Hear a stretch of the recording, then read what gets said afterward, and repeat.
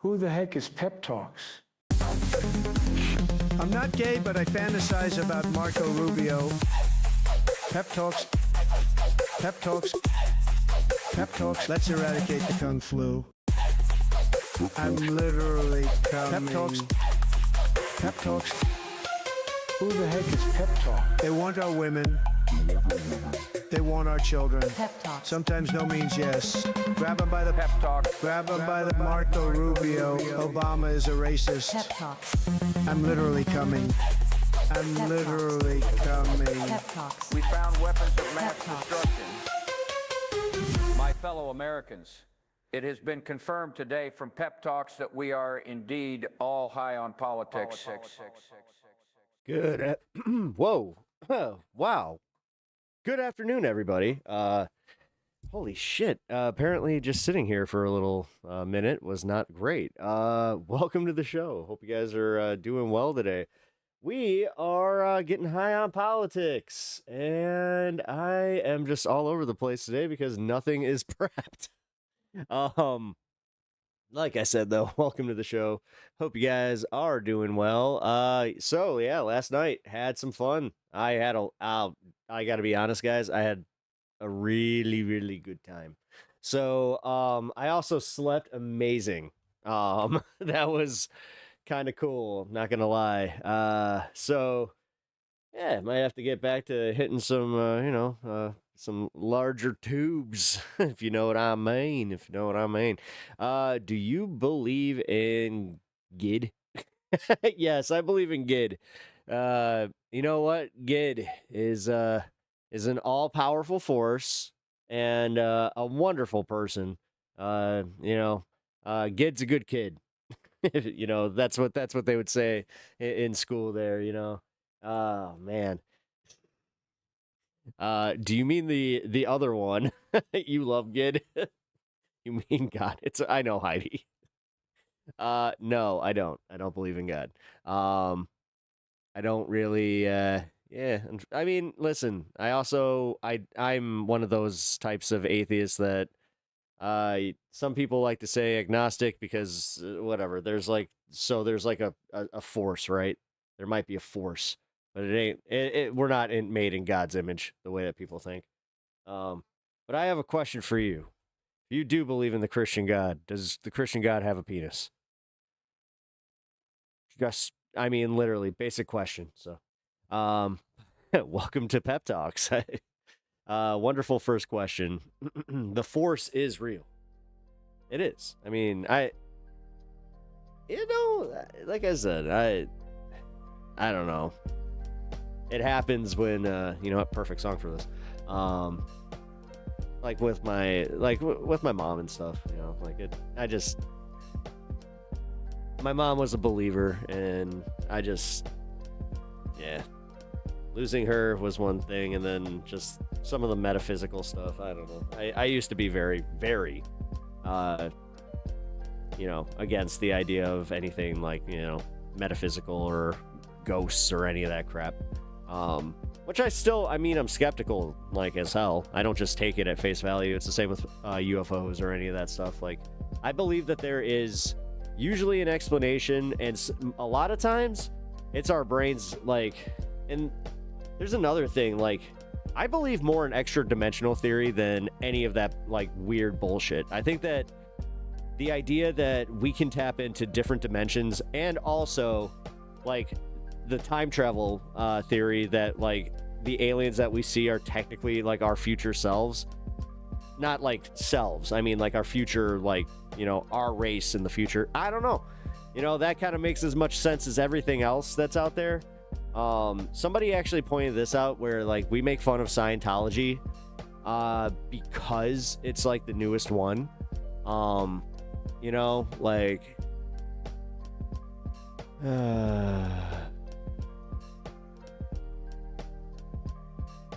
Shit.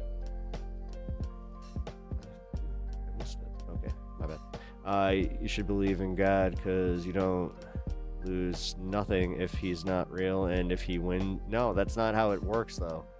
In your belief system, you think that there's this ticket that you need. I think that you miss out on the whole, like, God loves all his children, and also you miss out on the new covenant part, where if you actually live a godly life, where you're a good person that, like, wants the best for other people, you live with an empathetic life, or you live an empathetic life, then you will get into the kingdom of heaven, because God's not as much of an asshole as you make him out to be. Otherwise, you have a very human God, which, does that ever bother you? That God has very human, ideas, and like his attitude is just like that of a vindictive child, like a spurned lover. Like, come on. I used to ask that even when I was a Christian. I was just like, how come God in the Old Testament is like such an asshole? And they always would just say the same thing, where they're just like, yeah, when he brought his son to earth, that's when he realized, that's when he kind of needed to lighten up. But it's just like, wait, so his son gets killed by us, and that the sacrifice, and he's like, yeah, I'm gonna let off the gas a little bit. It just never made sense. So I don't get it. But realistically, no, you guys, like, Christians love to do this thing because, like, you guys think you have, like, it figured out. Like, you think you have the answers, so you don't have to ask any more questions, and everything is just you coming at this from, like, this weird sense of superiority, which you have not earned at all, because you're doing, like, you're literally mentally just putting an invisible thing out, like, and just being like, this invisible thing's better than whatever invisible thing you like, and I believe in that invisible thing, so I'm better than you. Take everything out of it. That's how it goes. So my mom died 2 years ago. She believed in God. Her presence is severely missed in our family dynamic. Yeah, no one this time. How's it going? Welcome to the stream. Also, Heidi, welcome to the stream, even though, I think that you're probably not exactly thrilled with me. No, I have the same thing. Like, I miss my mom every day. I talked to my mom every day. Actually, I think this is why I'm good at this. It's because we used to talk about politics, and we essentially would have, like, 2 to 3 hour conversations that could have been podcasts, which, God, there are days I really wish we would have. Like, I just wish I would have recorded our conversations. I know that's weird, but that's the one thing I miss. Anyway.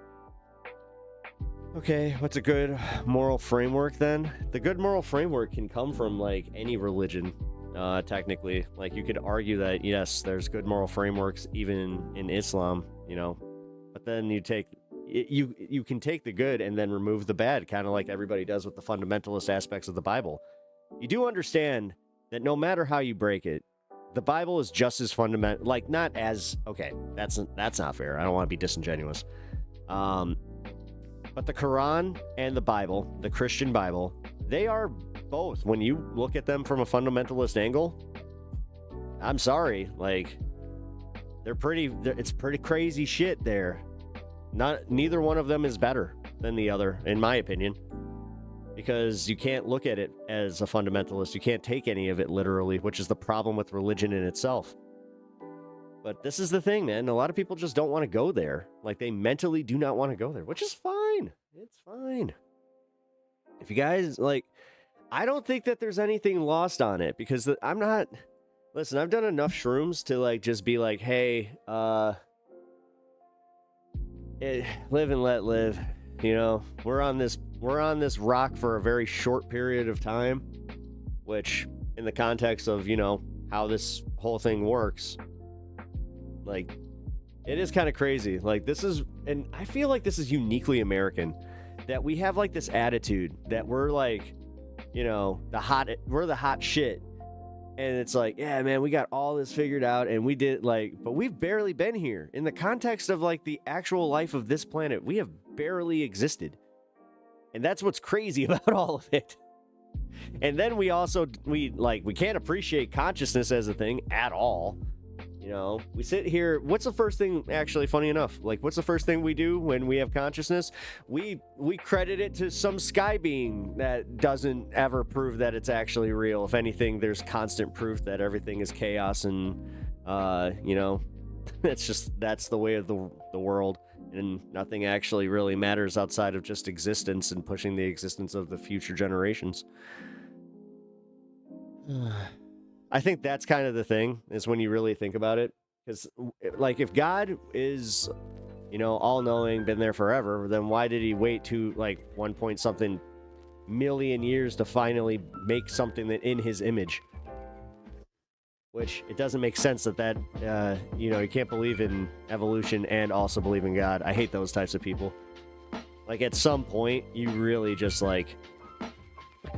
you gotta kind of go with one or the other, because you do kind of reach a limit, and that's the thing. Like, that's where I think that, yes, we've just been, you know, we evolved from fucking other organisms, and here we are.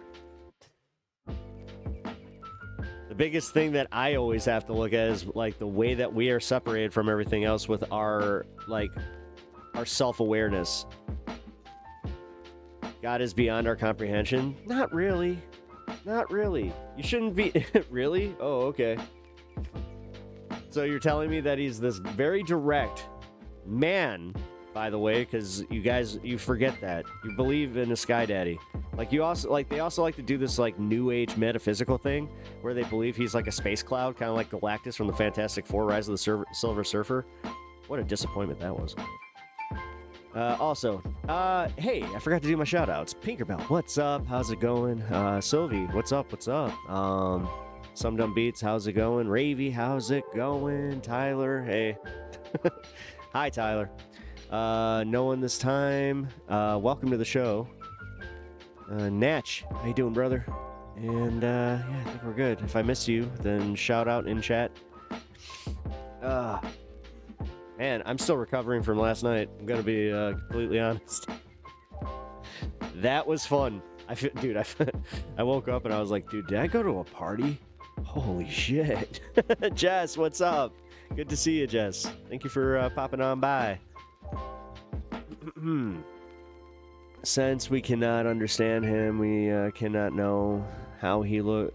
That's not how it works. That's not how it works. If you read the Old Testament, like specifically the book of Genesis, it is kind of clear cut. He made us in his image. Plain and simple. So at some point you just believe it's some dude.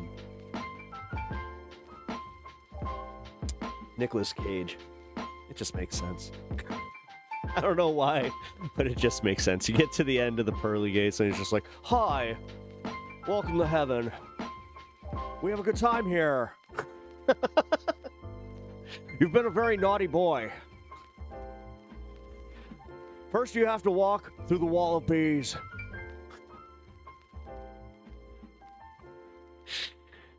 And then you can get into the kingdom of heaven. Stuck on the honey of life. It's just one big bee allegory, and you're just like, what is happening? You walk through the final stage, and it's just like, I'm gonna have to take your face off. That was a stretch. Oh, shit.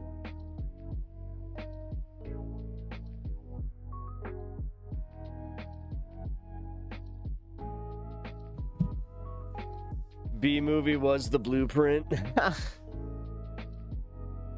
Some Dumb Beats. Leviticus 25, 44 through 46. There we go. There we go. Hey, yeah, actually, no, Heidi, go read Leviticus 25, 44 through 46, please. By all means. Pat, by the way, my sleep cycle is shifting, so I may not catch the full stream as often. Want to say that you're awesome. You've taught me how to be positive for my loved ones. Oh, dude, thank you. Oh, man. That's okay if you're not going to catch the full streams. As long as you're here in some kind of capacity and say hello. Like, that's what's important to me. Oh, I would miss you, man. Yeah. Ah, that's man. Bummer. That sucks. No, I enjoy it. You look like you got some shit to say. Oh, do I? I don't have much to say right now because I'm just like I said, I'm recovering from last night. I had a little fun. I'd like a chance to chat with you if you get some time either today or tomorrow. Oh, okay. Jess, are you in the Discord? It's the easiest way to do so. Yeah, what's up? I'm not gonna handle it here, obviously. I don't know but whatever.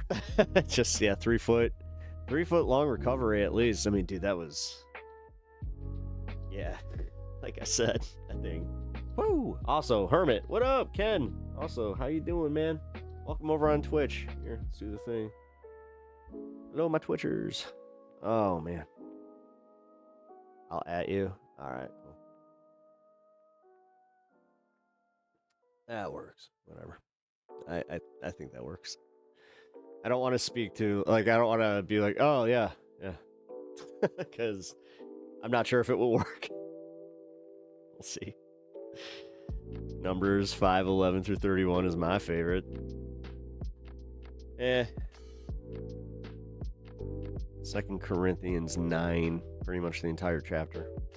It's all about some rad ass dude and some, you know, pretty based ass takes. By the way, YouTube like did something. I'm not sure if you guys got like an update on your end. I think we did, because like I noticed on my YouTube app also looks a little different. Yeah, dude, like they did something that is just like, oh wow, it all looks very new agey. No, it looks cool, new, shiny. Isaiah 6:8 makes me ready for sports.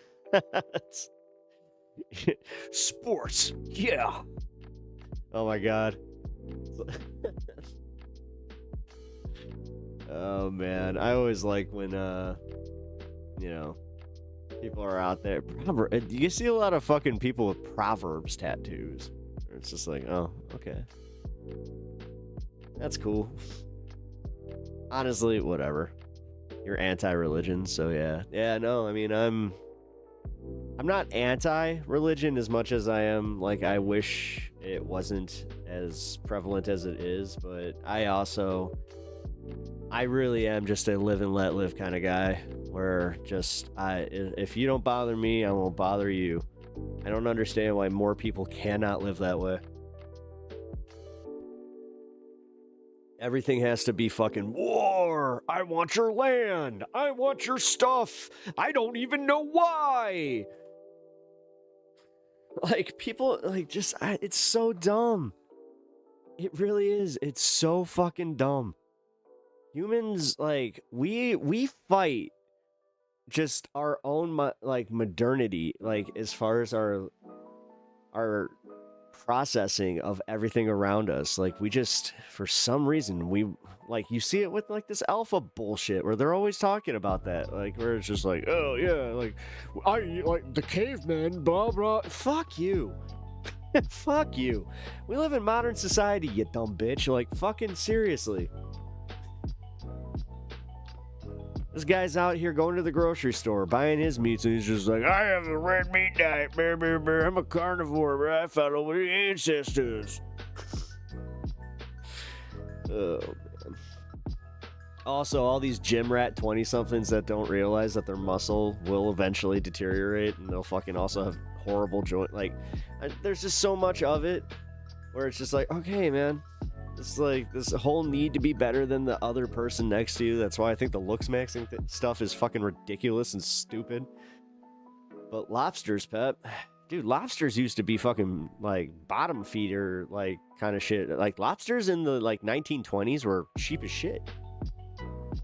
That was, like, considered poverty food.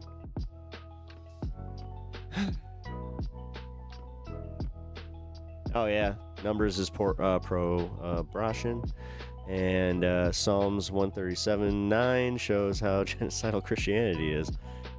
Lobsters is bugs. Yeah, lobster, dude. Okay, I love the taste of lobster, and I really do.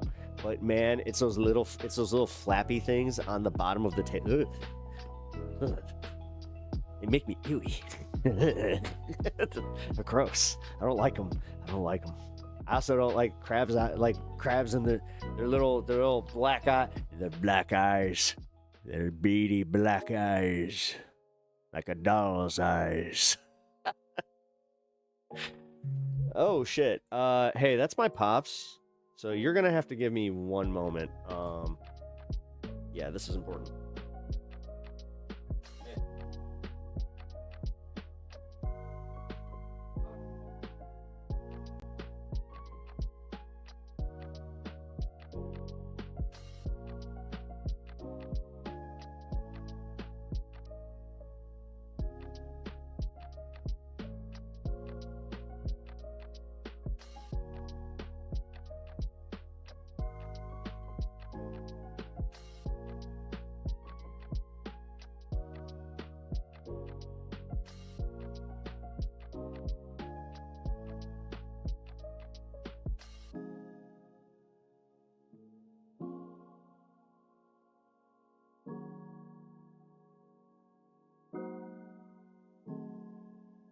Okay, whew.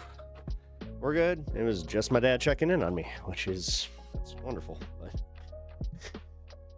that's one of those moments where I'm like, oh great, my dad's calling me unprompted in the middle of the day.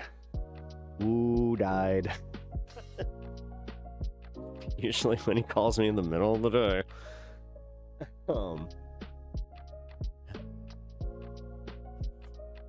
I think I've explained this, but if you're new here, I have this thing where ever since my mom passed, I will always pick up the phone for my parents. Oh, parent. So anytime that my dad calls, I pick up. So that hasn't happened in a long time though.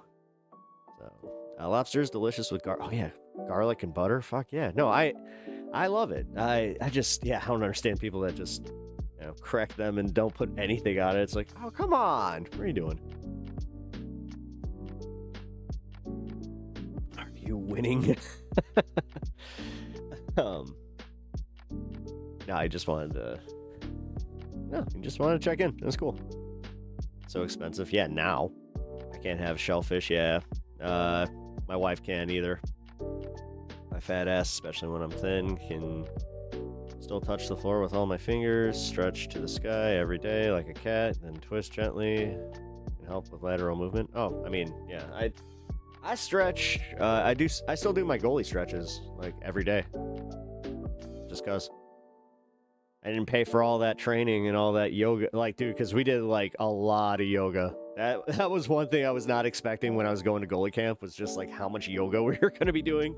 And I was like, oh, okay. Strength and conditioning was pretty much second to it, because they were just like, nope, stretching is that is your friend. This is also why I probably don't have any problems. Like all my joints are in pretty good shape, except for my finger. Like this, like I'm pretty sure I broke my, like, this is what sucks. I'm not like sure if I actually broke my finger, which if that happened, then that ruins my whole, I've never broken a bone. Hockey yoga sounds like a B movie.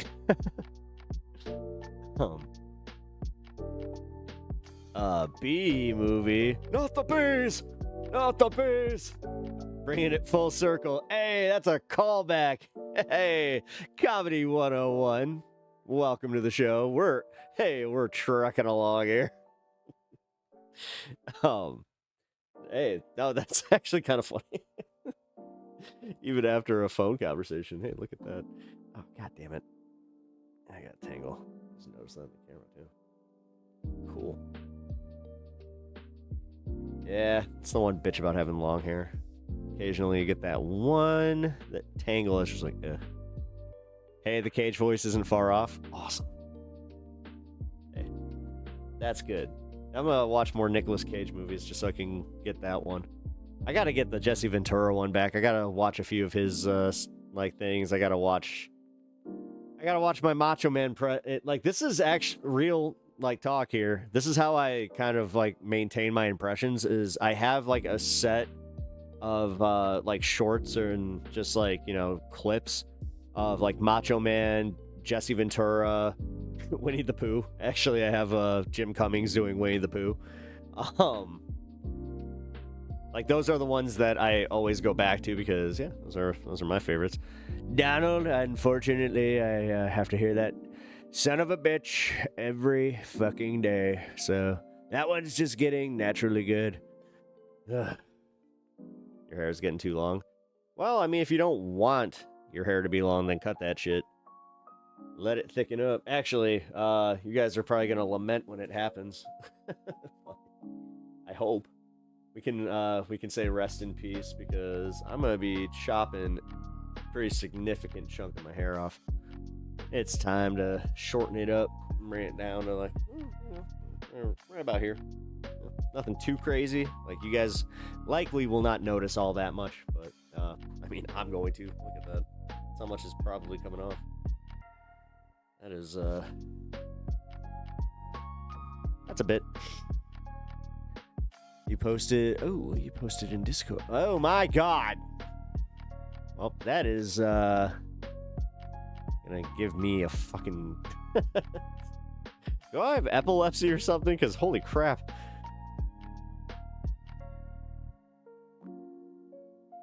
Yeah, good cutoff point. Yeah, that's kind of what I was thinking. Where I was just like, yeah, gonna go for it. But yeah, man. By the way, guys, I haven't done the thing. If you haven't already liked the stream, I know that some of y'all have because you're all awesome. But if you want to be awesome like them, consider double tapping that screen, hitting that like button over on the horizontal, and following, if you do not already, over on Twitch. Now, here's the other thing. If you don't already follow on Twitch, what are you doing? What are you doing? I'm not even joking here, man. Like, this, after last night, you guys need to follow the Twitch because we're going to be doing this more often. Like, just the ability to be able to have even an hour. Like, I might be doing an after show a little bit more often. I was kind of thinking, like, even just because kind of as we go, but at least once a month is going to be my commitment. This is a hard commitment. This is like a, like, we have etched this one in stone. Hey, speaking of etch, where the hell is he? I just noticed this. Must be over on this space. Oh, that's right. Right. It's Wednesday. This space. Oh, criminy. We have this space tonight. Ooh.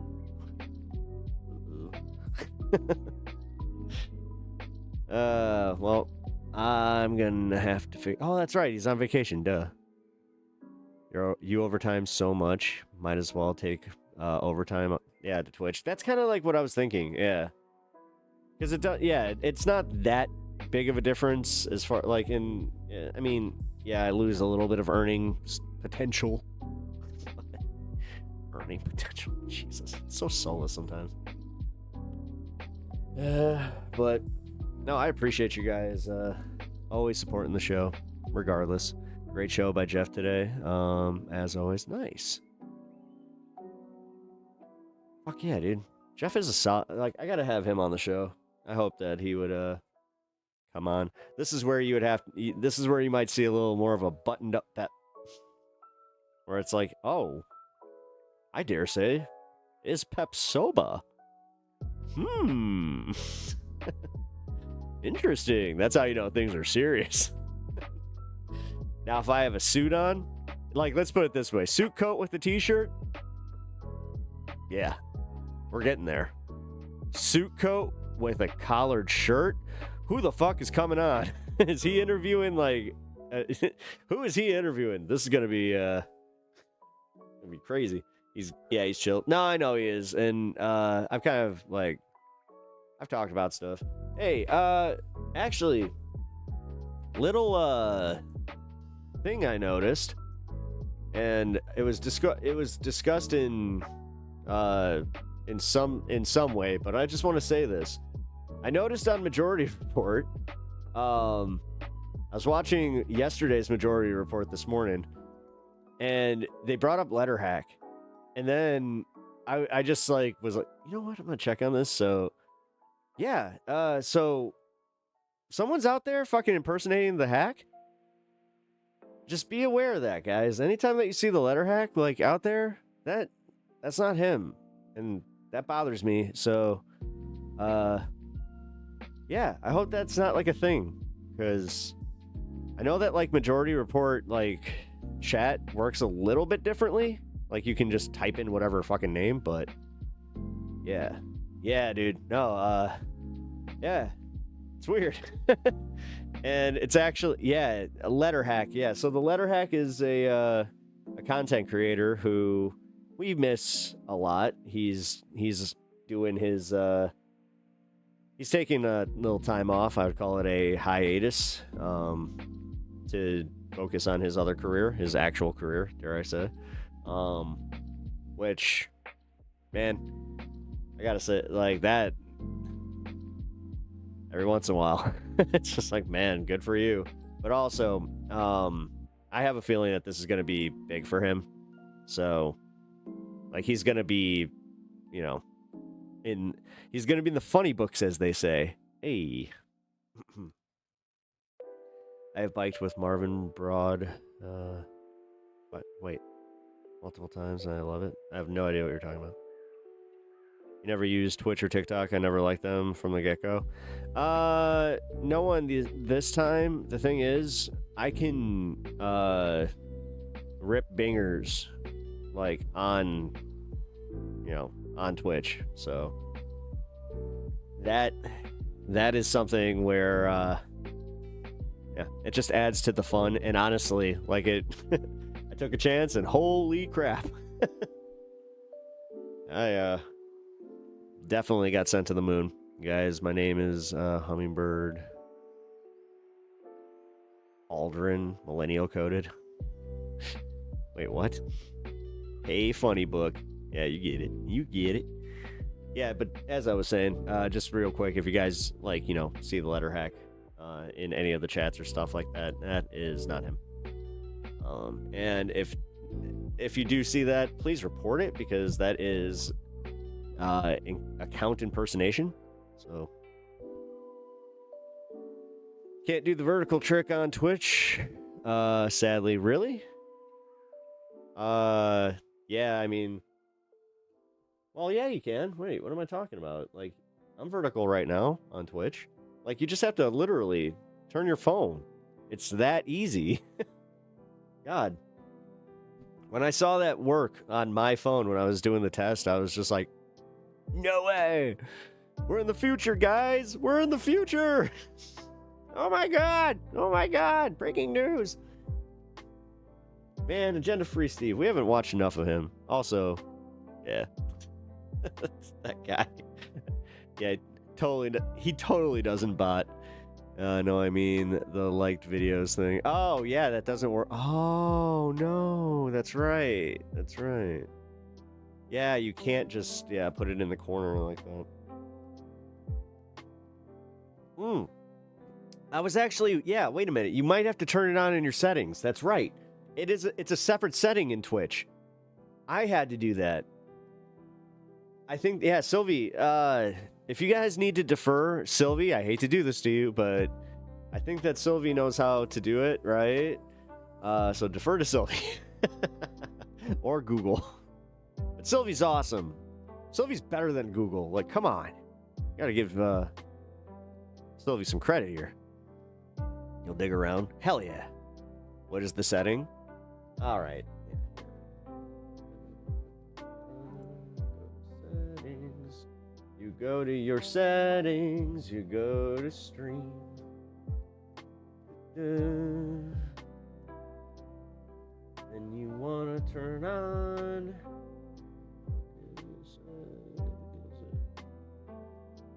No, don't close stream. What the hell? Hold on. That's not good. I think I might have just fucked something up. I'm trying to help you out, and I'm just like, oh, I think I might have just accidentally shut down my Twitch stream. Oh, shit. I think I did. Uh-oh. Oh, no. Here. We're good. All right. That scared the shit out of me. I was like, oh, no. That would have sucked as I'm trying to promote my Twitch.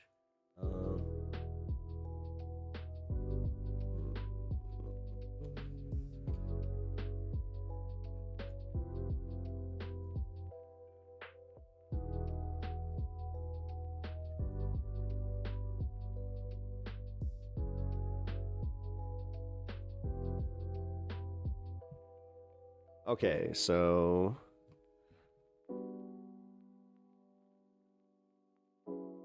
wait, what? Severe thunderstorm.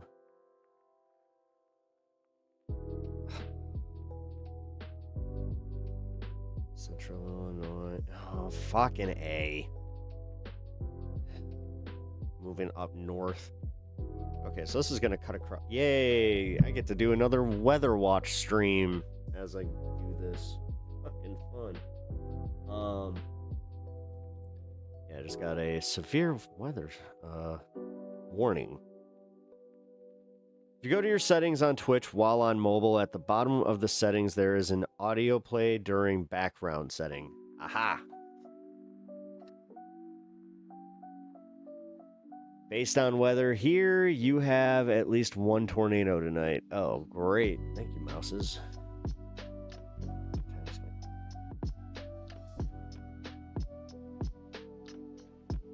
Yeah, well. Hopefully. You know what? Fuck it. Weather-wise. We're just chilling anyway right now. We're in the first hour. By the way, if you guys are just joining us, this is your first time, welcome to the show. I'm Pep. Oh, wait a minute. This is moving in from the south? Or moving in from the north? Wait a minute. Where's the actual... Where's the south? Yeah, this is moving in from the south.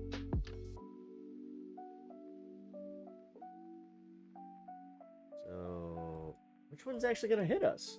Okay, because, yeah, we're, like, sandwiched. We have one that's, like, in southern Illinois... And then, oh, here it is. Here it is. Okay. It is in Iowa right now. And it's this cell. Severe thunderstorm watch. Chicago. 35 minutes.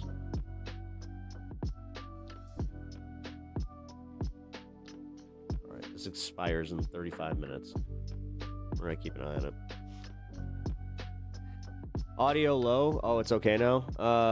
Sorry, I might have actually been talking low in my mic because I'm keeping an eye on the weather again because realistically, it's to make you guys aware that I might have to, I might lose stream, which sucks when that happens. By the way, guys, DSA freaking cleaned up last night. We have, we're going to be covering that. For the first time in a long time, I actually have a majority report clip, so I'm excited for that, too. What else are we going to cover today? Oh, yeah, Trump is suing ABC.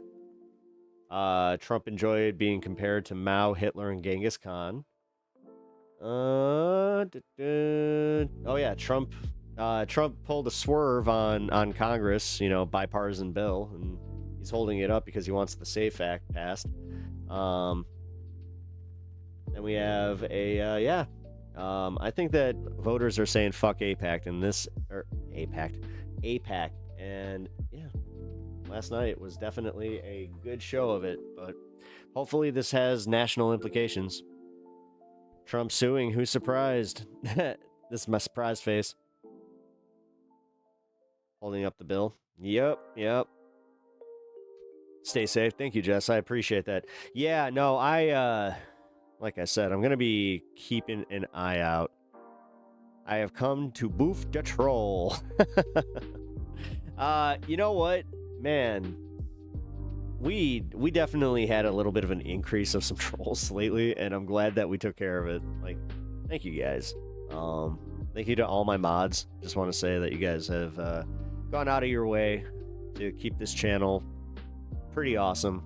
And we don't ban for just like low tier bullshit. So, although lately me personally, I've kind of broken that because I'm just like, you know what? I don't need this. I just don't need it. I just don't need the negativity in my life sometimes. So I'm just like, fuck it. So we got great mods. Hell yeah, we do. Hell yeah, we do. We got a great show here. We really, like, dude, if I didn't do this show, I would be a fan of this show. And that's kind of weird to say. And like, I know that's damn near fucking like egotistical, but I mean it. Like, there have been times I'm watching my playback and I kind of have that, like, I forget it's me. And that's awesome.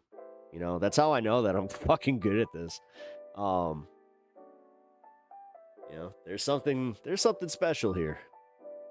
Also, I mean, giving into everything that my teachers used to say, you know, that pep kid, something special.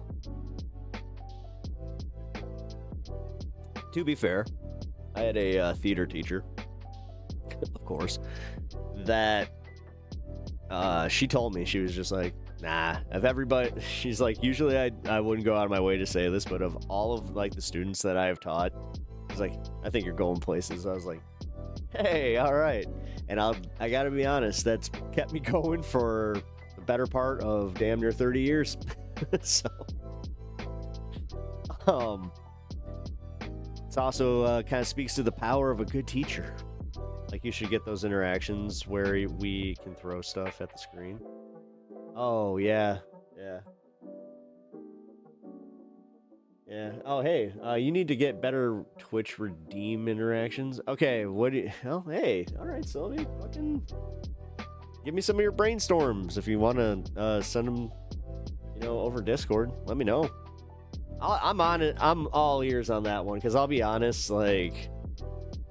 the Twitch redeems and everything over on Twitch, I did the bare minimum just to get the channel going. And, you know... that took me a while. Just having the emotes was a thing. Damn, I'm good. I'm funny. Yeah. Pep being Pep. I'm good. I'm good at this. I'm funny. And damn it, I deserve to be loved. Just get real all of a sudden. Positive affirmation's not a bad thing.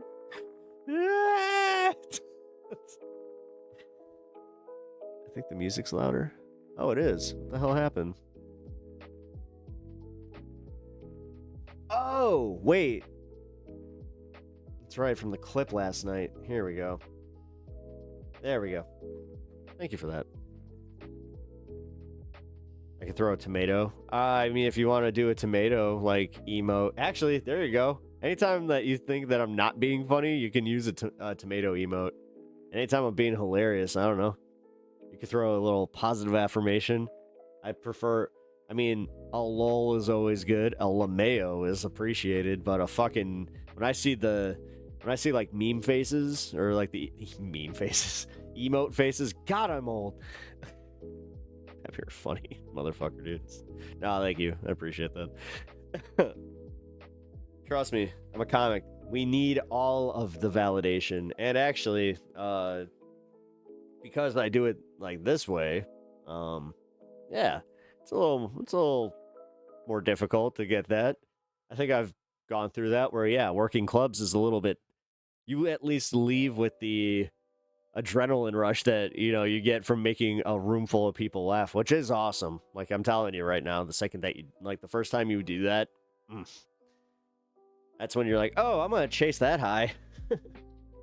all the time. Hell yeah. Hell yeah. Where are we at? Okay.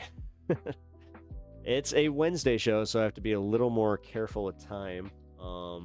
So I'm not sure if I'm gonna be able to do primetime Pep tonight, which sucks. After hearing your stories, being a guitarist sounds easy. I mean, it's not great. Like, trust me, you have to have a certain type of personality to do this stuff. That's why, like, realistically, when I was thinking about doing this, it kind of hit me. I'm like, I got that. Because nothing bothers me. Like, realistically, nothing. It all just, as far as, like, the trolling, all that bullshit, like, yeah. I mean, I've gone over the side that does, you know, so I can't say nothing. Let's step that one back a little bit.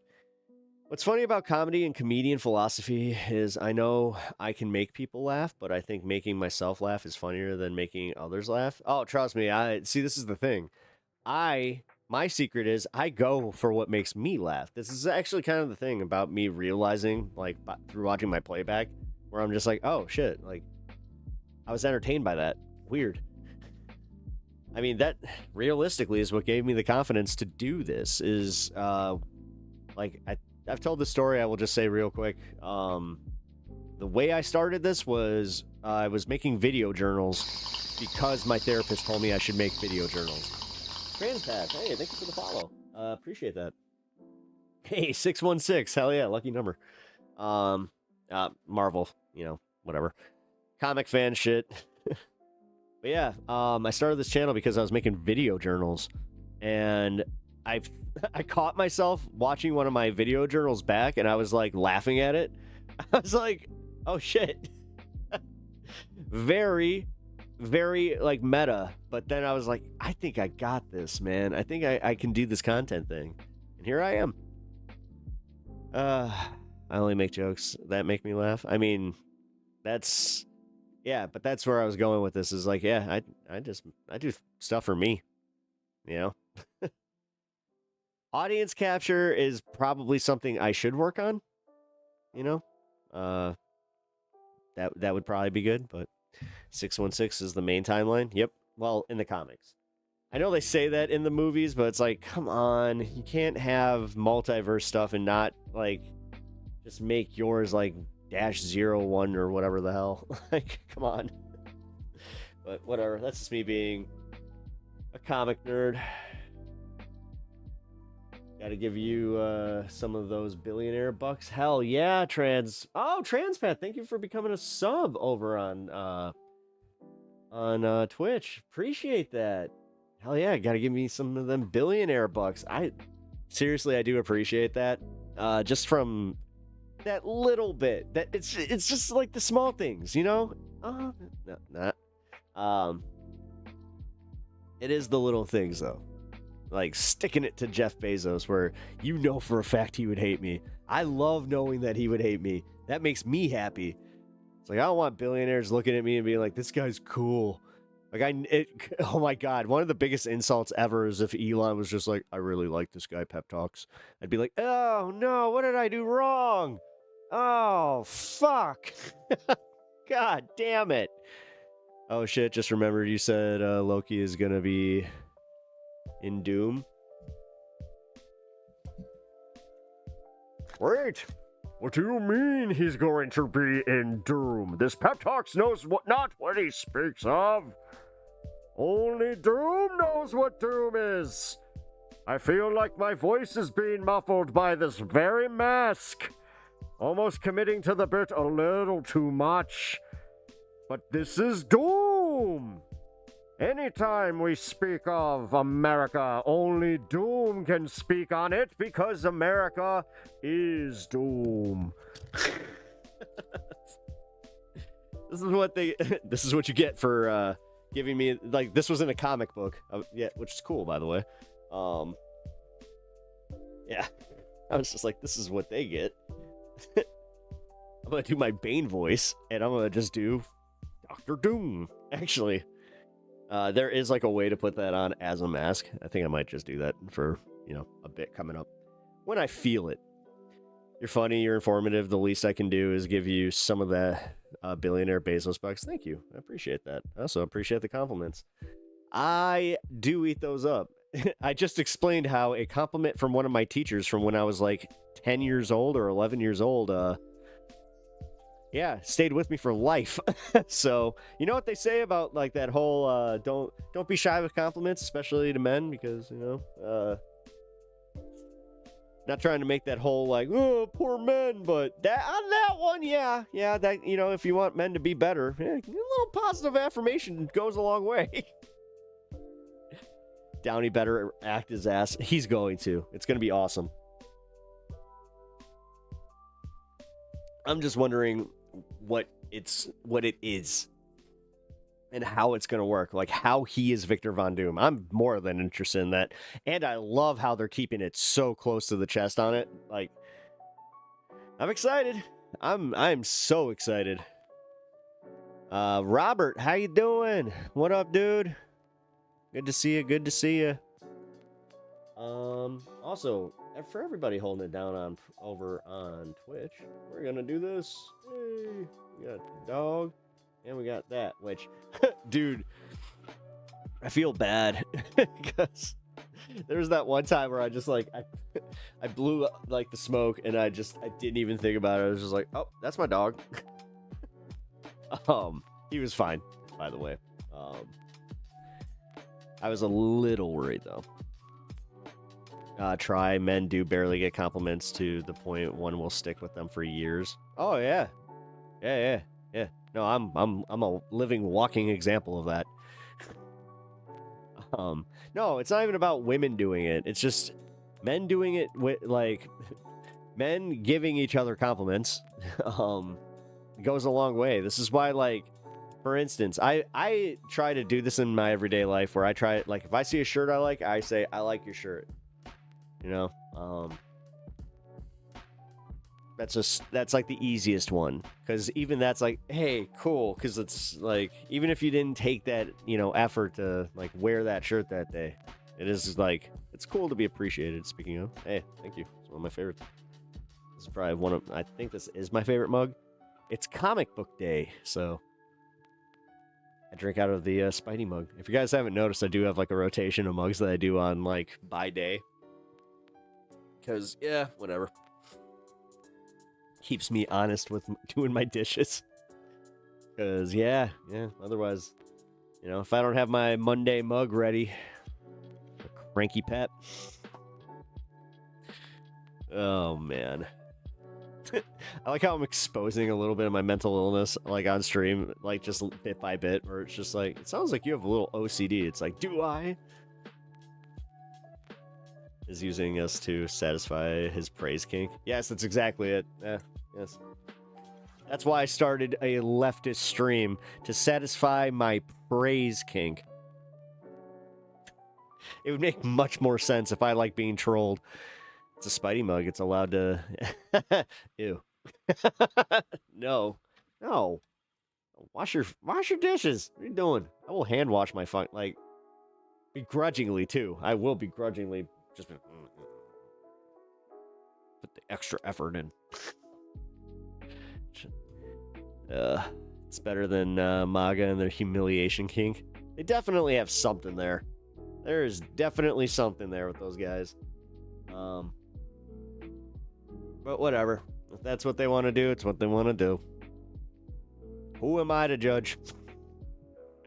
This is where I truly am like hey, I don't kink shame. Even if theirs is humiliation by a bunch of leftists, I do not kink shame. I'm consistent in that one. All right, so somebody asked me, sorry, who asked me? Where is it?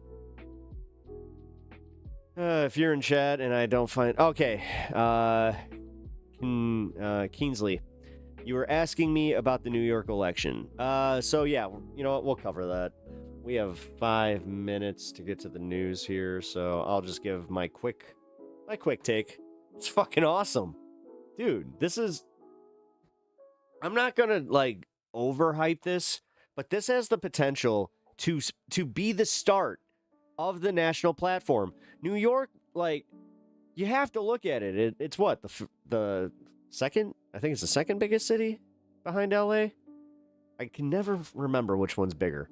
But either way, it's one of the major metropolises in the U.S. So, you know, anything that happens, whether it be in California or New York, this is why it always has, like, so much influence over the national platforms.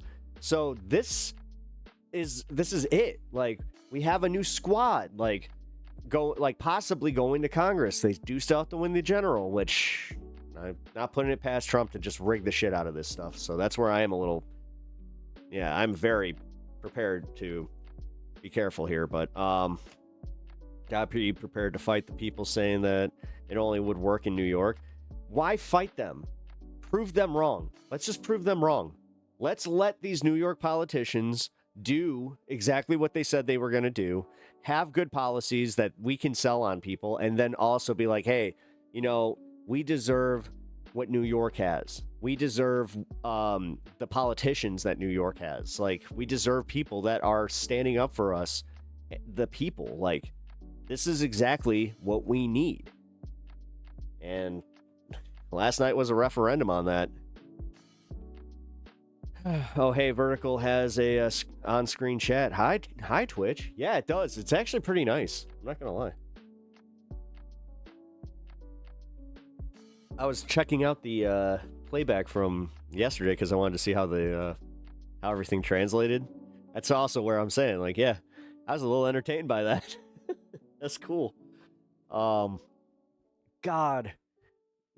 okay. So we watched. You know what? Actually, I'm gonna take these 3 minutes to do the breakdown on the Dean Withers Jubilee thing. Holy shit!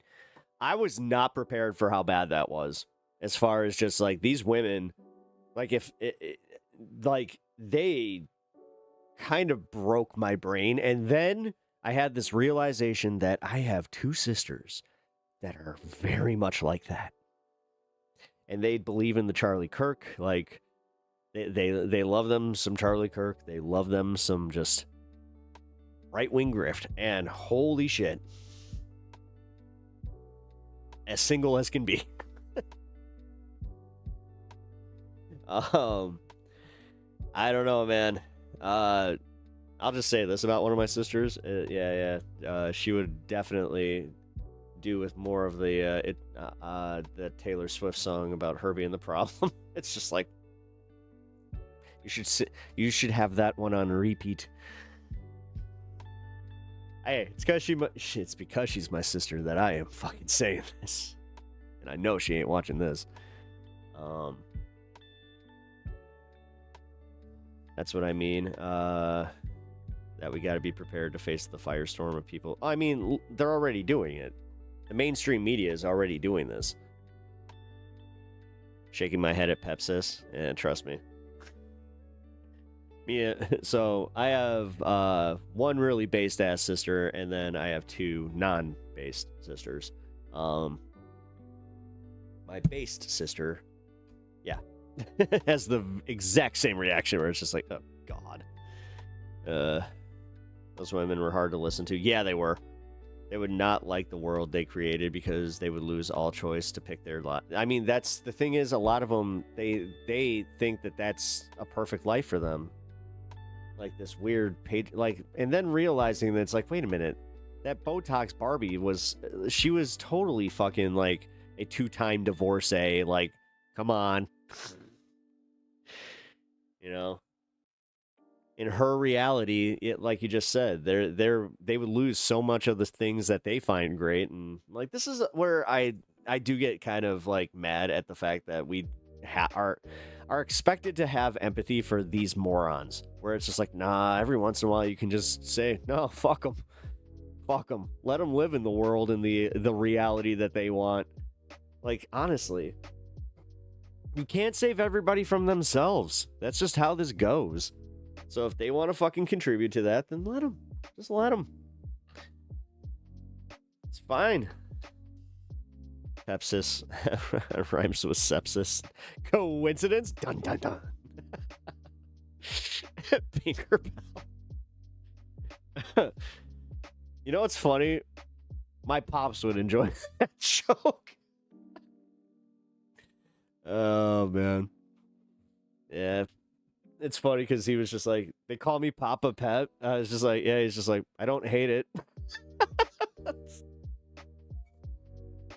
It was one of the funniest reactions I got from like this whole stream, because he's just like, you guys talk about me? It's like, how can I not? He's just like, that's kind of what I figured.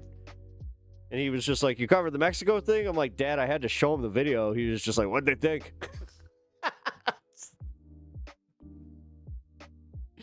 I can't wait.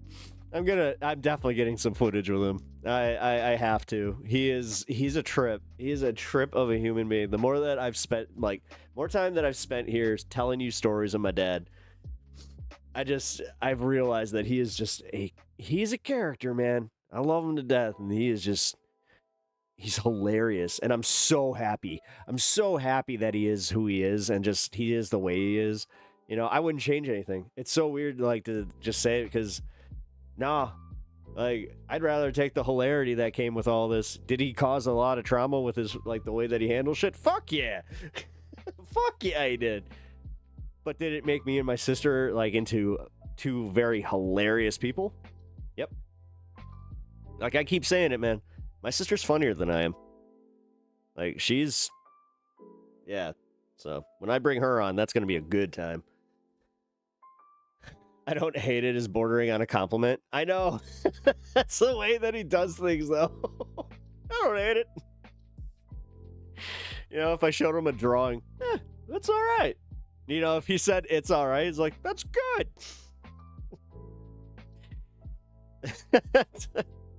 I'll never forget, don't touch the seats. Yep. Oh, man. Okay, so now we are going to talk about the New York stuff. And this is right before we do, though.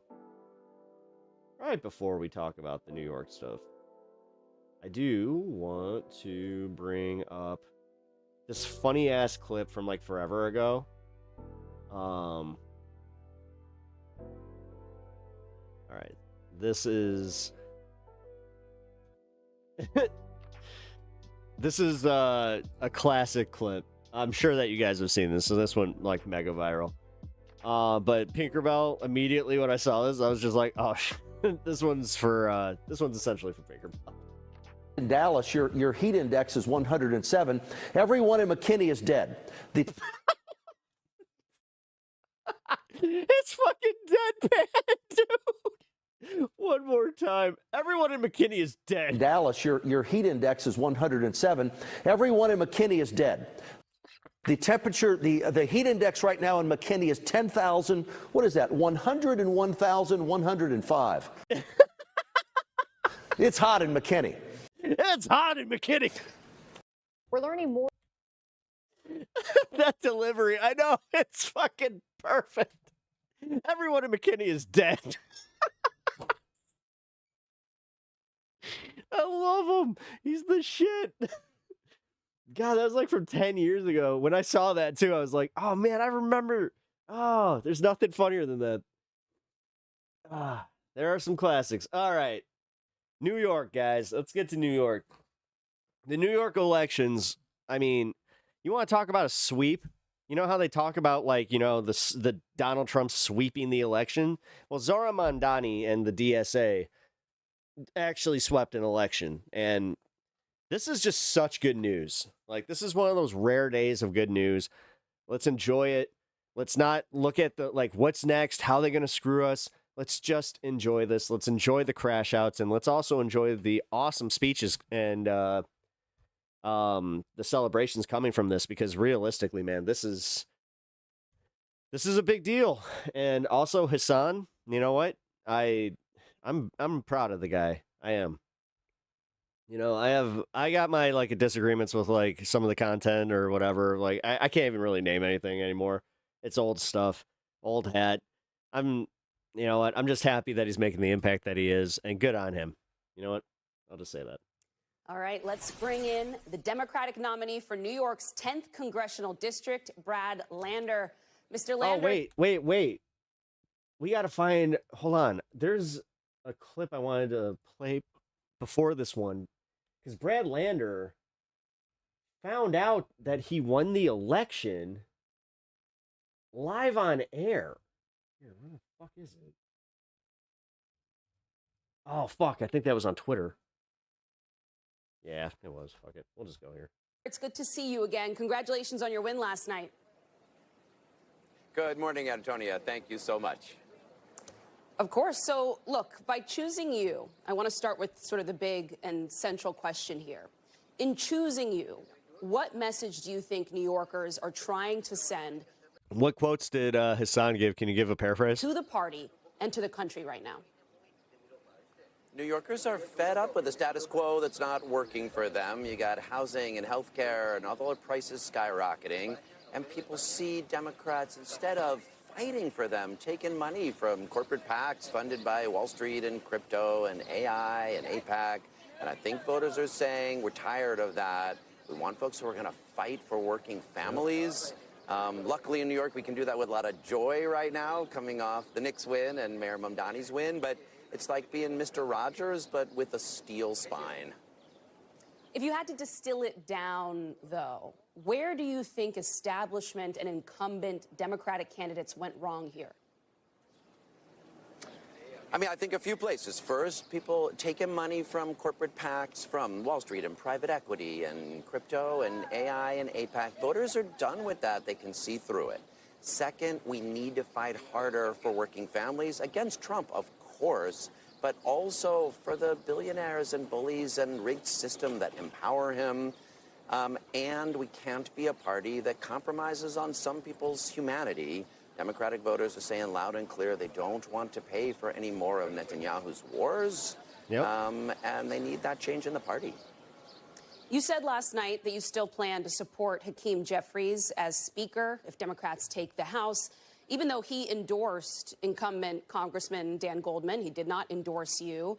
After sleeping on it and after seeing the results, not just in your race, but all these other races come in, I'm wondering if you still feel confident in that answer, given the pattern here and the message it seems that New Yorkers it seemed like Hakeem Jeffries was legitimately pissed off.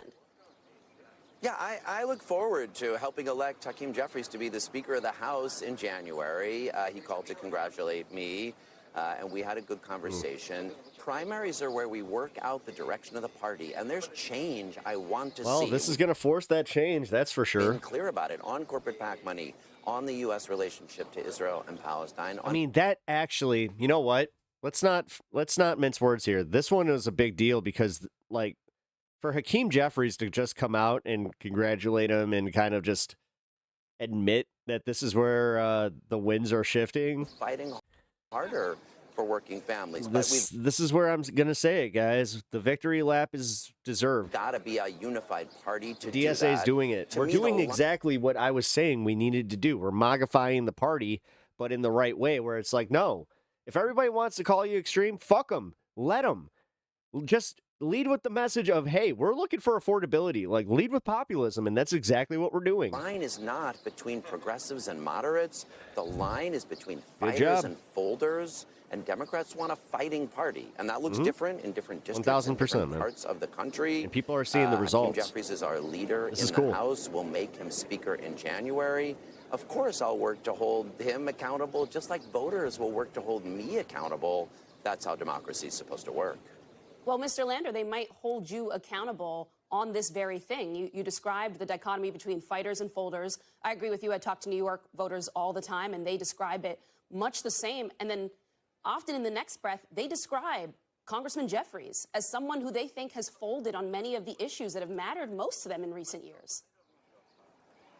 Look, we need to make clear what the fights are we're going to stand up for. I gave one example last night. I think one of the best things that Democrats did in a unified way last year was to make the shutdown, the government shutdown, a fight about the healthcare subsidies. I think next year, I think we should tell people this fall is we're going to make that what we fight in the budget for next year. We're not going to vote for a budget that doesn't restore healthcare subsidies on the exchanges to bring people back their healthcare, Medicare, Medicaid, subsidies for small businesses and working people's on the exchange. We won't vote for a budget that doesn't do that. And then let's go fight and deliver it and hold out till the end this time. So that's what we need to see this fall. What's going to unify the party is that clear fighting vision. So there's changes we need to see on Gaza, on corporate PACs, on working families, on what we're fighting for, and not just fighting against. But that has to be... This is a good time to give you the reminder that Stanley, me, gets if you donate $2 to this stream, I get treats. Unified. We're gonna need to win the Democratic majority. Please. By showing what we're fighting for, and I think these primaries are giving some clear lessons for what that should look like. I definitely agree with you on that last point. Mayor Mamdani did not decide to support any kind of primary challenge to Hakeem Jeffries, even though there were some in the coalition who were itching for it? I mean, who still actually publicly talk about it or even thinking about it right now. Is that something you would have supported? Do you think the mayor should have considered a primary to Leader Jeffries? I mean, look, the mayor had a great night last night. I loved him posting that Jalen Brunson bit from the ceremony that I was at. I'm more like the Josh Hart, I think, of Congress. I hustle after the loose ball and go get those rebounds. What we showed last year in our cross endorsement and what we showed last night is politics can be a team sport for the values we share, not a cage match on the White House lawn. You know, and I think Zoran, you know, Mayor Mamdani is showing the way to play politics as a team sport that people feel hopeful about. Like, we got things we're fighting against, but we also have things we're fighting for, and a real joyful spirit amongst every kind of New Yorker to do it. It's an exciting time to be a New Yorker, and I'm excited to bring that energy to Congress.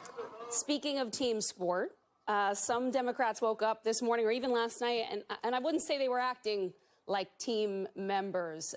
You know, former DNC chairman Jamie Harrison, he posted last night this: "I say this with no ill will or animosity. If you hate the Democratic Party, then please don't run for our nomination." I mean, those are some harsh words. I've already seen some Democrats like Chris Murphy come out and rebuke that. What do you say to Harrison? Yeah, I mean, Jamie Harrison with that tweet is harming the Democratic Party. He says he cares about, I don't know what else he thinks he's doing. If you have more contempt for people that just won Democratic primaries, I mean, look, 2% of Democratic, voters in my district voted for me last night. I'm proud of that. I love the party and the New Deal and the Great Society. We have to renew it. And the way we do that is in primary elections. And I just really thought those were sad remarks, honestly. Like, see where the field is going and figure out how to have a better conversation. So yes, I retweeted Senator Chris Murphy's response to that. We need to build bridges between more progressive candidates and more moderate candidates. 2 years ago, I knocked doors for Tom Suozzi and Laura Gill, and I joked that I did it in like a disguise mustache so I wouldn't hurt their chances. I'll be out in frontline districts, but I expect, look, part of the reason I think Dan Goldman didn't win last night is he could not endorse Zoran Mamdani when he was the Democratic nominee for mayor. There are times for progressives to support more moderate candidates. There are times for moderates to listen to what voters are saying and shift as well. We can build a unified party around fighting for the values Democratic voters care about. That's what our party's about, and not Jamie Harris's sour gatekeeping.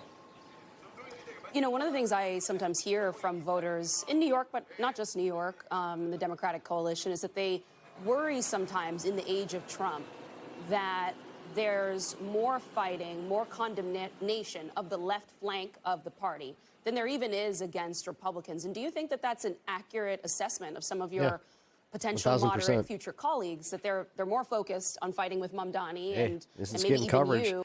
This is this is part of what is really good to come out of all this is now they have to cover this. They have to ask these questions. Then they might be on the sort of larger anti-Trump project that the party says at least it's focused on. Yeah, I mean, I really hope not. I think people could look at Jamie Harrison's tweet or what John Fetterman said yesterday or what Melissa DeRosa said yesterday or what Jay Jacobs, the chair of the New York State Democratic Party, does and conclude those people seem to hate progressives more than they love their party or their country. Anna? I really think they don't know what time celebrating it is. And I would very good just night ask last them night to wake up. We want a unified party, but Democratic voters have had it with corporate PAC money, with a status quo that's broken, with unconditional support for Israel's genocide in Gaza. And if we want to build a party that's speaking... This is also one of those things that now, like guys like Dan Biss, they're going to be fighting for the DSA endorsement. Let's listen to what they're saying. Which has already kind of been the vibe that we've been getting, that he was courting DSA. Can I ask you what you make of the comparisons to this moment, this movement, and the Tea Party? Do you think that that's I only caught the end, but dude, you were so out of it. Yeah, it was. Apt comparison, that it works, or is there something else you would say is happening? Last night was fun. Are Democrats had a great time. comfortable with the idea that there may be yes, their I will own version admit, of a Tea Party I had movement a little happening right now? Yeah, look, there's something to it. I mean, people are fed up with a status quo that isn't working for them, and that's everyday voter concerns, that the price of housing is insane and people's wages aren't going enough to afford their health care, and who is fighting for them? And they feel that way about elites in general and definitely about the Democratic Party establishment. So that's similar. But there are some important differences also. First, we are doing it with a lot of joy. I mean, Be that's unified especially as a true in New country York and right still now. not Some be of that is unified the on all Knicks, but some of politics. that is Zoran's win and this You just expect energy. You it. guys I mean, were if just you're playing a clip saying of it him the at a way that I think you're playground saying with it, then you want toddlers everybody to be behind him, behind Trump because what just we're because he's fighting for Trump, is which is universal insane. child care for every family. So we're mad at a Way system to that makes apply it so that to hard, Joe but we're Biden. joyful about what it looks like to You know, deliver. it's only when your That people is are in power. very different energy than the Tea Party brought. We want to build something, not just break something. Who's best in my opinion, Mamdani or this guy?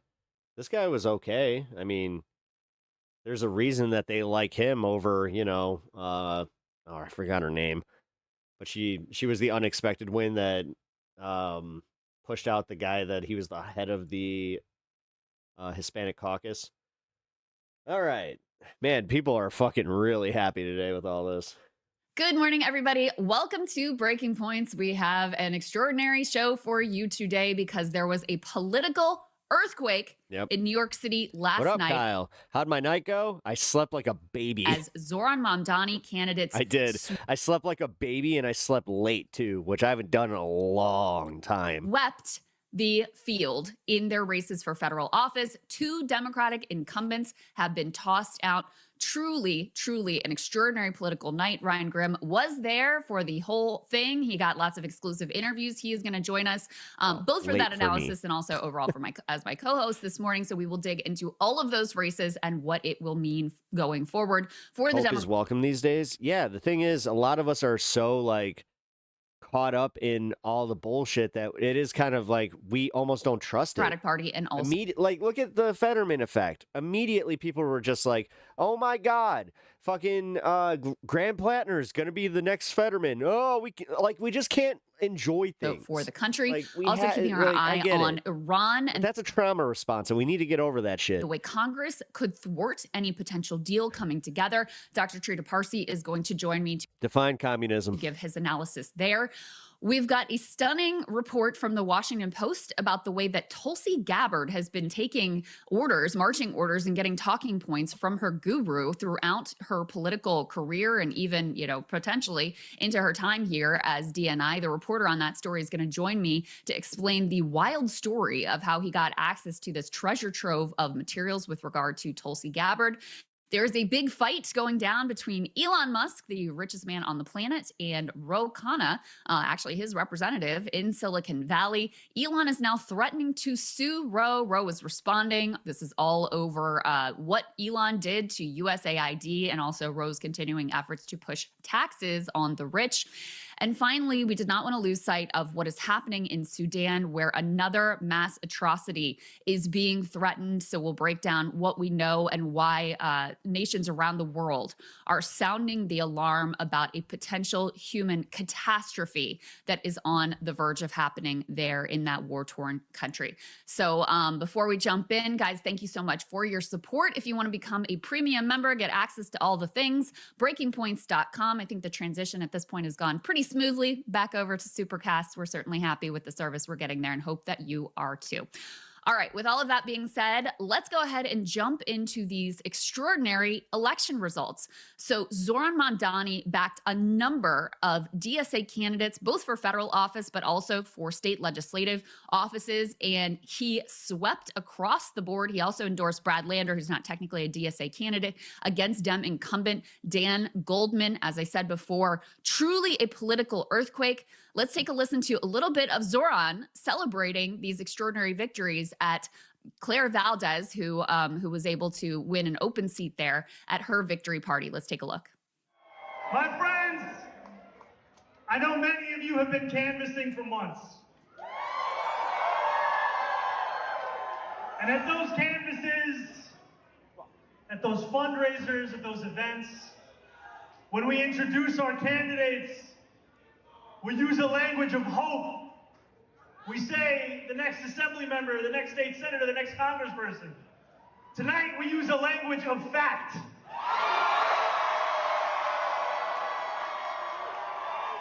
So please join me in welcoming up to the stage Assemblywoman Diana Moreno,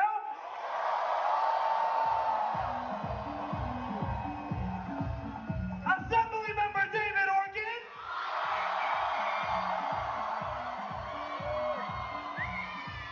Assemblywoman Samantha Catan,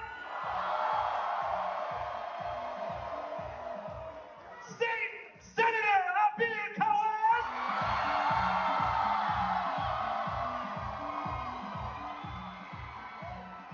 and the one, the only, Congresswoman Claire Valdez.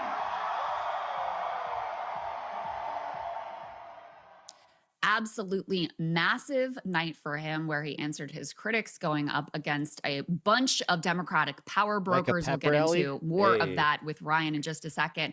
Also, just as a reminder, Zoran launched his slate of candidates at the federal level with this incredible ad during the Knicks playoff Seriously, run. it's just, Let's go like, ahead and take so a look good at at that. politics. Yep. New York, we know anything's possible with a great team. I'm Brad Lander, and I'll block billionaires from buying our elections. I'm Maria Elisa Avila Chevalier, and I'll defend New York by abolishing ICE. I'm Claire Valdez, and I'll stand up against bad landlords and greedy corporations. Oh, damn, this is a good ad. Get out and vote. This is the team. Damn! This is our year. Fucking! This is what I've been talking about with the, like, marketing. Oh my God. Brad Like, Lander. this makes me happy. Like, oh, I'm Claire Valdez. whoever is their marketing team, fucking well done. I'm Maria Elisa You earned every penny. Avila Chevalier, and We approve this message. This is fire. I mean, I don't know that their opponents really Wow. ever stood a chance. Just take a look at that ad. Let's put the actual results up on the screen here before we bring Ryan in. Let me just break these down a little bit for you guys. So hold on this. This is New York's 7th congressional district, commonly known as the Commie Corridor. So Nidhi Velasquez, who was herself a very powerful member of Congress, powerful inside of New York, had her own power base there, progressive congresswoman. She retired. Oh, wow. I didn't know people actually like him. It seems like a lot of people actually like him. And it also seems like a lot of people like DSA when they hear the policies not through the filter of Fox News and a bunch of fucking right-wing propagandists. And she endorsed Antonio Reynoso. It's kind of ironic how you guys go around talking about how we're indoctrinated and how we're the propagandists, blah, blah, blah, blah, blah. But you guys, all you do is just spew shit directly handed to you from the top. Like you're literally fucking mouthpieces for the government. Good job. Who had a slew of sort of, established power player endorsements, a bunch of unions behind him, Nidhi Velasquez herself. So in a relatively progressive candidate, but not as clear-throated a opponent of genocide and in favor of moving away. Look at Brussels crashing out from the current status. Isn't it fun? Isn't it fun to watch these guys completely crash the fuck out? With regard to Israel's status quo. Claire fun. Valdez, who had the endorsement of Crash out hard, dude. DSA, had the endorsement Whoa. of Zoran Mamdani, also Hassan Piker. We'll talk a little bit more More people are paying attention to me than you then. about Hassan and the way he deserves some credit here as a kingmaker in these races as 13, by the way. well. In any case, with their backing, she was 8 on Twitch. able to defeat Antonio Reynoso, who did not come Yeah, you're crashing out. You're crashing out pretty hard, out of man. nowhere. He was the Brooklyn borough Man. president. And not only did she win, she wins here Russell. overwhelmingly. Russell out This here is a fucking sprouting. 21-point victory, close to 21 points victory, with 92% of the votes in. Was not even close. Yep. Let's go to the next one. We can break this one down as dude. well.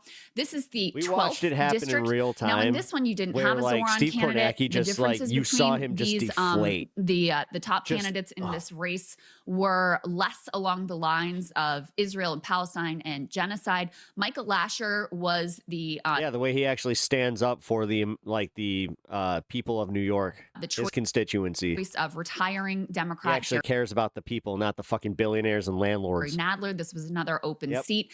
There, Alex there's Boris one. has really positioned himself as an AI critic. You can see that did He pretty balanced the budget. There's 2. well for him, but not enough for him to Something you guys said he couldn't do. Oh, and that's right. He's only been there for not even 6 months. To be able to overtake Michael Lasher. There were tens of millions of dollars spent from AI PACs in this race. We'll get Ryan to break those dynamics Seems like down. New Yorkers are pretty gung-ho to go elect some more DSA candidates, too. When he joins, let's go ahead and take a look at the next one. MAGA be crashing out because they see it. They literally see. The thing is, it's probably subconscious with a lot of these fuckfaces because they did it with MAGA. MAGA took over the Republican Party, and they just started winning. And they started getting more MAGA candidates. Literally the same thing is happening with the DSA, like I said it would. 13th district here. This kind of how one things have was been the real feeling shocker. in politics. The problem is, we had a lot of defeatists, like, just deflated.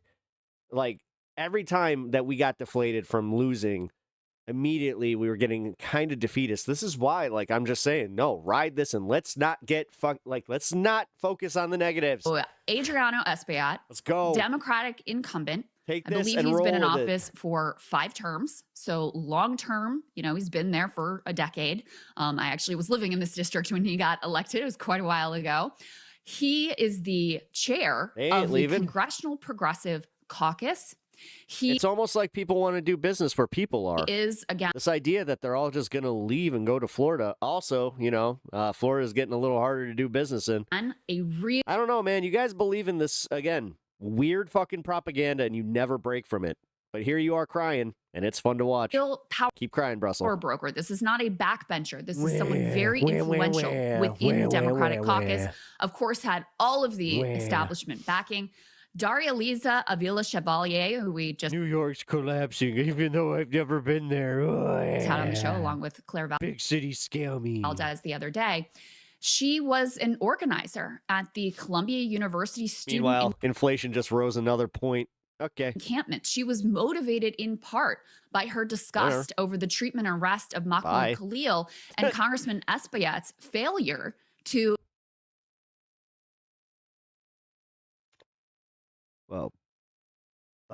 stand up for him and to to fight for him and his support of the brutal tactics against those protesters, against those pro-Palestine protesters. Adios, amigo. She was subject to incredible racist attacks and smears in the final days and weeks of this campaign. And yet here she is, having never sought elected office before, with all of the establishment players backing Espaillat. She was able to knock him off. Why? Because of the mood of the Democratic base and because of the endorsement of Zoran Mamdani and also potentially some very significant phone banking from the Hassan Piker community, which I do think plays a role in here, especially given the fact that this race was relatively close. This one is truly the most shocking and an absolute. The idea that rich people are leaving the global financial center is fucking hilarious. Political earthquake. And then last but not least, this one guy said he was going to sell his building and then didn't. Let's take a look at this race between Brad. Is building A for sale? What you talking about there, Willis? And Dan Goldman. Goldman being a Democratic incumbent here. This is a lower Manhattan district primarily. Brad Lander just not even close here. 30-point victory. You just don't see this typically with incumbent candidates. Sometimes they lose. That in and of itself is extraordinary. But losing by 30 points, 30 plus points is truly wild. No, this is showing that nobody wants to vote for the Democratic incumbents. You guys will remember Brad Lander. We've also had on the show a few different Nobody's times. Fucking he was a mayoral to go candidate, support but when these you guys. realize, and this is realistically because they've been silent. This is their own doing. They wanted Donald Trump to fucking bury himself. They didn't want to go out there and upset the fucking narratives, or they didn't want to, rock the boat too hard. Because during the primary season, they thought they would all just skate right to the election season, to the general. Well, wake up, bitches. This is what happens when you do nothing.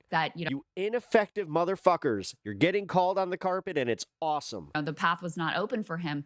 He made the decision to endorse Zoran Mamdani. They did sort of like a co-endorsement leading into the primary. He was one of his most important validators, especially sort of assuaging concerns in the Jewish community. Lander himself being Jewish and was an important part of that coalition that brought Zoran Mamdani to victory. Zoran backed him in this race, and it ends up not even being close. Last thing before we bring Ryan in, if we could put a 7 up. The moderates don't really fucking, like, there is no moderate that's not going to vote for the Democratic or like the Democratic candidate. On the screen just to show. I'm telling you, man, they tried it with Graham Plattner. They tried it with this race. Nobody's listening anymore. Nobody's buying all the fucking propagandist bullshit from both sides. You understand that you are doing the Democrats' legwork right now by even freaking out about this shit? Just fucking own it, dude. Just deal with it. The political winds are shifting just like they did with MAGA. And you know what? A lot of people didn't take MAGA seriously, and that was to our detriment. I was one of them. Once he finally won, then I saw it. I was like, yeah, you know what? That's the Tea Party winning. The Dem Tea Party vibes were not exclusively in New York last night. This is analysis from Tanya, who does a great job following all of these elections. He says across New York and Maryland, I'm counting 12. And no one gives a shit what moderates Democratic no, because moderates are what gave us this idea that we're going to somehow court the fucking, like, this is what I'm getting really tired of.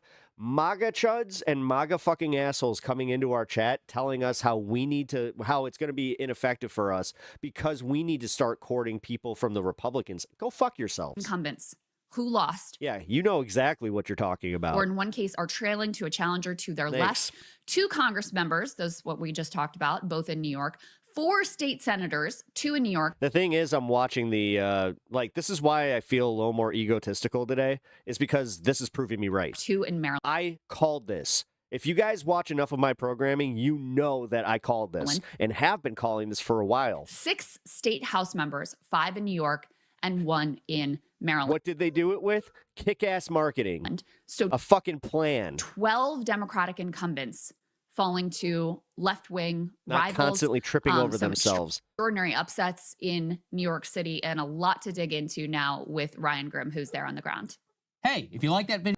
Honestly, like, I'm fucking really excited about this. Fuck AIPAC, pro-Israel, Dems destroyed in major reckoning. Yup. We're going to keep going with the breaking points side of this. Oh, wait, they broke this one into 2. Haha, sweet. We got dude, we have so many celebrations. Joining us now, we've got our very own Ryan Grimm, who is there in New York City. And Ryan, it's just kind of funny how Sagar, not part of this. We he didn't want to fucking deal with it. Affectionately refer to this version of the show with you and I hosting as the Commie Takeover, and I think the name has never been more apt than it is perhaps right now. We can't be I think neutral, that's right. or neutral on a moving from train. A hotel in the Commie Corridor, where I don't think the Well, no, it's essentially the sit down and shut up. Like, it's from both sides too. Went to bed last night. I think they are still up. You know what? Let us focus on our shit. If we win, like, we're winning. That's what's happening. DSA is actually winning elections. And this bender's going to go at least. So this goes for anybody that, from even, the Democrat side. We're not going to listen to them. Sometime into next week. So what was the energy? Stay on track. Tell us what you did yesterday, who you talked to, what your impression was of why these races What's going to suck is it's going to come from both sides. It's going to come from, like, the even more extreme left, and it's going to come from the fucking center, like the center left, where they're going to start converging on the DSA thing to try and just be like, well, we can start influencing this a little bit. And I'm genuinely more afraid of, like, the Hakeem Jeffries. Like, when he said that he would endorse Hakeem Jeffries, I was like, oh, shit. The way they did. Obviously, not going to lie. The big headline takeover. Because that right there, I'm just like, fuck. Right here is. But you do this is politics. You do have to play the game, but ooh, that's a little early. Zoran Mamdani, his entire slate of candidates swept let across the wins the board. motivate you. Fuck yeah. Including let the wins motivate you. Do not fucking, like, move an inch on this. And yes, keep focusing on how Israel was, like, this was a rebuke to Israel. Took some extraordinary. I'm so happy to see them, like, they are fucking freaking the fuck out over this. Risks here. Daria Liza versus the chair of the Congressional Hispanic Caucus, this guy taking on the Brooklyn Borough president and Nydia Velázquez's choice, and all the want, unions, all the bad. I see some more infighting. I'm gonna call it out and stop it immediately. Where it's like, no, do not fucking. Don't fuck this up. Backing. Don't fuck this up. Sorry, I have nothing more articulate than don't fuck this up. Down ballot, he also, picked a number of fights that turned out victorious here. Is that your sense? Is that Zoran really made the difference here? Or were there other dynamics playing out that you would point to? Yes. So I spent most of day in Harlem yesterday because I figured if it was going to be a huge sweep, then it was going to be Daria Lisa that kind of put the third of them over the top. And talking to canvassers out there, what they told me, actually, one of them said that on the door, the voter learned about Daria Lisa from Breaking Points. That was kind of interesting. Oh, nice. But other than that, what they were saying is that when the race was sleepy, she was extremists have taken over competitive, politics, and they thought that she had a real chance.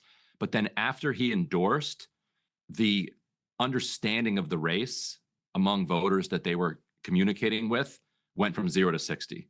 So the status quo has worked. You're telling me that everything else has worked up to this point. All of a sudden, the day before, people were like, "Oh yeah, I think I've heard of Dari something, maybe." To then after Mamdani endorsed, everybody they spoke to was like, "Oh yeah, she's the one that Mamdani is supporting. I'm supporting her." They said it was like night and day from his endorsement. So yeah, and I think that part of the feature, the benefit of these kind of also very smart of Mamdani not only to endorse but to again go out there, campaign, phone bank, and like I said, that fucking ad, new inexperienced that last minute ad had a fucking tested candidates candidates had a big for effect. Mamdani is exactly that they don't actually have their own outside of DSA, which he's kind of the fucking leader establishing his point. own Avengers. Outside of DSA, they don't have their own kind of political base and their own political track record, and so they are just kind of loyal foot soldiers now of this DSA Mamdani movement that is rising in New York City. Once Brad Lander's race was called at like 9:08 or something, 9:09, which a friend was emailing me and saying that it among Democrats, that's the biggest loss of an incumbent in forever. You'd have to go back really far. Liz Cheney. You mean in terms of the and a lot of people are saying, because this also happened in Maryland, that this is actually a referendum on incumbency. And honestly, this all like if Kat had the chance again, let's put it this way, if Illinois' election was next week instead of when it happened, she probably would have won. Point differential. Right. Liz Cheney got washed, I think, even worse than Dan Goldman, but not a whole lot worse. Yeah. I mean, she got hammered. But on the Democratic side, even Joe Crowley lost, by like 15 or something like that. He just got absolutely annihilated. And so then once he lost, and then the early vote comes in, and Claire Valdez is significantly ahead, and then she gets called by like 9:30, 9:45. The mood at the Daria Lisa headquarters was a bullion. And then the wins at the state legislative level just kept rolling in, and it was kind of stunning to some people who thought that the attacks on her being a Muslim Haitian. Hey, Pep, what happened to the BIS interview? Said F Kamala Harris. Like they thought that I've been maintaining contact with them. Combination would be enough for the kind of they haven't ghosted me. They just keep saying like voters when the opportunity is in our schedule district we'll schedule to it. Blah blah blah. Turn them off. I think that I wouldn't doubt that I get it either end of August or closer to the election. But it didn't. And if imagine you're Kamala Harris right now thinking about running for president in 2028. The biggest issue in that race was that tweet of hers. And she still won. That has to really, I think, shake things up for the Democratic Party. I think someone nailed it. And my understanding, Ryan, based on an analysis I saw, is that Daria Lisa is a very diverse district that she's running to represent, one that I know relatively well. She won Black voters in the Seems district. That way. In spite of, the fact that obviously there's an affinity with Black voters and the first female vice president. And I know that's why, a big part of why they were sending out those mailers that featured her tweet saying, fuck Kamala Harris. And ended up not being enough. We need a new deal for the 21st century. The thing is, I think that this is what's going to, like, Trumpism and just like these extremes is what is going to bring about that. Some of those like just blatantly racist attacks on her, calling into question her ethnicity, using the word Haitian as if it's a slur, floating some sort of like weird. There's a reason that people do pay attention to political trends the way that they do, because there is like this weird nature that happens. Like I was saying this about like Brazil, how they have like so many different parties, but at the end of the day, it comes down to a leftist or a right winger. Like, that's just how it always goes. Because realistically, it does kind of break into those two molds. That's how most people are. It's either you're a selfish cunt that just wants to focus on you and keeping all your money, or you want a better society and you don't mind paying for it a little bit. Great replacement Realistically, that's kind of how it goes. theory that she and Zoran were going to displace Dominicans and replace them with Haitians and Muslims in the district, etc. I'm wondering if some of that stuff didn't ultimately backfire on Espaillat.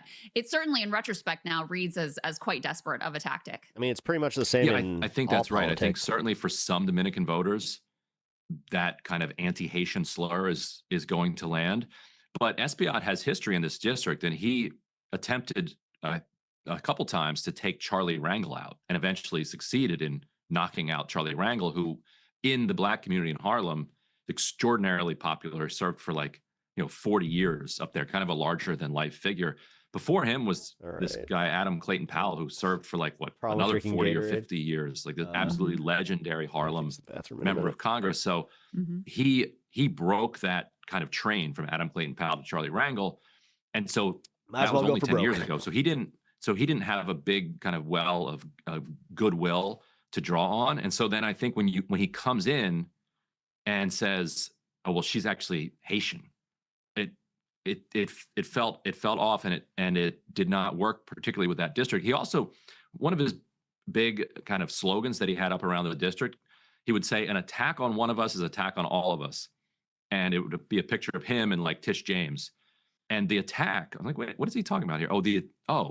He's saying that the attack is him getting a primary challenger.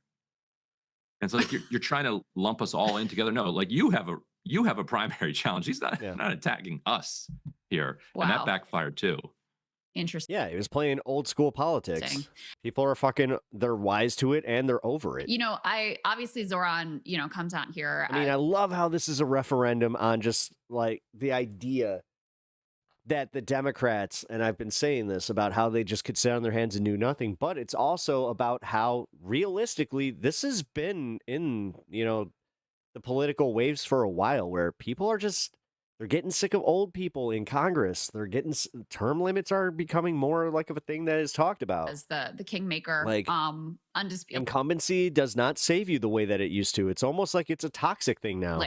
Every single one of his candidates won the vast majority of those. What up, Brad? I think How's all it of going? them except for Brad Lander, who's not a DSA member. All of the rest of them were DSA members. So huge win for DSA. But I also want to say, I think Hassan Piker has genuinely been extremely impactful in his community.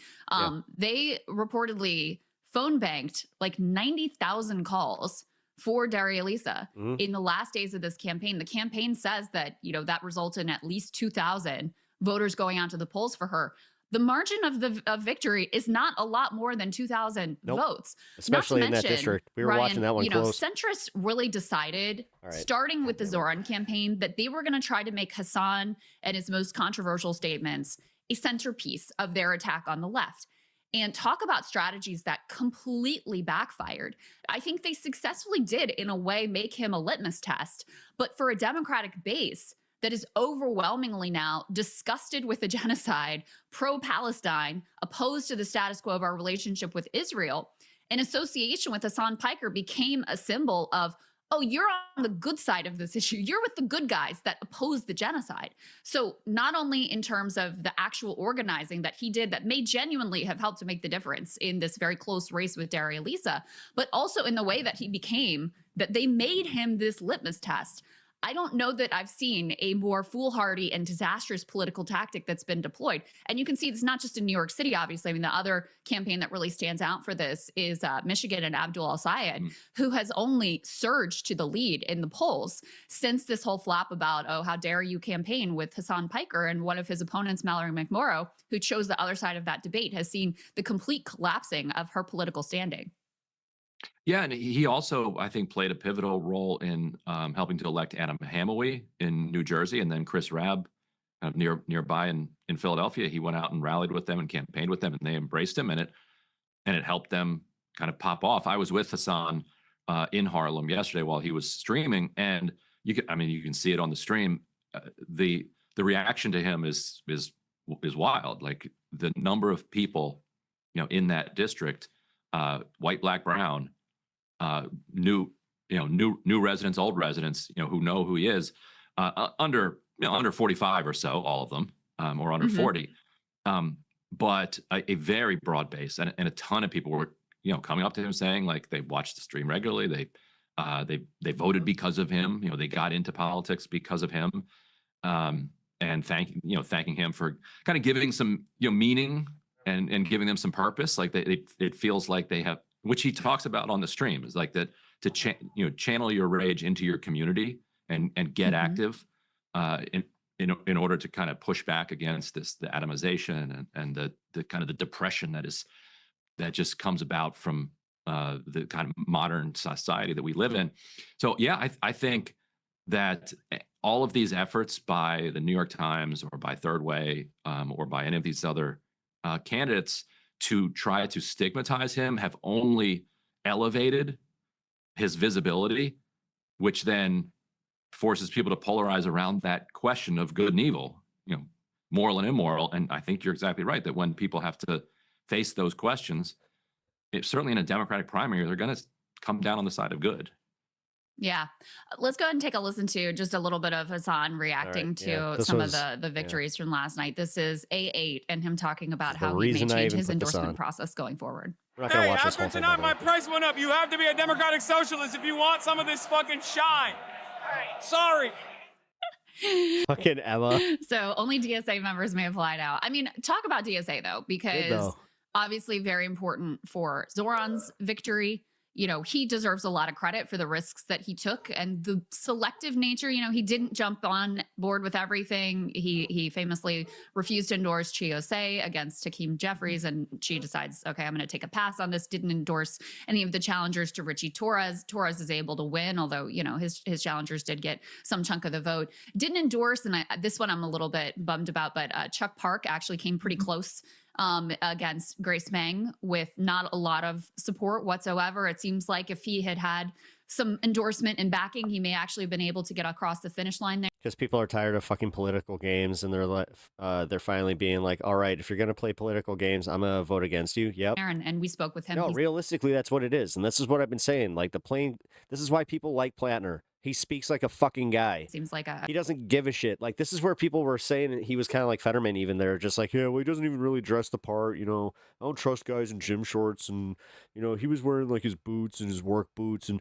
it's like, dude, no. The fact is, he comes off as an everyman, and he is saying everything that we all agree with, and this is where I'm just like, all right, like, this is, fuck yeah.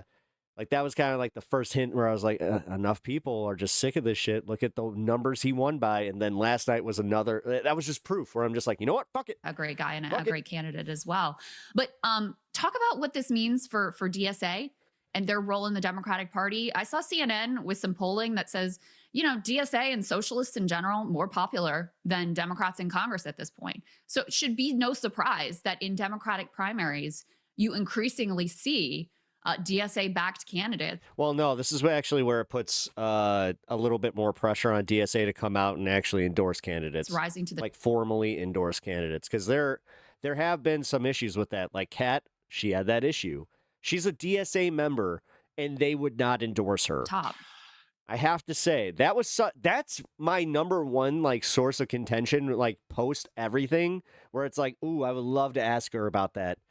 Yeah, and with Chiose, it was interesting way that he approached it. He did it kind of democratically. DSA is a big deal. Famously a very democratic organization internally, and he, like any other member, kind of went to New York Rebecca, what up? DSA and made his case for why they should not endorse. I hope you had fun last night. At this I moment. can tell you right now, I had a great time. Just strategically and tactically, and he narrowly won that vote. And without that support, Chi wasn't able to go forward. Clearly he wanted to, focus his energy on other races. I think you're right, by the way, that in Park should probably run again in 2 years. And if he gets, if he gets any attention at all, I think he can win that race. Does DSA have a focus strategy? Not really. That's where I'm like, I hope. New York, I hope this ignites that though. New York, of course, is a little bit, unique when it comes to the ability to have that, The thing is, I think the focus strategy is coming at the, because of Zoran and because of all these, the political waves that have been made in New York. This is kind of forcing them to kind of reconcile with, okay, we have to do what works and we have to abandon what wasn't. kind of young professionals in their 20s and 30s, and it's or put it on the back burner, not necessarily abandon it. Hard to replicate it everywhere around the country, but in major cities like Philadelphia and Chicago, where you do have urban cores, you're seeing similar ability to kind of come together, and it really shows the hollowness of the kind of coalitional politics that say New York City's WFP I went upstairs represented in Brooklyn.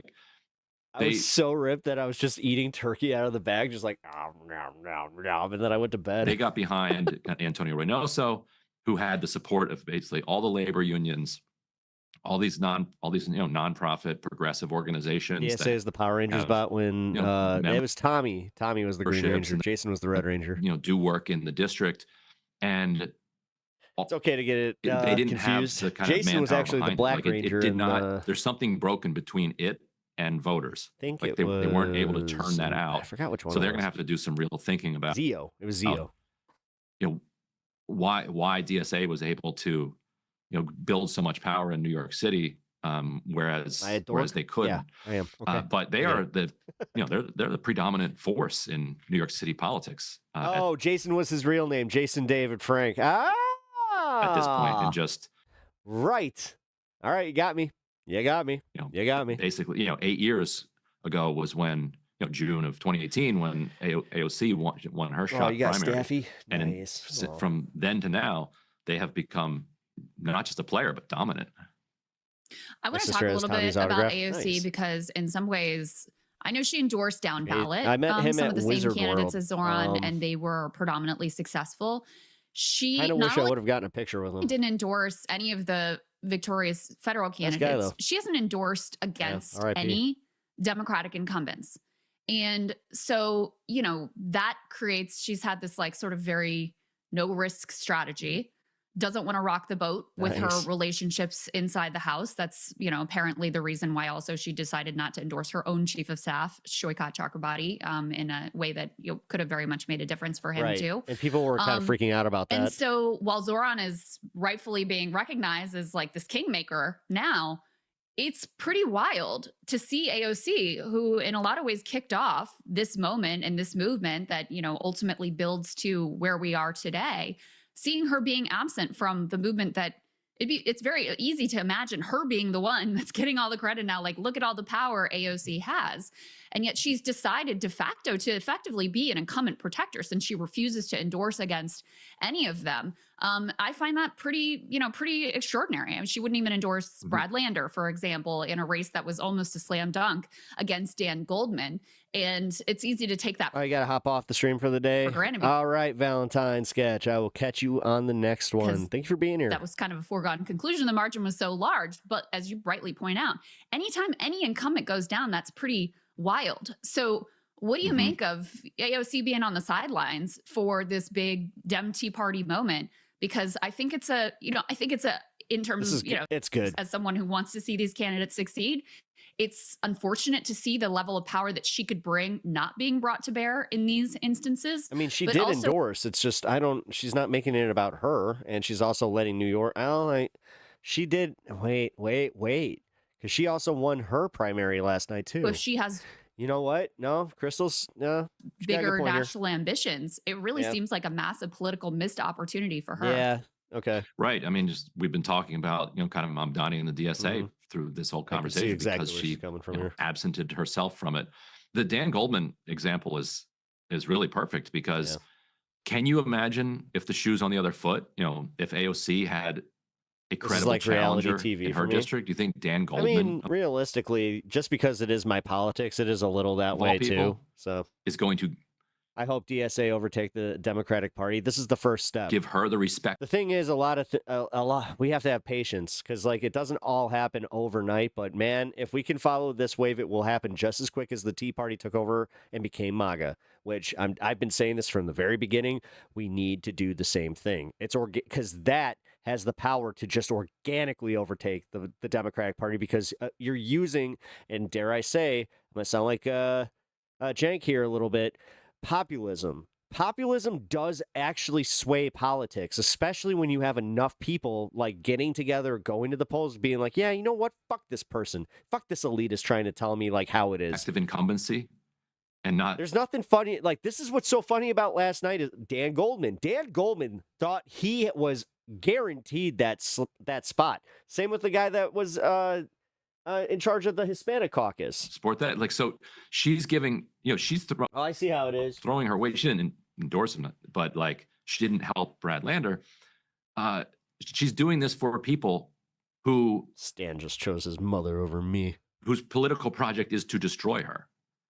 He who feeds. Now that's not the case with with Brooklyn 7, which is Claire Valdez, and I saw her after her victory last night, and AOC was one of the few calls that Claire took. That was an open race, like that there wasn't even an incumbent there.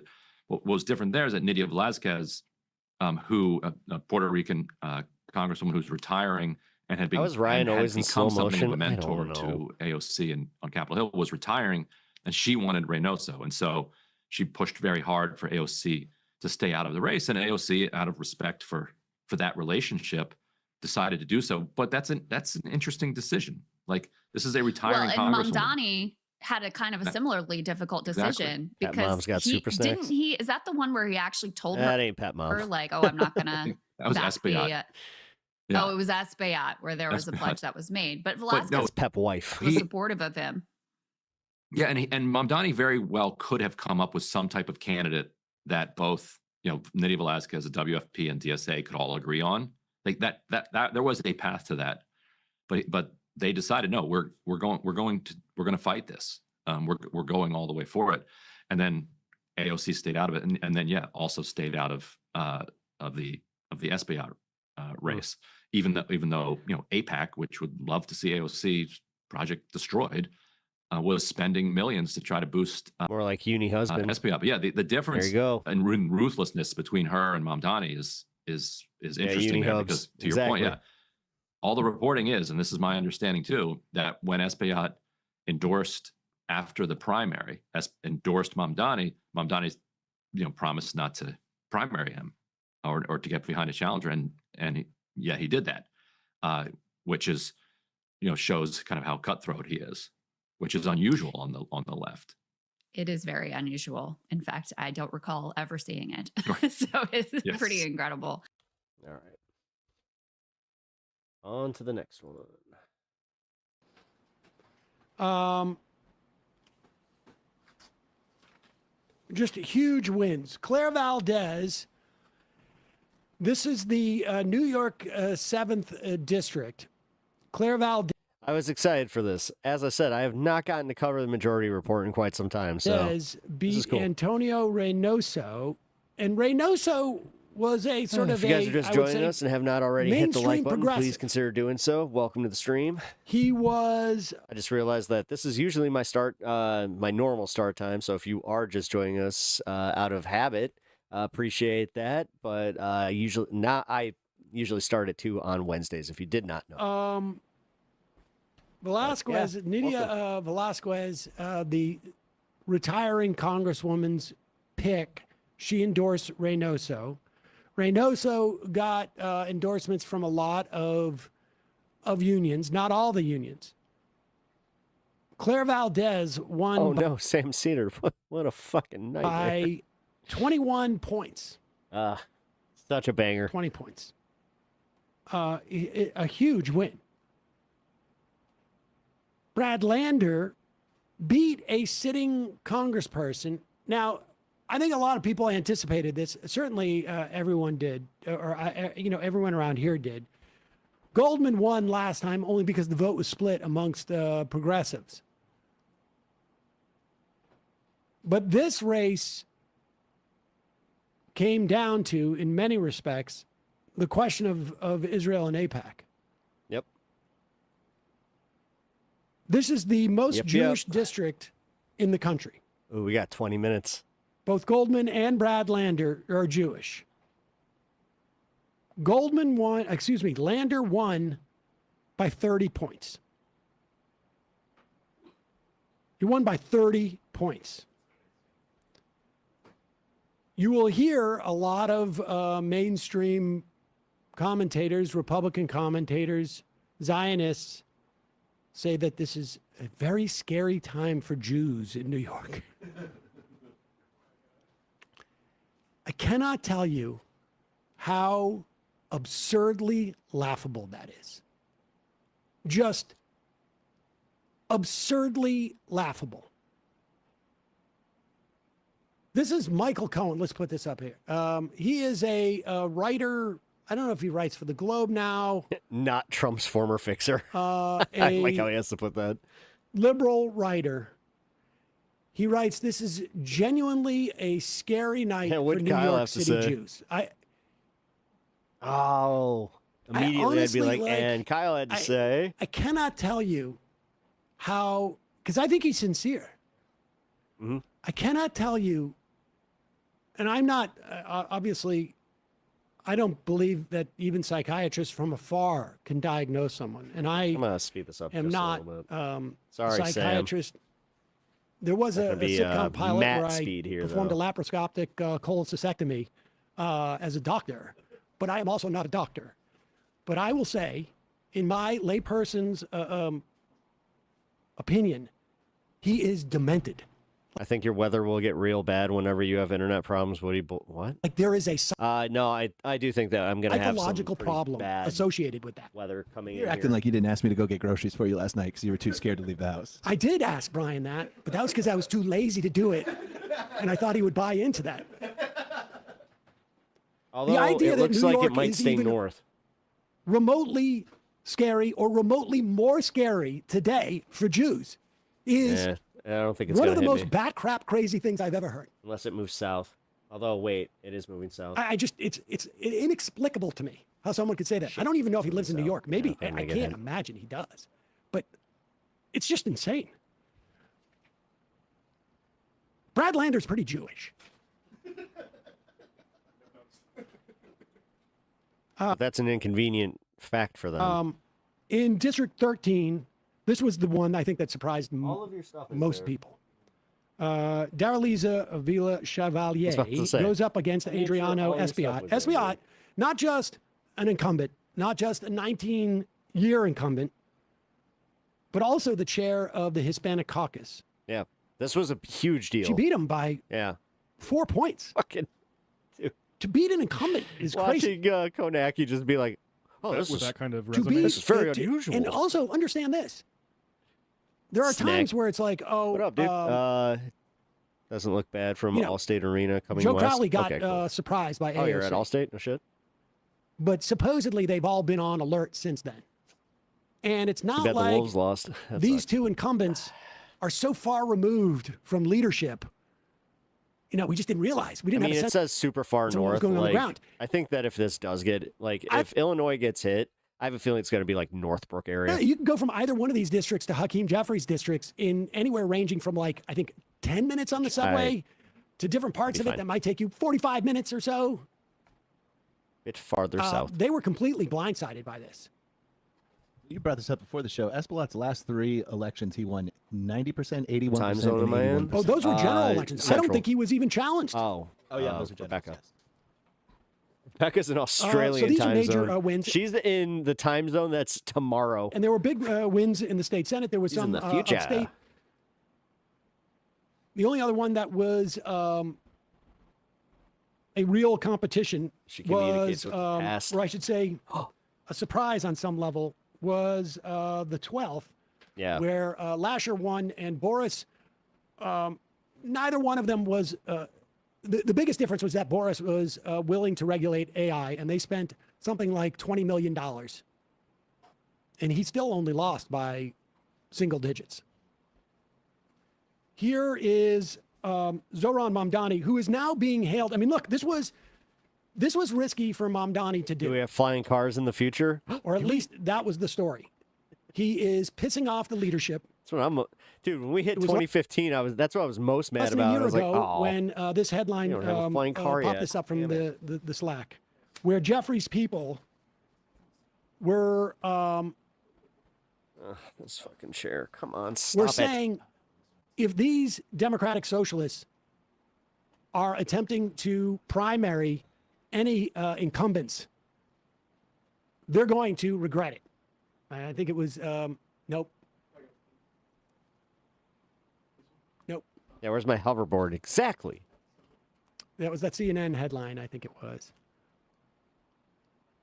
Yeah, glad to see Yeah, they have the here same it is. problem I have sometimes, this where is it's just like, from, fuck.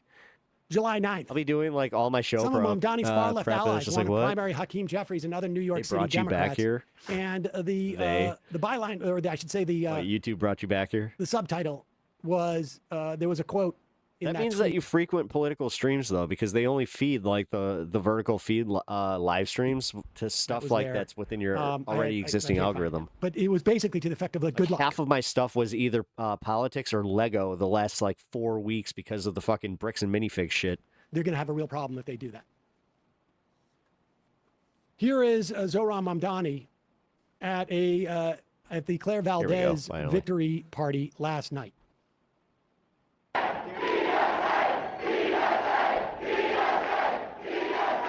Yeah, this is the clip I wanted. Okay, good.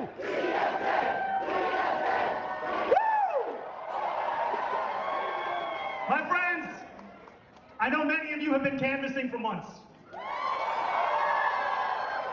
And at those canvasses, at those fundraisers, at those events, when we introduce our candidates, So gay. Maybe it's the hair. we use a language of Ah, hope. yes, my hair is so We gay. say the next assembly member, the next state senator, the next congressperson. What? Tonight we use a language of fact.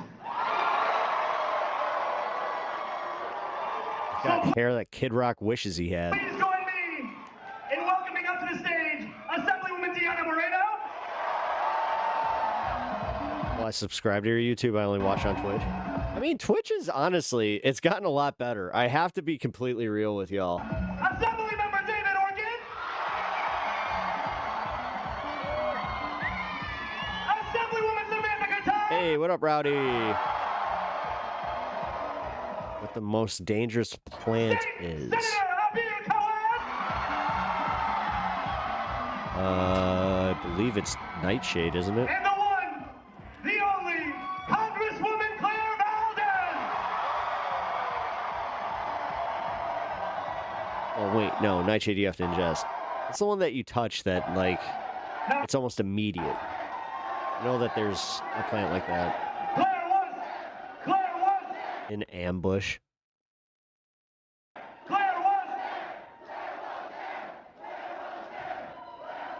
Now you're going to hear from every one of these incredible candidates.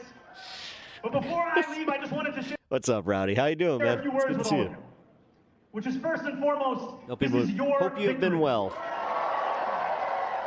By the way, guys, What you update all on the have shown Bears. is Yeah, dude, just like I said, Illinois Assembly fucking is making a deal, and they're gonna let them go to, like, they're trying to make a tax deal where instead of just Arlington Heights footing the bill, they, like I said, every Illinoisan's gonna be on the hook for this. Whether for state assembly, state senate, or Congress.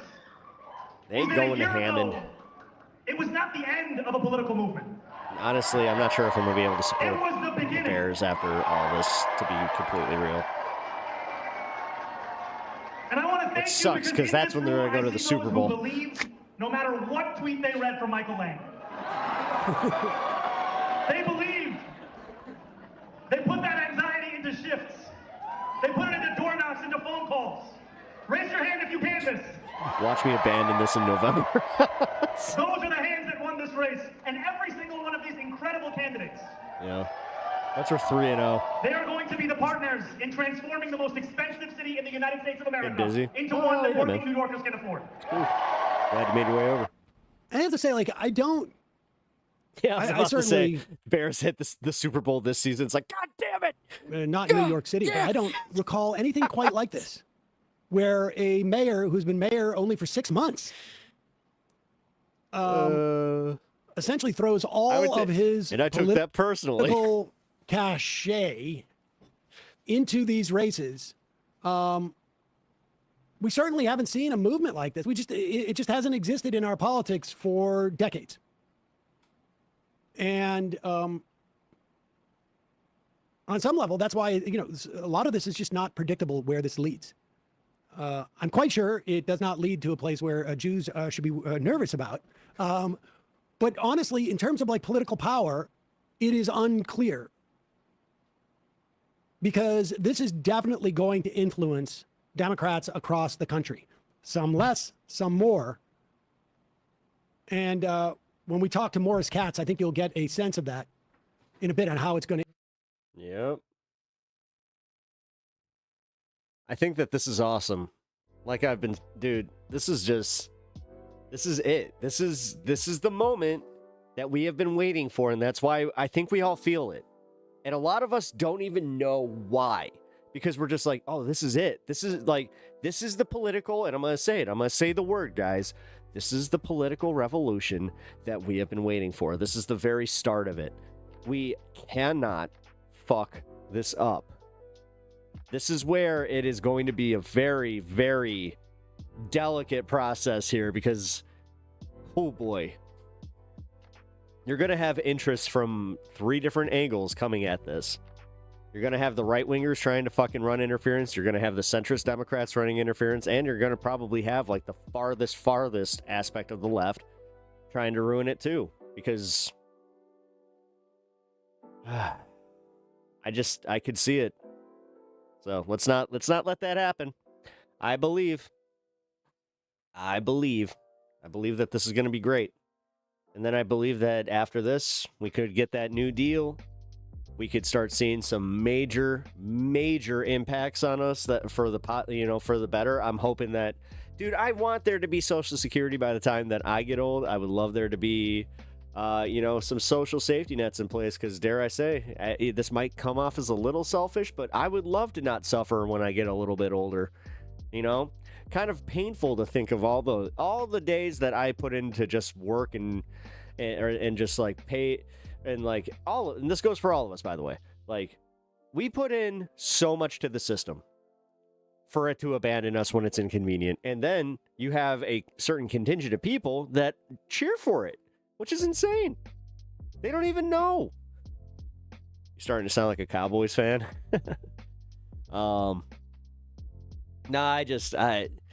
I've been sick of the way that like this whole saga has gone, where it's just they're threatening us. They're literally threatening us with higher taxes, and then you have right-wing shitheads just being like, "Oh, this decision was J.B. Pritzker's. Oh, he ruined the Bears." He didn't make this decision. It was the Illinois legislature, and they made the decision based on us voting against new taxes that come from just billionaires being dickheads. Realistically, dude, the McCaskies have more than enough money to build a new fucking stadium. They just don't want to. They just want all profit, which I think that's insane. I think that if we lived in a pretty decent fucking system run by, leftists, I do think that, we could still have our fun, but the billionaires would have to foot the bill entirely. No more of this bullshit. And the thing is, if we do end up footing the bill, then we get something like you have in Green Bay, where we get the option to own a piece of the team, or we can also, like I would say, we either get stock in the team, or we get like free tickets. Every year you get 1 free game, 4 tickets, and then you also get your food paid for because of where your taxes go. I think that would be more than fair. Voucher for a free jersey or some shit. If you don't want to go to the game. Like, I think it's ridiculous that we support, like, not only do we support these teams, but then we're idiots. We wear their logo, so we literally promote these teams for free. And then they have the nerve to fucking charge us more and tell us that, oh yeah, well, if you don't do this, then we'll leave. Fuck you and your stupid fucking sports team if you're going to pull that bullshit. I'd rather I'll watch a men's game. The thing is, I don't need to watch a professional setting. I don't give a shit. A game is a game. Once that puck is dropped, I don't care if it's a fucking peewee team. I will watch that fucking game, and there you go. I'll get some joy from it. It's fucking ridiculous how much stake we put into this. Like, I'll go watch fucking, they got fucking Friday night, like, I think it's softball at one of the baseball diamonds near me. Like, I'll just go watch that. They'll threaten me with a good time. What One time I lived by a lake. I found a turtle hiding from the scorching sun in the shade on my porch. He was very stinky and dehydrated. Oh, I took him back to the lake. That's good as long as it wasn't a snapping turtle. One of my friends, like, he sent me a picture and he's like, yeah, should I move this turtle? I'm like, don't touch that. That's a snapping turtle. Unless you know how to handle it, do not fuck with that. Also, I hope you washed your hands. Turtle's got some nasty freaking parasites that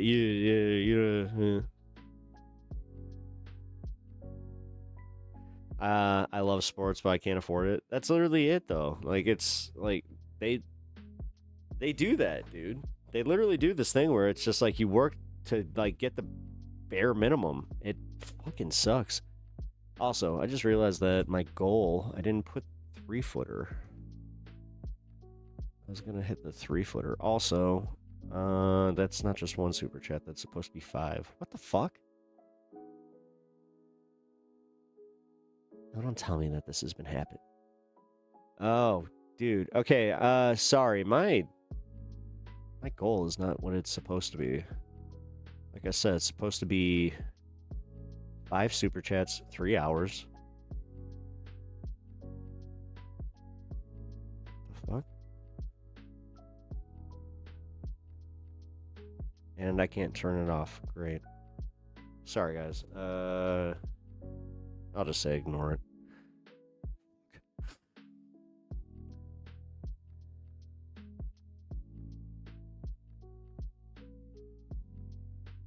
Damn it. Okay. I think that this is from me having too many chats open at once. It's not letting me make this adjustment. Also, Kinsley, thank you for hanging out over in the horizontal. Anybody hanging out in the horizontal?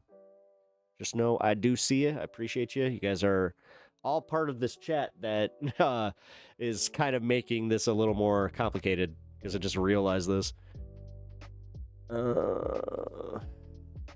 This also explains why the thing was having a glitch yesterday. That was funny when I started a another Q&A or like a like another poll. It like broke my chat. On my side, I don't think you guys saw it, so I can't afford sports, and I like all sports. I mean, that's the thing. Like, it's so hard to afford to go to any of these games. It's hard to, like, this is why I've been making it a point to go to, like, cheaper concerts.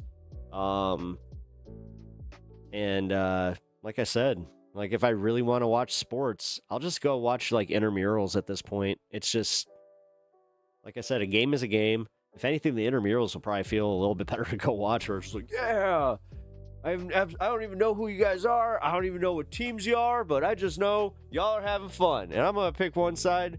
Whoever's jersey I like more, I'm going to pick that one. Never got into sports. It's okay. The thing is, I get both sides. Like, I was I had waves where I loved basketball. I loved hockey growing up. But if I was playing a video game or I wanted to go to a sleepover, I hated sports. Like, I hated going to practices when, I wanted to do something else. So, and I was very honest with my dad about that. And it was cool because he only made me do that for 1 year, where he was just like, okay, this is how we're going to commit. We're going to find a team that will allow you to kind of just show up when you want to. Park District was pretty cool about that. Which I played for the Park District for a long time. Like, that was, that was fun. Also, that's why I played co-ed, is because, like, dude, we could barely field a team otherwise. So, it was almost like we had no choice but to be co-ed. But I've told the story. Like, one of our top scorers was a girl. Like, she was lightning on skates. My parents put me into heaps of sports as a kid. Yeah, I got to play a bunch of them. I never shined until I played hockey. And then it was just so funny because, like, one of my coaches was just like, because he also coached basketball. He's like, I thought basketball would have been your game. He's like, but no, you're surprising me here, Pep. That was cool. That's also funny because he was like, oh, how is it like the most unathletic kid in this school somehow is the best hockey player? I'm like, oh. It's because I like skating. I don't know. If you get my brain interested in it and like you don't make me feel bad about what I do, then yeah, I tend to, perform a little bit better. Anyway. Interesting that it worked like that. Yeah.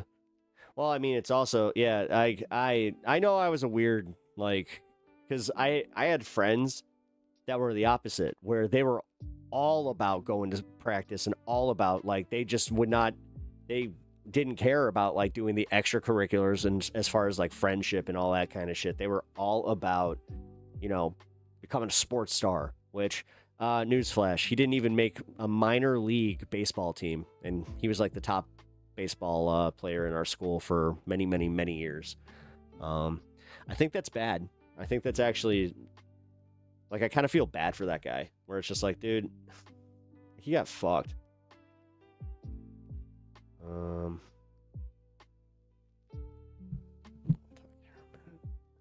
Anyway. All right. We went through the DSA shocker. We got this Bill Gates thing. You know what? It's only 2 minutes. Let's talk about it for a minute, and then we're going to go on to the next block, which is Trump bullshit. Yay. Because Trump be trumping. He does things. Oh, wait. What do you think Democrats not in New York City should be learning from this? That's right, Van Jones. Well, first of all, New York City matters because the two most exciting left-wing candidates are here, AOC and Mamdani, but also this is the stronghold for the establishment, Schumer and Hakeem Jeffrey. This is a battle between the establishment and this insurgency.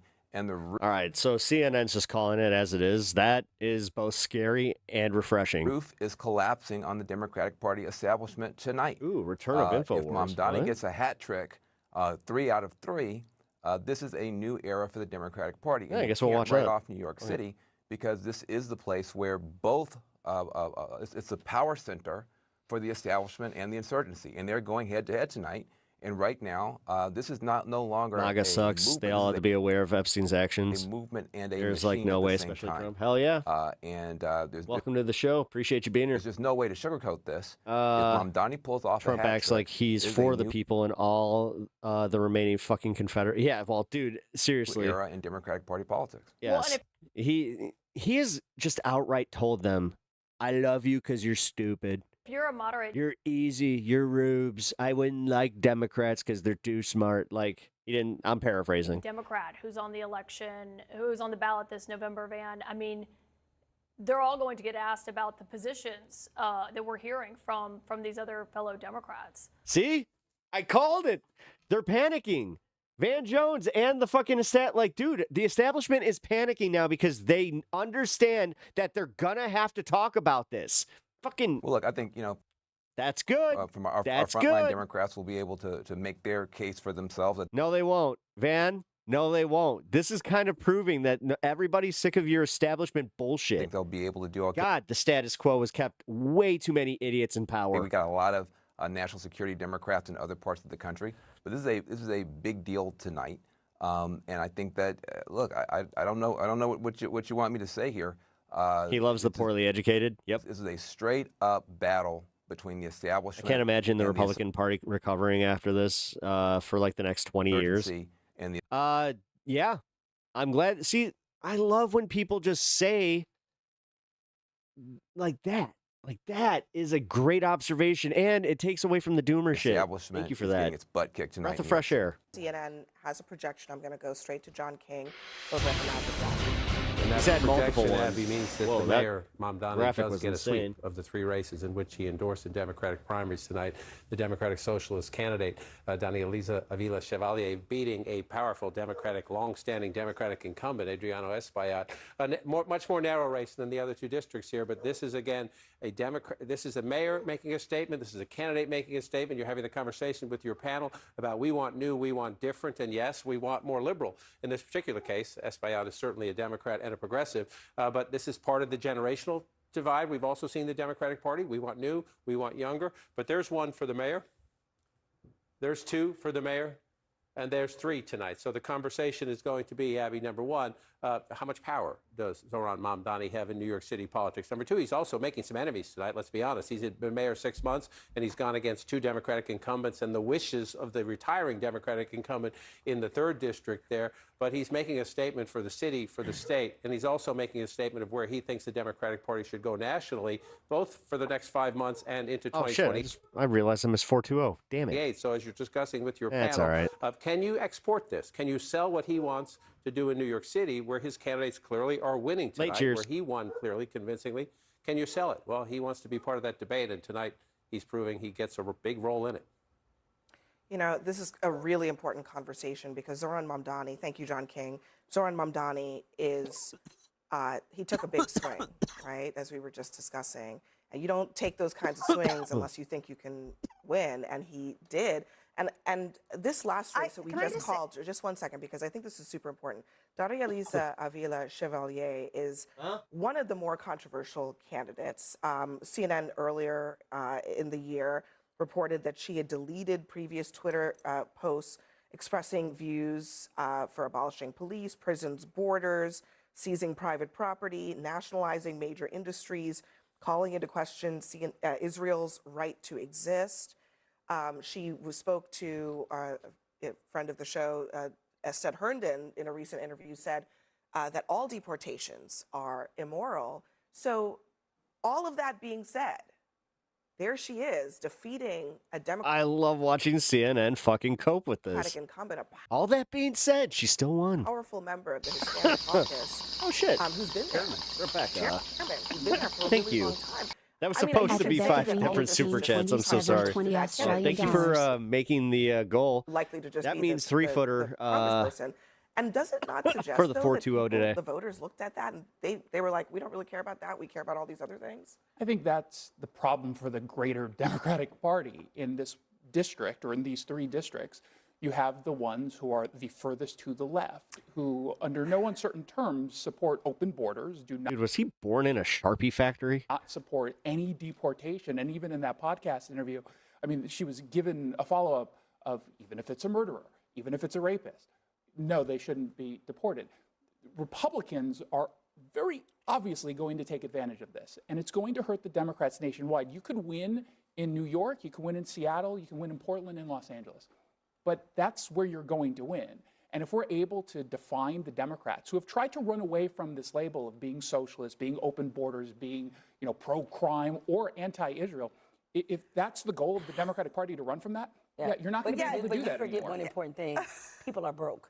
That's the other part you forget, is that the affordability crisis in this country, I think, is a major win for a lot of Democrats. It's like, again, all those little scary terms y'all like to use to try to throw people off and say she's open borders, right? And I'm not saying that I agree with that. Yes, but there's there's extreme MAGA candidates too that run on way worse things. Do you than call this. them out as well? And you Yes, usually we use do. them And as guess what? They still Democrats get for that elected. point. You know why? Because there is core things that still resonate with people, and all Brian the scary terms Frankfurt. aren't going to get Brian them off of Frankfurt. that. Yeah, And social people are DSA, broke. let's They go. cannot Dear do it. Socialists Districts where FTW. Republicans aren't running, like Republicans don't lose anything tonight in these districts, but they are going to be dealing with some of these far left candidates in, say, Maine. I mean, to come up for Congressman Golden's position, All right, let him bark you at guys the put neighbor someone first. very far to the left, and that's now going to go into the Republican camp. We're going to pick that seat up. When you're going I don't into think moderate, you will, my friend. we I think will. that's the thing. You guys keep putting out all these scary terms. No, we've heard all this anti-Semitism and They're we are evil anti-Semites. and we're If you do open not borders. believe in Israel's listen, right to exist, that means you're an that's anti-Semite. one candidate that you're talking about There's in the 3 entire candidates. country. No, listen, that is the you part of cannot the make it about a Democratic scary terms. Socialist Party. There It's are not a scary people struggling term. in this country, and we need representatives that don't just represent the Could you donors find and the one? lobby Dan. groups and the billionaires. Mamdani is showing us that you can deliver. It is possible you to find run any and who keep your don't promises. I would hold love to talk anti-Semitic without you views? talking over me the entire time. I can hear him That's making his okay. way down. And he's also out Come there on. saying that he's going to You got a big align one. himself with the folks that do not believe in big Israel's cat. right to Look, exist. I mean, Brad That is look, a I problem. just, But if I'm you just wanna throw answering that- your question. in If terms you of- want to throw that live, I'd say find me No, an but extreme look- extreme MAGA politician that's not bigoted. But what, I would say the but same hold on, thing. what about what Jamel is saying? I mean, isn't the story of There the he last 10 is. years of politics, All right. especially in this Trump era, that there are, even in the Republican tent, plenty of people to the far You like this chick? I right used to sub. Yeah. that have been Politics girl. welcomed I'm into the not sure if tent. I'm still sub to her. I don't And think I am. maybe they're toxic, maybe they're controversial, but they still get elected in their ruby red districts. It just seems like a parallel thing is starting to happen on the Democratic side. And part of what's happening is that Democrats are actually learning from what Republicans did. I don't think over they're the learning. last 10 I don't really years. think they are learning. I mean, I think if you look back, Dude, I can't believe it, but these people actually thought like this was like the status quo was going to last forever. this happened to us. In 2010 and 2012, you can look at candidates like Sharon Angle and Richard Murdoch and Todd Akin. We left a lot of Senate seats and House seats on the table because we did things that made the most radical people in our party happy. And you guys are celebrating, oh, we're taking our party back. We're finally sending a message. It's a message that swing voters are going to be scared of. Congresswoman Chevalier, Congresswoman-elect Chevalier, I'd like to invite her to come campaign in any of the districts where I'm working with candidates this year. She would be welcome. We might pay her travel expenses. I would like her to be an Well, ambassador Kitty's here of the too. Democratic Party. But she's Kitty not an wants some. ambassador of the Democratic Sure Party, she then. is. She just won tonight. You just said she you is. just No, she's not. But I'm sorry, but aren't you celebrating the unity that bully she's him. bringing to the base of the Democratic Party? You're saying that she's energizing everyone, No, and we're going to saying, point that I out. think we started she is this by energizing talking. the I base think we of the started extremists this in your by party. saying her race was the closest, Yep. that Mamdani Going for was the the cat. thing that we were celebrating, and Mamdani is showing that Who politicians can. handpicked extremists. Again, I'm speaking, and you keep Hold on. talking over me. I would love to It's a finish debate point. show. Okay, hold on a second. Just finish your point and then That's not debate you though. can respond. Debate is literally you listen to her and then you retort. My point is, we were talking about Mamdani. Mamdani, in 6 months, has shown what the Democrats have not been able to show in years. That you can say you're going to get something done, and then you can get it done. That you can look at Again, this is why I can't stand like the fact that these right-wing shitheads, they're somehow the experts on this. Like, get fucked. people, and you can actually deliver for them. That if you don't answer to the billionaire class, and you don't answer to a lobby group, and you don't answer to I think it's your like my 70 cents equates to your dollar. Yeah, I saw it. It actually, weirdly enough, yesterday it popped up where it was like 18 something. donors, then you can actually keep looking out for the people. And that's why when we're talking about John saying, you know, is this Mamdani's idea? This is I think it was this is like what a lot $18 of and like us in the 58 country cents or want. something We like want that. politicians that answer to us, that look out for us, that represent us. How big of a shockwave was this to see all of the people that Mamdani endorsed win? This is fun. I like watching the CNN I mean, truly, as crowd fucking freak Politico out put about it, there this. is a new king of New York when it comes to endorsements. I mean, just up and down the ballot, from congressional races on down. If you're Hakeem Jeffries and Chuck Schumer, you're really taking a tough look at this because. Truly, New Yorkers sent a message last night, and with affordability at top of minds of Democrats, this has got to rattle them going forward. Yeah, affordability was the word, right, that everyone was kind of looking at and using. Francesca, I do wonder if this is a New York anomaly, or do you see Zohran Mamdani's version of democracy as a harbinger of things to come in? They said the same exact thing about Trump. Funny enough, Potentially him walking down that escalator, other saying, "Oh, is this just an outlier?" Places, other states, other cities. Ooh. There's a more nuanced look if you go across the country. I mean, We just you need have someone that, I hate to say it, someone very much like Mamdani to fucking put on the national circuit, and then we could win this. state like Iowa, where Josh Turek won, and he had large establishment support. Even looking in New York itself, you have the race where Michael Lasher won and had been an aide to Gerald Nadler. Yeah, we and smoked the DSA had to power his on support. Twitch last and night. so, yes, Yeah, we did. certainly a progressive wave going on in New York and in other parts of the country for sure. But as Democrats are trying to figure out what kind of message works for them, they're finding that in different states, particularly in red states, in some of these purple states, that the message that might work for voters is going to be different than the one that works in a place like New York that's very blue. And they're having to figure out how to thread that needle as they start to look for a candidate who can try and bring all these different parts of the party together in 2028. But as far as this idea of Hakeem Jeffries and Schumer, I did want to pick up on what Jackie was saying. And say if you're waking up this morning and you're Chuck Schumer and you're looking at that, or you're Alexandria Ocasio-Cortez who's trying to figure out what she's going to do in her future, the progressive wave that we've seen last night leans, of course, in the direction of an AOC. Yeah, Jackie, as Francesca has sort of alluded to, as Republicans watch Democrats wrestle with their own ideological divisions, how might this be used in the midterms in other places? That's the question. I think some of the members who won in New York will be used as the new boogeyman, as the Republicans tried to do with Mayor Mamdani. Now, whether or not that works, I think it depends on where you are. I mean, good luck trying to do that in a place like Texas, for example. But it might work somewhere like Maine, where they have a very progressive candidate running, and or around the margins. About any other fucking city. Somewhere like Maine, where you do have a candidate that is LA, very progressive in Graham Plattner.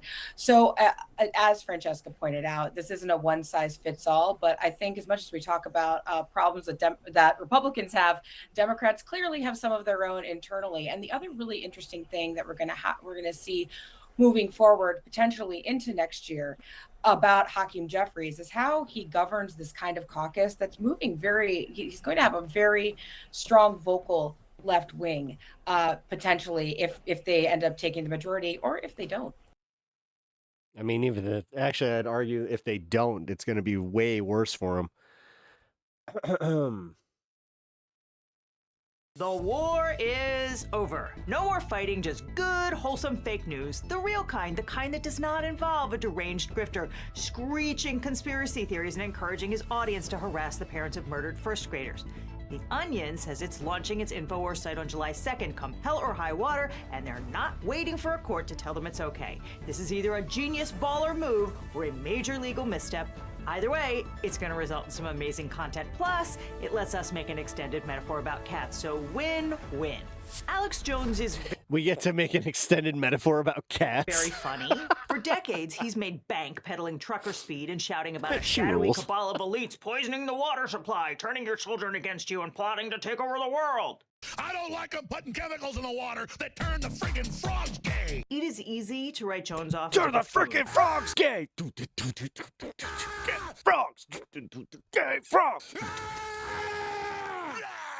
But the conspiracies he peddles are incredibly dangerous. They destroy his viewers' ability to distinguish between reality and fantasy. And when Jones speculated on air that the murder of 20 first graders and 6 staffers at Sandy Hook Elementary School in December of 2012 was a false flag operation, lots of people believed him. Couldn't For write the C word. years, the families of those murdered children were stalked, harassed, and threatened by people For who an had convinced Australian, that's themselves got- that the children had that's gotta never be existed like, and the entire this thing is was fake muscling to my gin free up support speech. for gun control. And even when the parents begged him to stop, Jones kept going because it kept the money coming in. That's a In bridge too 2018, far. 2 groups of Sandy Hook families sued Jones and his company Free Speech Systems, the parent company of InfoWars, for defamation.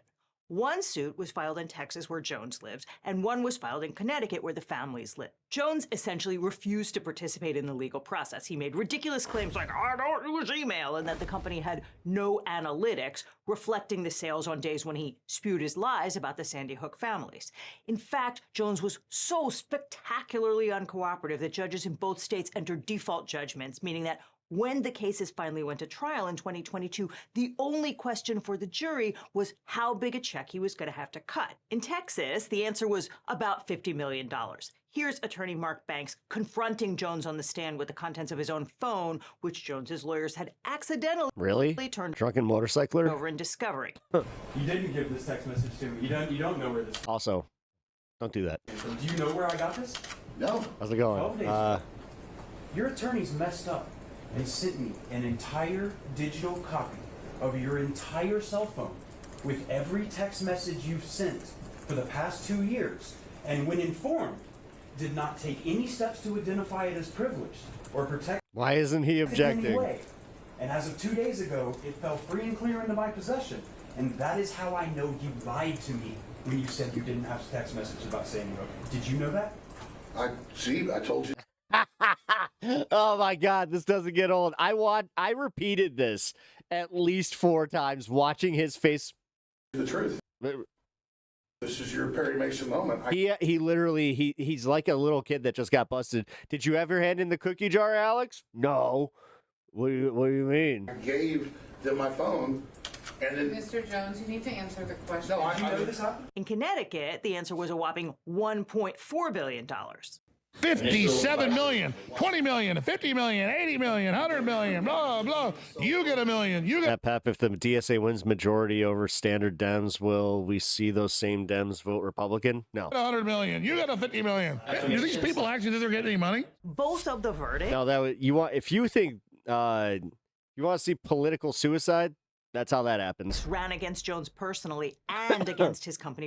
That would end their careers. Free speech systems. The legal term is jointly and severally liable. So it's not like he owes half and the company owes the other half. They both. No, realistically, what's going to happen is exactly what happened with MAGA. It's either they're going to have to they're going to have to fucking get in line, or they're going to fucking just see themselves like out the door. Oh, all of it.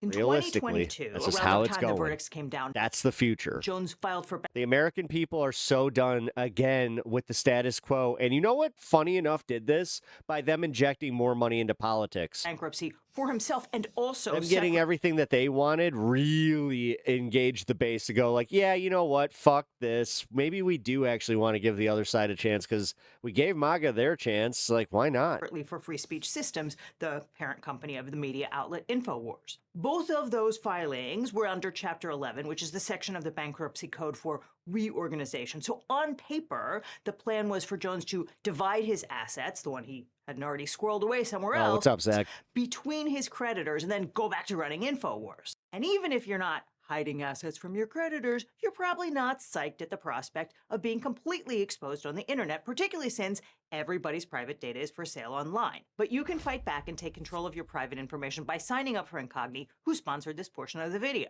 Or zeroed out in bankruptcy, including most court judgments, but there's an exception for debts arising from willful and malicious injury to another person, because it would be terrible public policy to allow people to do horrible things to each other and then skate away from financial accountability by declaring bankruptcy. And Jones did do terrible things to the Sandy Hook plaintiffs. He lied about them, and he continued to lie about them for years. Well, Heidi just got at least a day ban.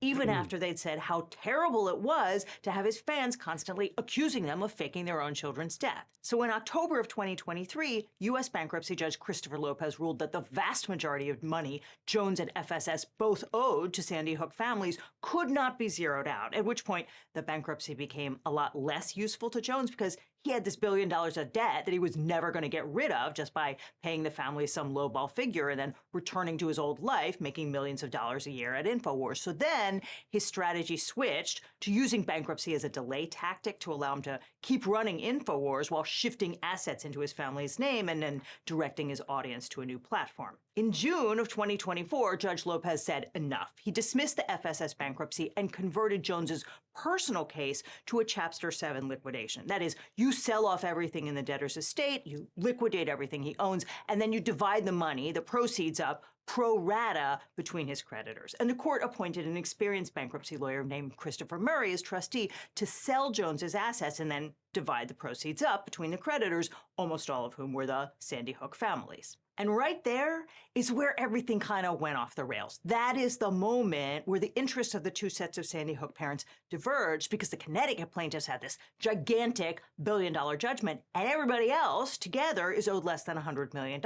And that second group includes the Texas Sandy Hook plaintiffs. So if the pie that is Alex Jones gets divided in proportion to the debt, the Connecticut plaintiffs are going to get like 93% of it and everybody else is going to starve. Now, under Texas law, if you own a company, you own the company as if it were stock, but you don't own the company's assets. So Alex Jones owned 100% of Free Speech Systems, LLC, but he didn't own all the stuff inside the LLC. He didn't own the microphones or the inventory of supplements or the intellectual property. And remember, Jones and FSS are jointly and severally liable. They're both on the hook. So kicking FSS out of bankruptcy meant that FSS's creditors could immediately go and try and grab all the assets inside FSS, which is what the Texas plaintiffs did.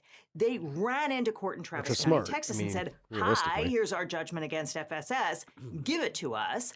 And I you mean, can he was trying understand to why hide they'd that be money, in a like, hurry pretty to get whatever openly, they too. could get, because their share of whatever gets shaken loose in the personal bankruptcy is so small that their only hope of getting a real payout is to effectively race in and take it. But Judge Lopez said no. In September of 2024, he issued what he called a deeming order, saying that the court would treat the assets inside FSS, this pool of stuff collectively known as InfoWars, as if it belonged to Alex Jones personally. The assets would be deemed or considered part of Jones's bankruptcy estate, and Murray, the trustee, would sell it all off for the benefit of Jones's creditors. And I want to flag this order for you because, as I said, this is where it went sideways. This deeming order did not make InfoWars part of Alex Jones's estate. It put InfoWars in sort of a Schrodinger's box. And since I'm going to stick with this analogy, maybe I should specify that Schrodinger's paradox is this famous thought experiment from quantum mechanics that involved a cat, a flask of poison, a box, and this triggering mechanism that might or might not go off.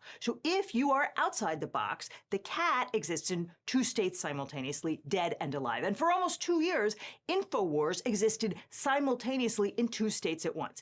Inside Jones's personal bankruptcy, where it could be sold to the highest bidder, and inside FSS, where it could be grabbed by whichever creditor got there first. And that is what the deeming order did. It put FSS's assets in the box of Alex Jones's estate. And if that sale had gone through, everything would have been fine, but it didn't go through. Murray put the FSS assets up for auction, and there were only two bidders, a company called First United American Companies, or FUAC, that was made up of Jones's allies. They wanted to keep InfoWars exactly as it had been, and a company called Global Tetrahedron, run by the satirical news site The Onion. That second bid had the backing of both sets of Sandy Hook families, and Murray, the trustee, designated The Onion as the winning bidder. The Onion, with the help of the Sandy Hook families, has purchased InfoWars. We're planning on making it a very funny, very stupid website. We own everything, the broadcasting equipment, the supplements, the intellectual property for Brainforce Plus. We are still trying to figure out what to do with it. And then he put out this statement from the fictional CEO, Bryce P. Tea Trader, promising to melt down all the vitamins into one candy bar-sized pill that would bring immortality. FUAC immediately challenged the result, claiming that the auction had been rigged. They said they'd never had a chance to match or counter the Onion's offer. And when Judge Lopez asked Murray point blank whether that was true, Murray said, "It's complicated." The issue was that the Onion's bid wasn't a straight cash offer, it was a formula. Basically, the Connecticut plaintiff said, "We are far and away the biggest creditor, so we'll give up just enough of our share of the proceeds that the Texas plaintiffs will be better off with the Onion deal than with FUAC." So even though the Onion's cash offer was lower, Murray said it maximized value for the creditors. But Judge Lopez said that wasn't the kind of auction he'd authorized, and he threw out the sale. That was great news for Alex Jones, at least in the short term. He and FUAC then filed a dozen motions trying to persuade Judge Lopez to sell InfoWars to FUAC, or at least to order another auction.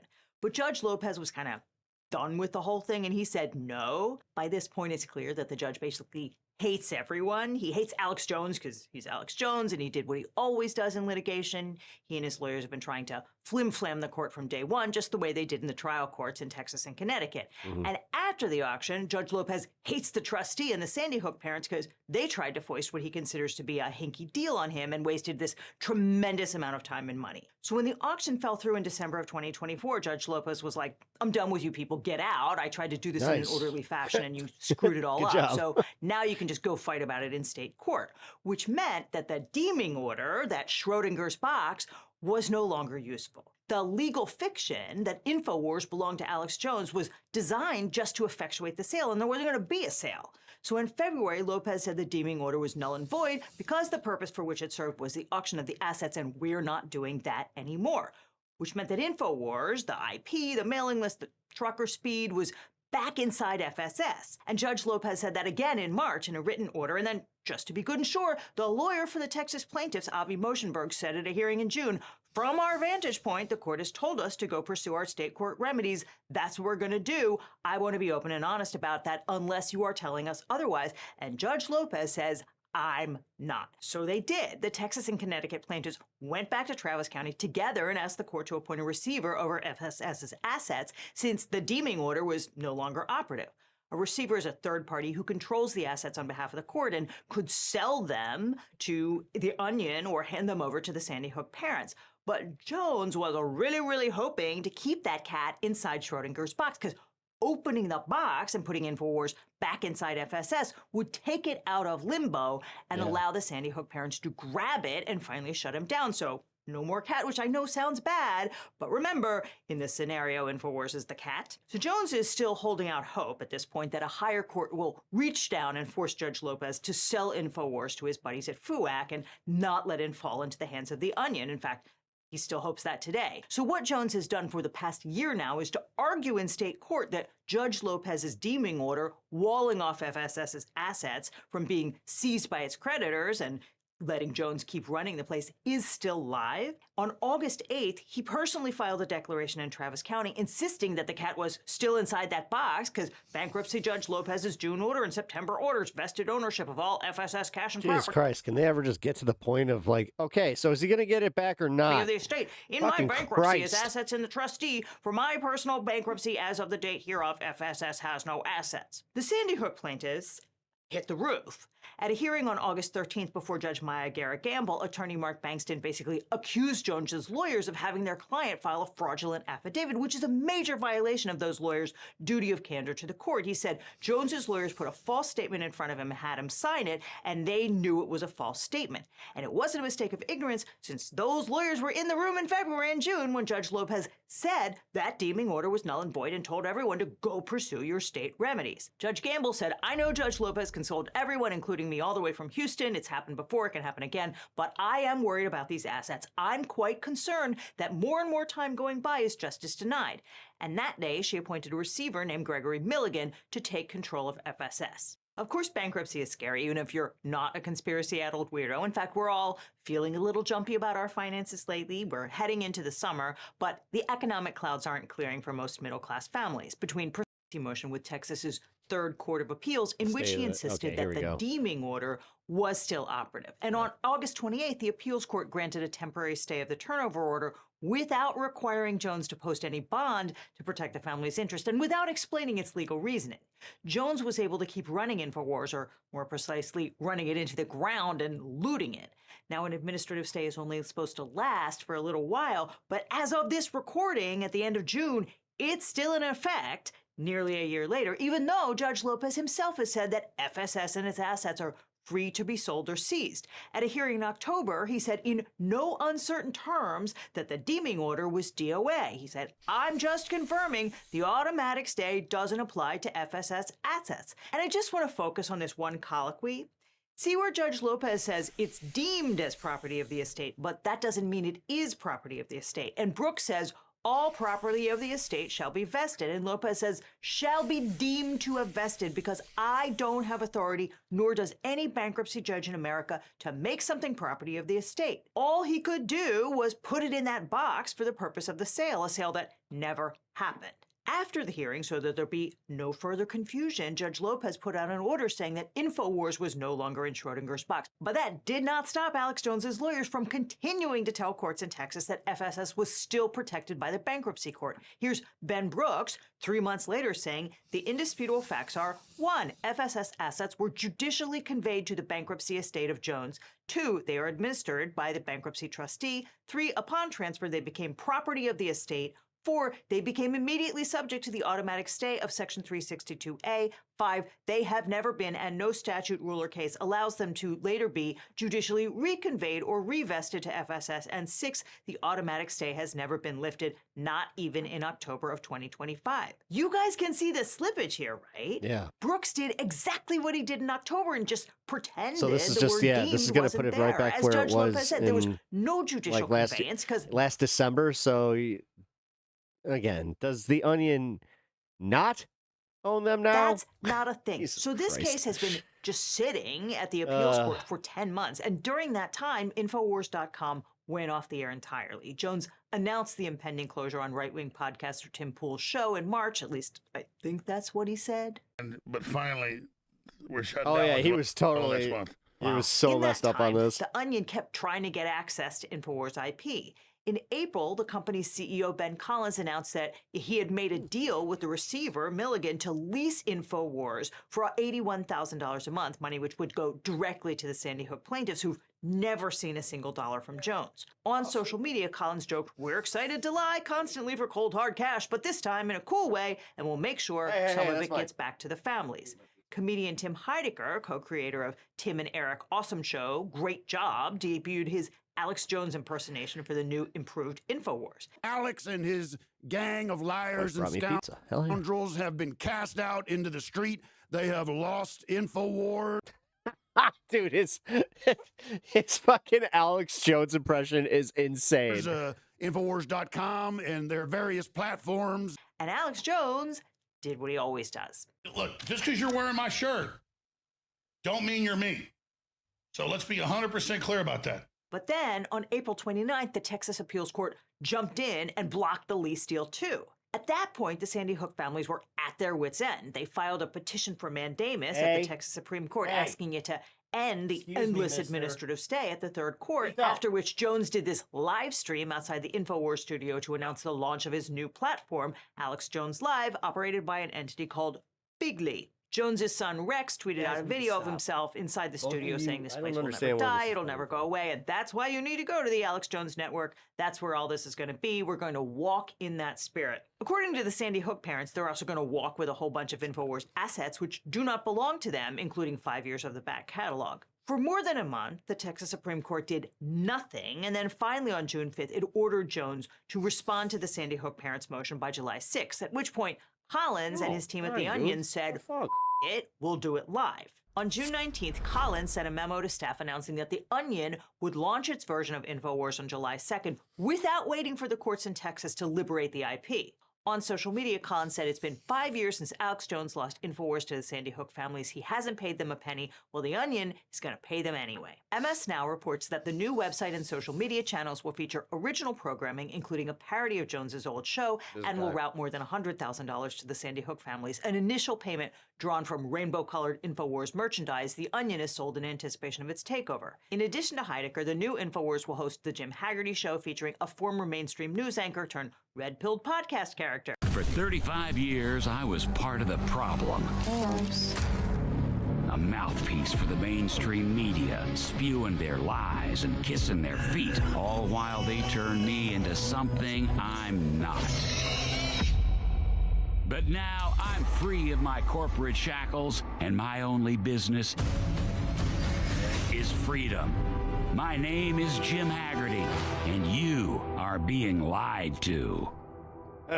And a documentary-style film, Birth of a Nation, which shares a title with the 1915 film credited with reviving the Ku Klux Klan. Now, before you ask the obvious question, can they do that? I spoke to Ben Collins for this video, and he says The Onion isn't planning to operate InfoWars, it's planning to do a parody of InfoWars. He said, we still want to do an InfoWars parody that goes after this dumb asshole and all the rest of the dumb assholes that ruin the internet. And parody is protected expression. You don't need Alex Jones's permission to make fun of him, and if there was a trademark issue, Jones is not in a position to vindicate it, as Judge Lee Rosenthal of the U.S. District Court for the Southern District of Texas said.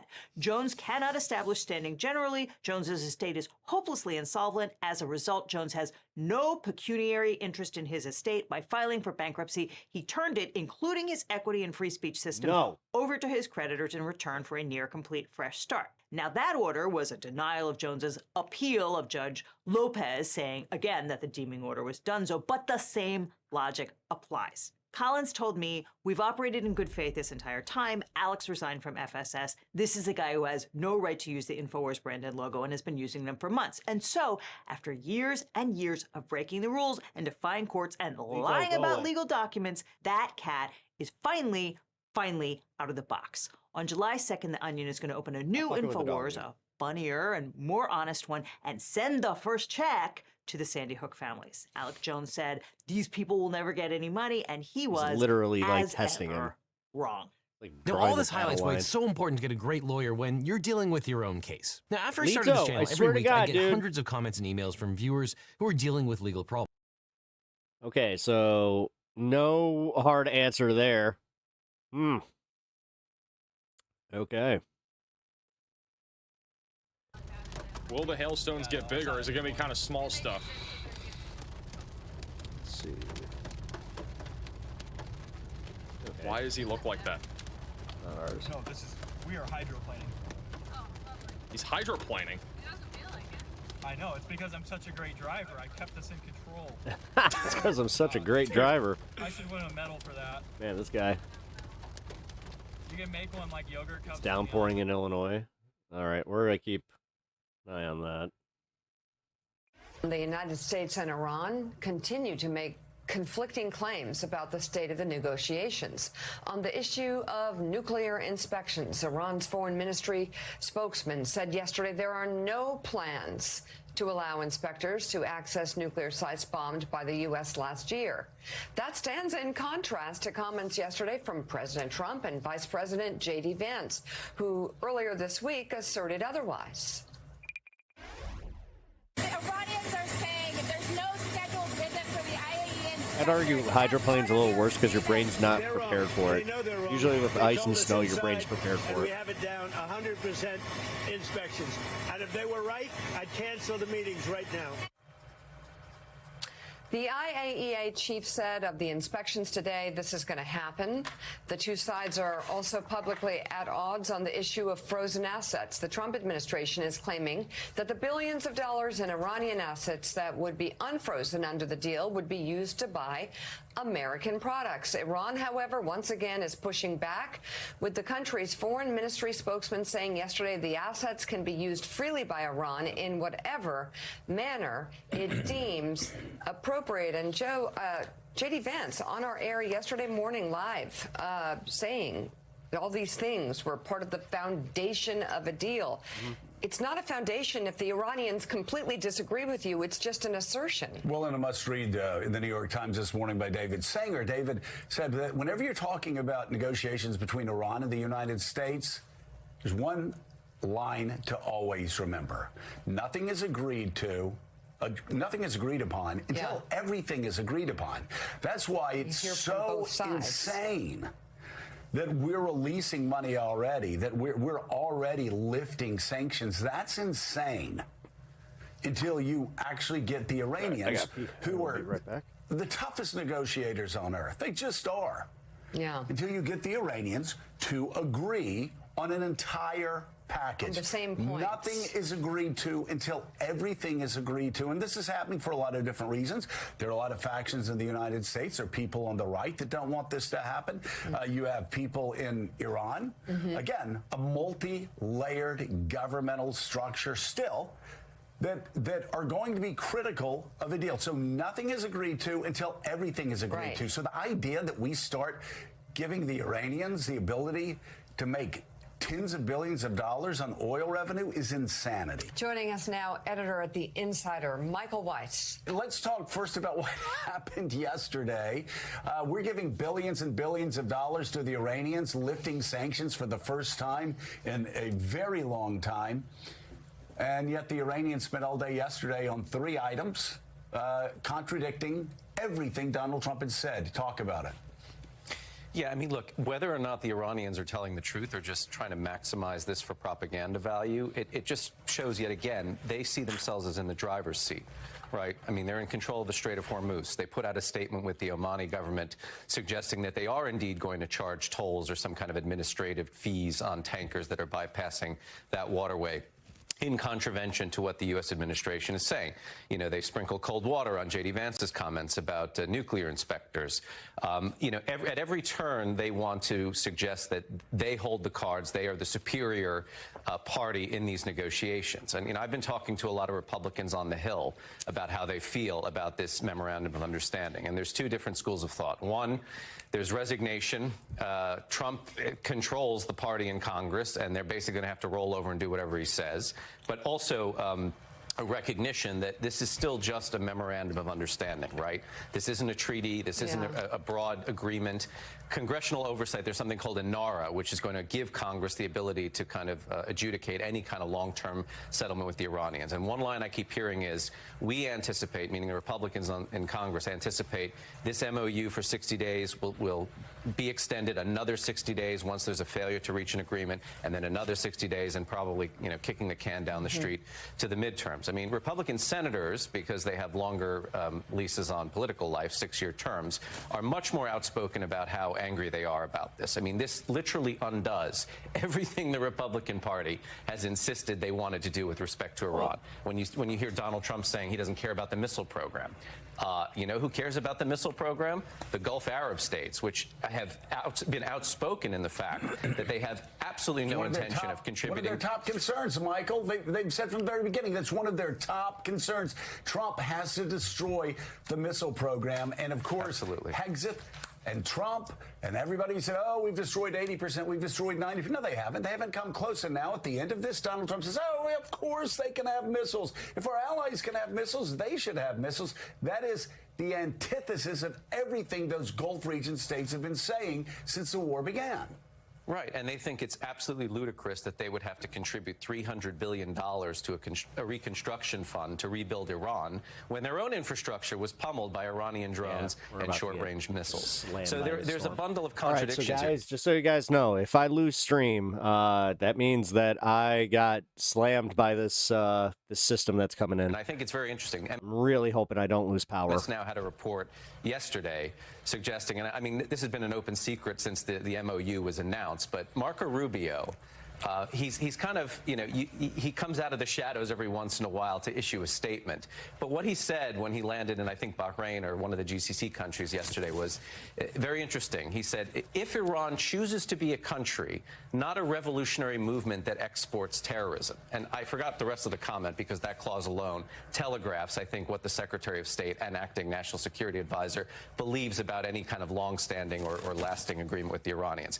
He doesn't think this thing has legs. He is all too happy to allow J.D. Vance to go out in public and own this agreement because it's polarizing the Republican Party. It's allowing us in the media to litigate and savage every item on this thing. And it's also giving the Democrats a lot of talking points to use against the administration. I mean, for the first time, the Democrats look hawkish on Iran by comparison.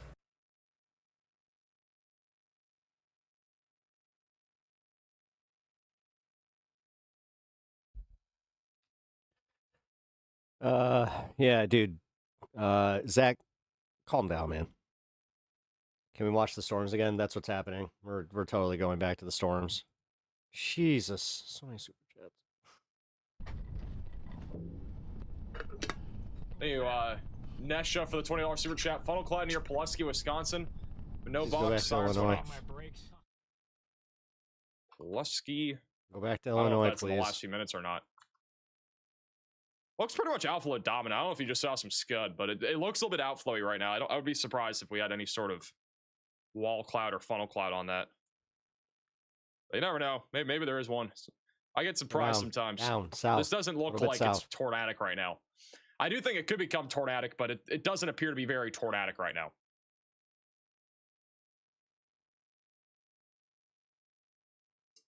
Hey, Solar for the super chat.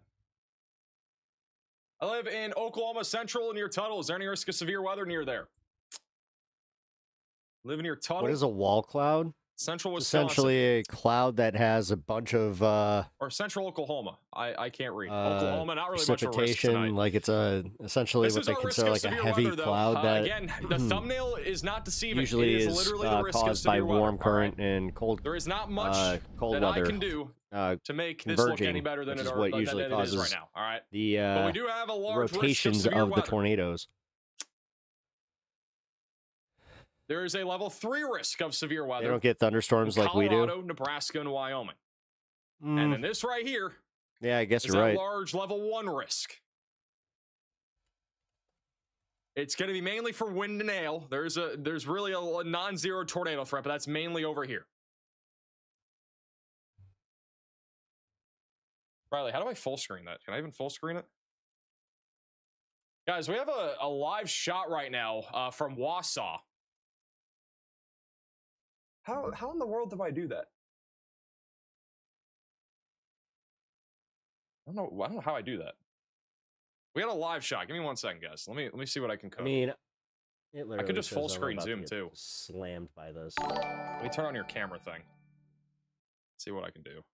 Oh shit! Thank you, Peach Creek Full Media for screen the zoom. All right, well, that's all I'll do. Silver Stars. Riley has a view of the storm near Wausau, Wisconsin.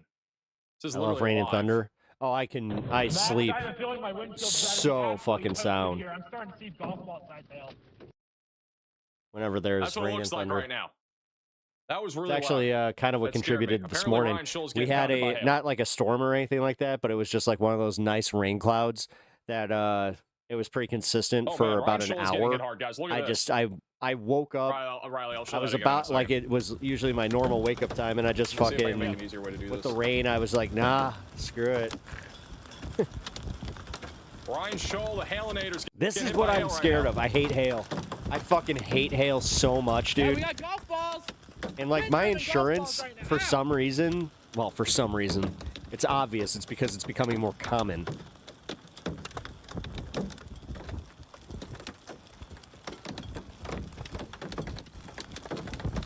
Bro, we gotta lose the windshield here.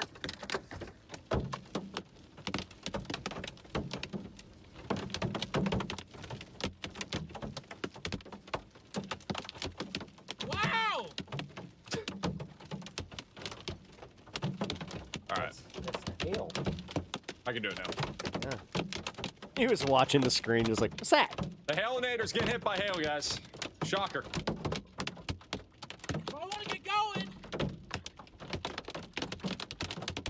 Wow! Golf balls, wind-driven golf ball size hail.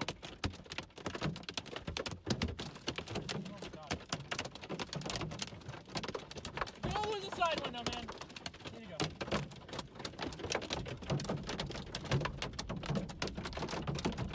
That's a lot of hail. That's a lot of It's gonna be hail. accumulating. Yeah, that's actually. Holy shit, dude. Oh my god! Just lost the windshield! Guys, Bro just has already lost his windshield. Oh my gosh! I didn't even realize it! We just lost the windshield! Just lost the windshield, Max! Bro is losing his windshield in real time. Windshield, Max! Well, whoever said that a chaser wasn't losing their windshield today, they're wrong. Whoever said that earlier. I asked the question, popped the question. We've now officially had a chaser lose their windshield. I love how excited they are. There is something about it, but yeah, I listen. Oh my god, huge hail! If things get real bad on this channel, then I will pivot to being a storm chaser. I'll just have to go get a really shitty car. There's a South Road down at Fort Morgan, isn't there? That's smart. Tree.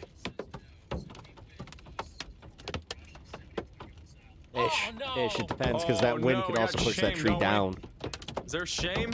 Yeah, I hate to say it. When it comes to hail, like, and this We type got of shame. situation, yeah, because you're gonna have a bunch of the bridge of shame. And Scholl can't get through, it looks like, because I already decided to be selfish. And now everybody's parking under the overpass. We got shame.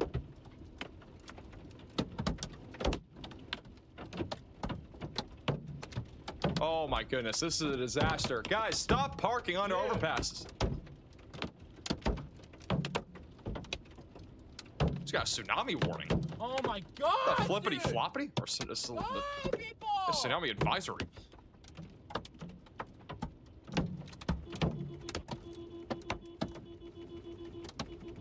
Lay that horn down. Come on, bro! Dude, I'm gonna lose a back. This is unbelievable. Move! Thank you! Wow, look at that guy. Oh, he's just pulling up to the next one. Bro, these people. Oh my gosh! What are their problems?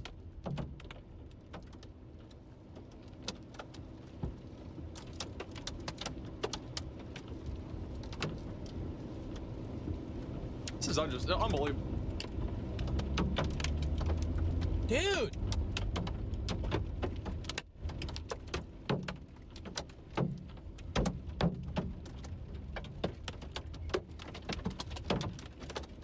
There's so much hail coming down.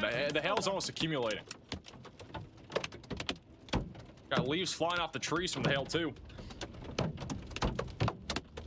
A lot of golf balls. He's almost in the hail core right now. Bro is going to drive into the hail core, I think. I think he's literally going towards the hail core. This isn't even the core. What we've been in is kind of like the outskirts. The larger hail is up here, I'm pretty sure. At least according to radar. He's just going for it. Fort Morgan, Colorado. Oh my getting hammered God. by hail right now. And Ryan Scholl is just beating up his car for it. Hold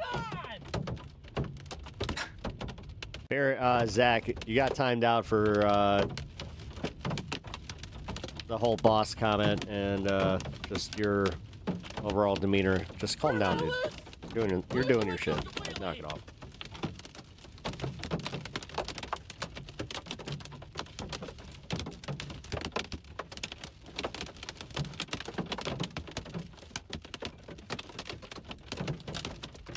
Oh shit! I might have to run outside real quick. Driving through a lot. I gotta run outside real quick. It's coming here. It's like literally like right on my backyard. I'm gonna go take a picture. I'll be right back. Baseballs yet. South option! Now!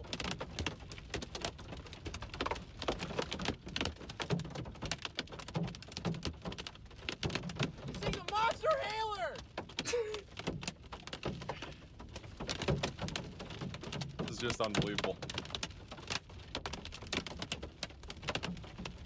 Yeah, the hail so far has been pretty much all golf balls, maybe 2 inches and less. Usually if you got larger hail than that, it would be way more damaging than this. This has at least one crack in his windshield from this.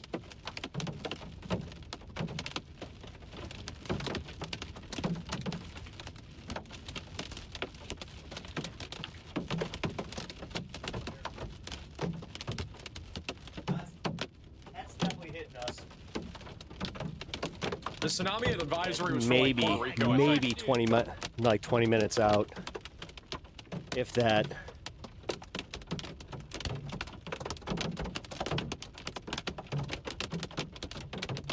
He's literally in the core right now, so he's driving through the core of it. We got more people parking under the overpass to the left. That's it. Got like that green tinge. All sorts of people parked under the gas station. That's at least better than parking Yeah, we're under gonna an be overpass. keeping an eye out for sure. I hope. Listen, Rebecca, I appreciate it. I've been dealing with this there's for gonna be a a lot while. of cars here in Like Fort this Morgan tornado already, so. alley stuff. It's like I hate to say, I'm almost There was getting a used to magnitude it. 7.1 earthquake in God, we are Venezuela. gonna get. That is why. We are right in between. There's a tsunami advisory in Puerto Rico. Oh. Well, while this is happening, this is a live shot from Wausau, Wisconsin, guys. You can see there's actually a lowering right there. Yeah, I really hope that the wind doesn't knock us out. Trying to fill the gap here, but that's a live shot there in Wausau. It's not even 20 minutes drone out. up. It's about 10 minutes And out. there is a So- little lowering developing right there. If it's moving, let's Get a little see, sus out about there. 60 miles per hour. Probably no better options at this rate. Shit, yeah, we gotta be careful here. Stay safe. No, so what I'm gonna do is I'm not gonna commit to anything that's Still too driving through a big segment hailstorm here in Fort intensive. Morgan. This is where for up to baseball-sized hail. Yeah, I mean, 60 we'll mile keep per an eye hour on. winds. I mean, this is interesting just in itself, and this is in Colorado. I'm nowhere near this. A lot of hail coming down right now.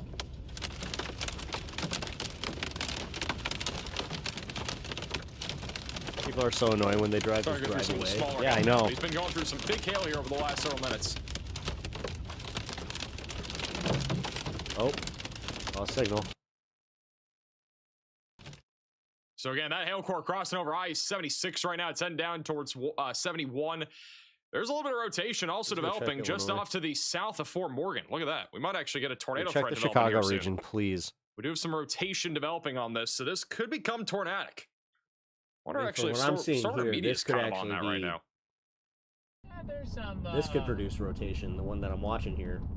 And this one, I know when they say I mean, they it's lost coming the right windshield, for I us. don't We just expect had it a to small be cell like- pass right over us. Like a crack. Little crack. Can't see much, but we'll keep an eye on that. I mean, there's definitely rotation, though, developing here on radar.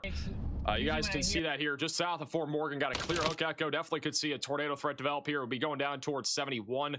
Got all sorts of wind over near I-76 right now as well, so we're still keeping an eye out on that as that continues to move down to the south and east. We haven't had a tornado warning in like 25 minutes, but might get one here shortly. Riley has an update. Go ahead, Riley. Hey Max, we did get another mesoscale discussion from the Storm Prediction Center. This is for parts of Oklahoma, Texas, Arkansas, and Louisiana. Very isolated risk of severe wind and hail here. That's for hail up to 2.5 inches in diameter, damaging winds to 70, and isolated tornadoes up to 90 miles an hour in strength.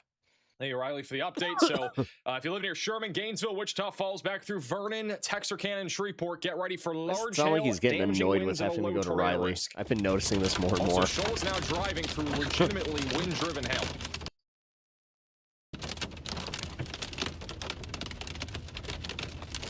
Going through wind-driven hail right now. Okay. Yeah, keep going east. A new tornado warning has been Get south. That was a big cloud ground lightning strike. They have issued a tornado warning for the storm just south of, oh, actually, no, it's not for Fort Morgan. Got a tornado warning on the other storm, Marino, South Atwood in Colorado. If you are in this warning, you gotta be taking shelter right now. Velocities look kind of wild. I'm not sure how tornadic this really is, but rotation does look pretty strong. The circulation here is actually anticyclonic. So that means it's clockwise rotation. So we got clockwise rotation right now, which is rare, southwest of Marino, heading towards I-76. So if you are in this area, you gotta be taking shelter right now. Velocities do look kind of crazy on the storm, I ain't gonna lie. There's also some really big hail coming down with this storm too, guys. Look at this. This is live on I-76. Camera's shaking. It's the hail is gonna be moving through this camera over the next several minutes. We got somebody parked under the overpass right here, inside of this warning. This is not what you should be doing right now. Nope.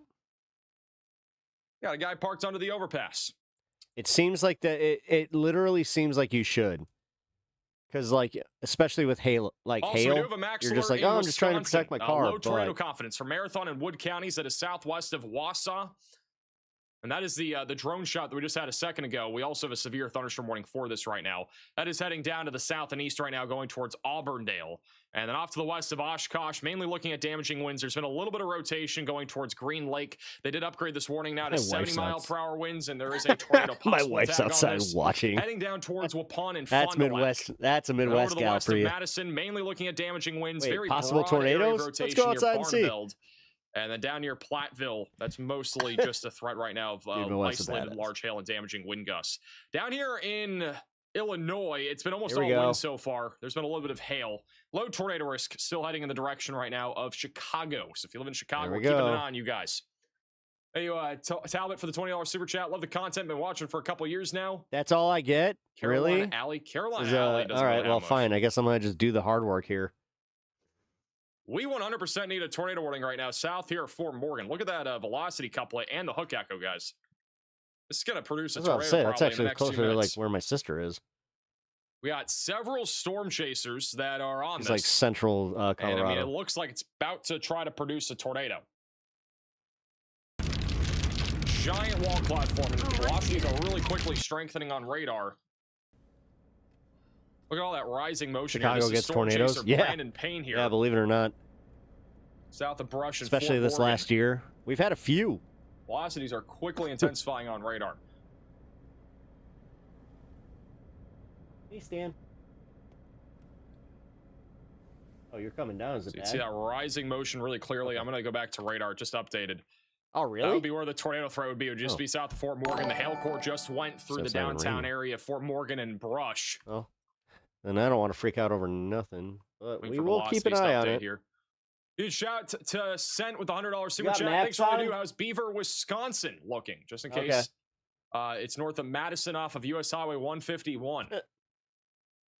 Right now, it's pretty quiet. I think in about 30 minutes to an hour near Madison, we're going to start to see some storms again. Should be mainly a wind threat. Yeah, we definitely need a tornado warning on this. We do have a max alert for this. That's a medium confident max alert. I'd definitely say it's high confidence. Got a large wall cloud forming. Yeah, to answer your question, there's not much happening right now between Madison and like Adams, but there's a storm off to the west of Madison that could impact this general area.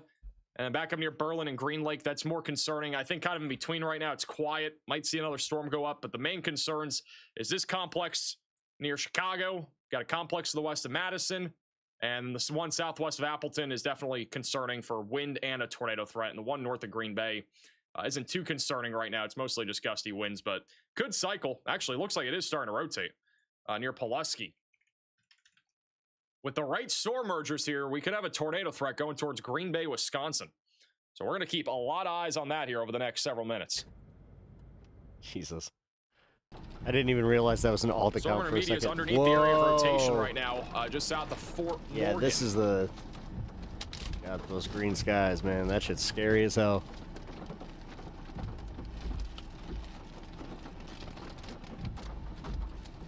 Alright. Kind of want to finish the political stuff that we were covering. Because, yeah, I want to cover Trump blindsiding the GOP today. That was kind of funny. Now I have another tornado warning. That will be for the storm. So bad. It is quickly organizing right now. Oh, there it goes. There's the warning. I like the way it's pulling Scud up. Alright, looks like we're just going to get around tornado warning now. Here. Red box. That's always a good one. I mean, this is what scares me. Is every time that I say something like that, that's when it just hits. Yeah, the other one in the northwest, northeast has a crazy couplet on it. It's getting all rain wrapped though. All right, guys, right in front of the road here, we still got this rotation. Just went forward. There's a report now of a funnel cloud. Just to the right of the road, you got Also, guys, look at this. Look at this right here. We got a huge couplet here. Just out to the south of Marino and Colorado. I appreciate that, Bloodstone. What it looks like right now. It looks like a crazy storm. I I think that rotation's gonna be rain wrapped though. You can also watch this chaser inside of the weather front app. Rotation's starting to get a little rain wrapped here. There is a funnel cloud being reported on this storm here, Fort Morgan. Yes. They're right underneath it right now. Thank you, Scott, for the $20 super chat. When this merge. Yeah, I hate to say, Natch. I think that, like, this is what I was trying to say. What an RFD cut up there. Was like, yeah, if you just ignore it, he kind of goes away. But the more you, I don't know. Briefly, it's still spinning. Takes this merge in. It seems like it's organically finally happening. Yeah, she's got where it's a just nice like, dude, little this is kind of You the. see those tumbleweeds moving due west? This is the consequences of his behavior, man. Like, I've tried. I've been patient with him. I've been too patient. Yeah, what the heck? Good job, Natch. You're doing a good job. Look at the road. I invented the right now weather tumbleweeds imagery. on the move. This is what it looks like from further back. It is a pretty elevated storm, but I mean, this thing has a pretty favorable storm merger. It's right along a boundary. Velocity's just weakened a little bit on it, so we'll see. It's gonna get a little wrapped up in rain. It's undergoing a storm merger, and if we go over to radar here, you can see that in real time. It got nudged almost over the last scan or two. It says Just to the 20% south of Fort chance. Morgan, and now it is attempting to once again, at least going under a storm merger in about maybe 5-10 minutes. It'll actually try to produce, but it might lose its rotation here for a moment. But this rotation up here near I-76 in Marino looks wild. It is very rain wrapped, but I mean, this is again anti-cyclonic rotation. What that means is that it's clockwise rotation. Very rare, hardly ever happens. But we got anti-cyclonic rotation happening on that storm just north of 76. And we do have a live shot of that right now, which does look pretty gnarly. Huge shout out to Stacy with the $50 Venmo donation, saying thanks for keeping my friends and family safe in Oshkosh, Appleton, Green Bay, and my son in Chicago safe. Well, I'm glad I can help. Thank you so much for the support. There's a latest scan rotation again, still very rain wrapped. I'm gonna see what storm media has. They're still underneath this thing. No matter what, I'm getting hit. I'm gonna get hit with a storm, no matter what. Get rain wrapped. That's the area of interest right there. What they're Good looking old at. global warming. Yeah, no shit, right? All right, we're gonna move on from the weather for a little bit. Get back into the politics, and then we're gonna have our quick fun half, and yeah, then that's all she wrote today. But and I'm not entirely sure if I'm gonna be able to do Pepaganda tonight. That's what kind of sucks. And I got nothing special planned.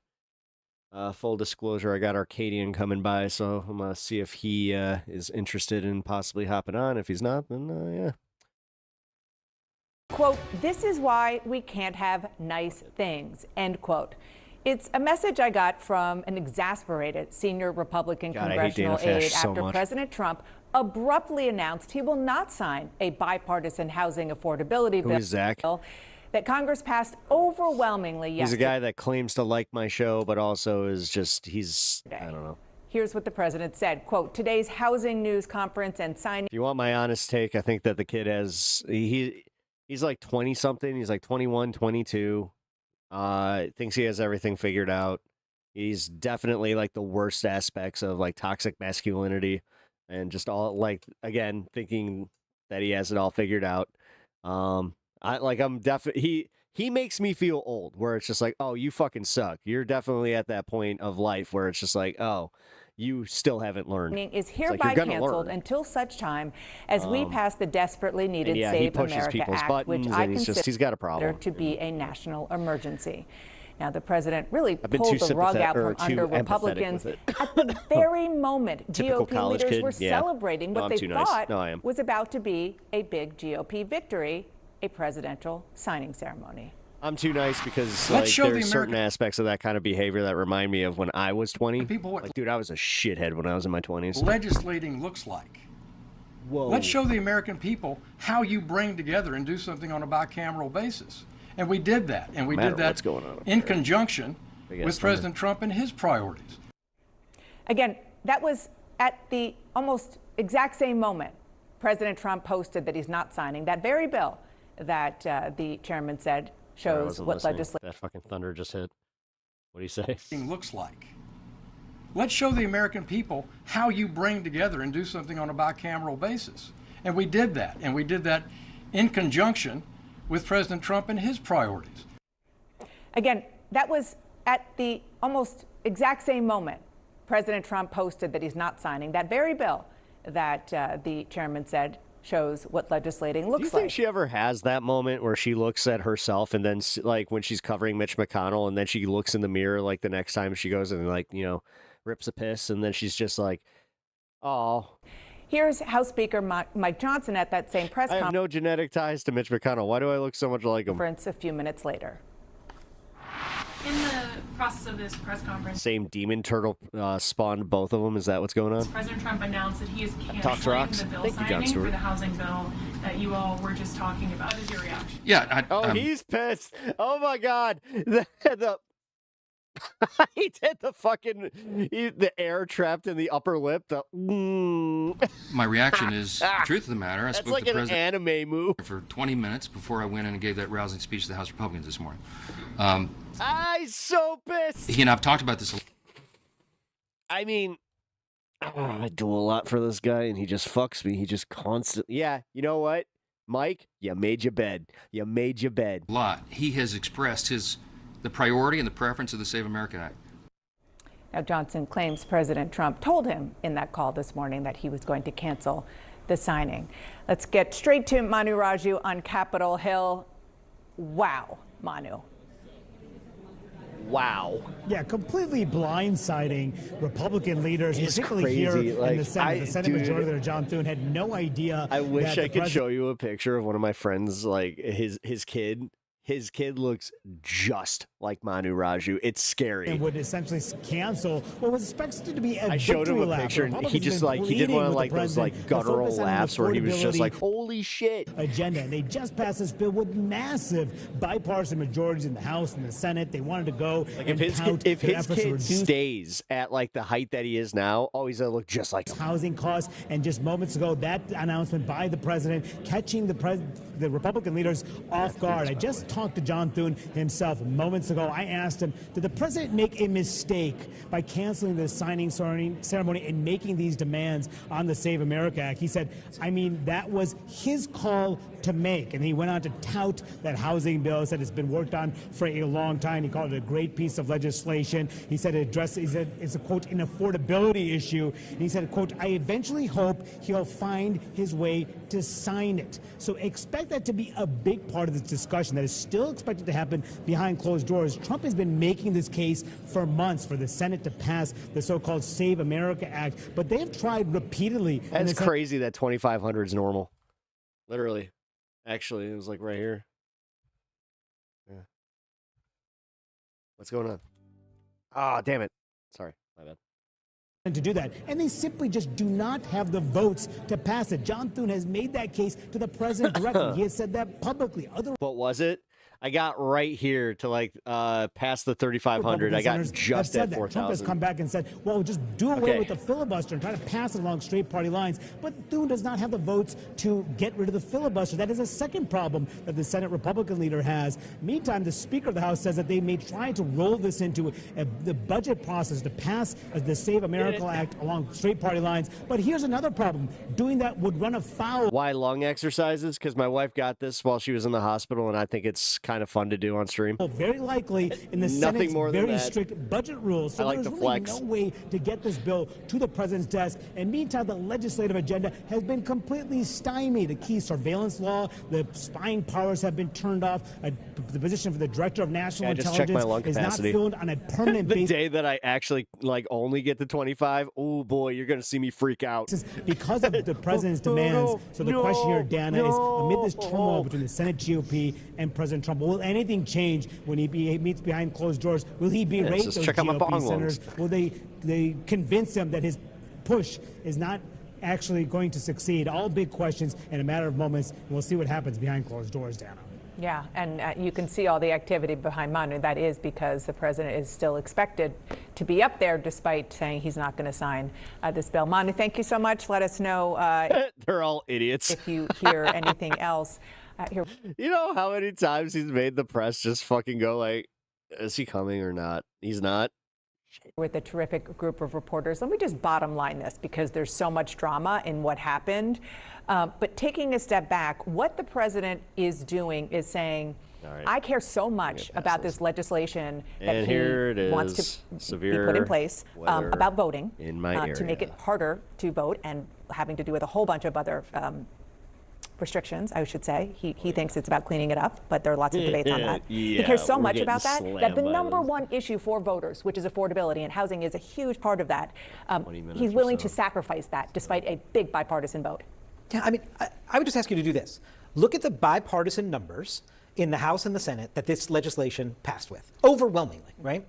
How often does that happen? When do we see both parties coming together to address a major concern of voters and actually pass something? That just yesterday on the show, I know you said legislators legislate. Yeah, exactly. We're putting up some of the specifics. So like this this is one of those rare times where they actually did something together. Politics. And then Trump was just like, you know what?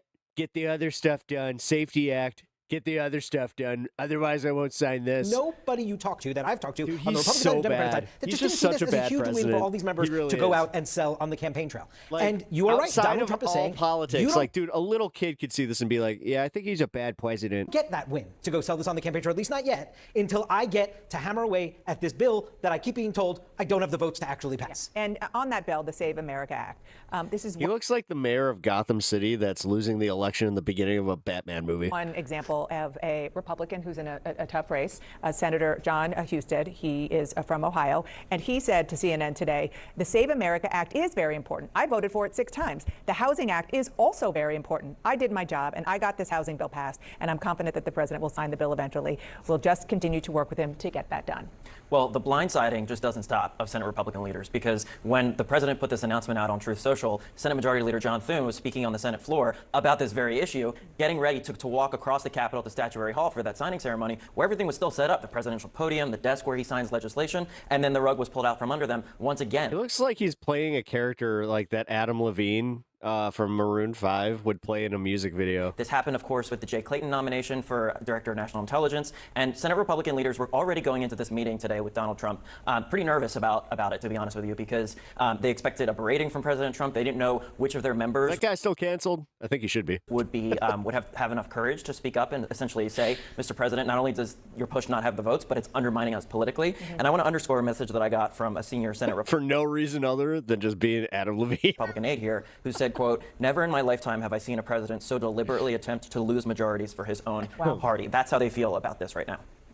Yeah, I mean, President Trump is clearly very frustrated with the Senate. We reported that last week. One person close with both President Trump and John Thune described it as, we take 2 steps forward, but then keep having the to check guy from to see if there are any Heroes, Peter Petrelli. Around. This yeah, is very looks like clearly Peter Petrelli. A landmine. When you talk to White House officials, they say that President Trump's main priorities are the Save America Act, getting rid of the Senate parliamentarian who he feels is in the way of getting past some of these big bills that he wants to do, and that blue slip process when it comes to judges. Nowhere in those 3 things I listed is this housing bill. And so I think you're seeing the president or any kind of affordability. or any kind of affordability. Obviously, the one thing that voters are worried about. And so I think you're seeing the president say, I'm going to twist the knife to try to get something that I want. And you're seeing Republicans say, we don't have it. And I don't know how that exactly ends unless one of them basically backs down. And I don't think you're going to see President Trump do that immediately. And if you just to sort of put a finer point on the bipartisanship, we had the big vote.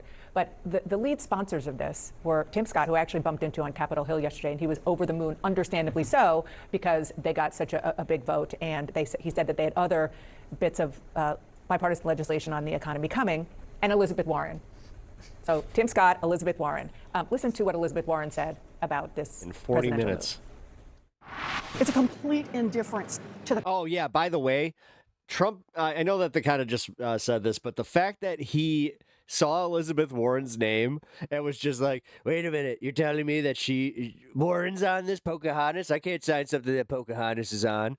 And it's like, sir, this is bipartisan. Pocahontas. The cost squeeze on American families and to genuine efforts to do something about it. You know, he could be over here trying to claim a victory lap, and instead he's saying, no, he doesn't want anything to do with it.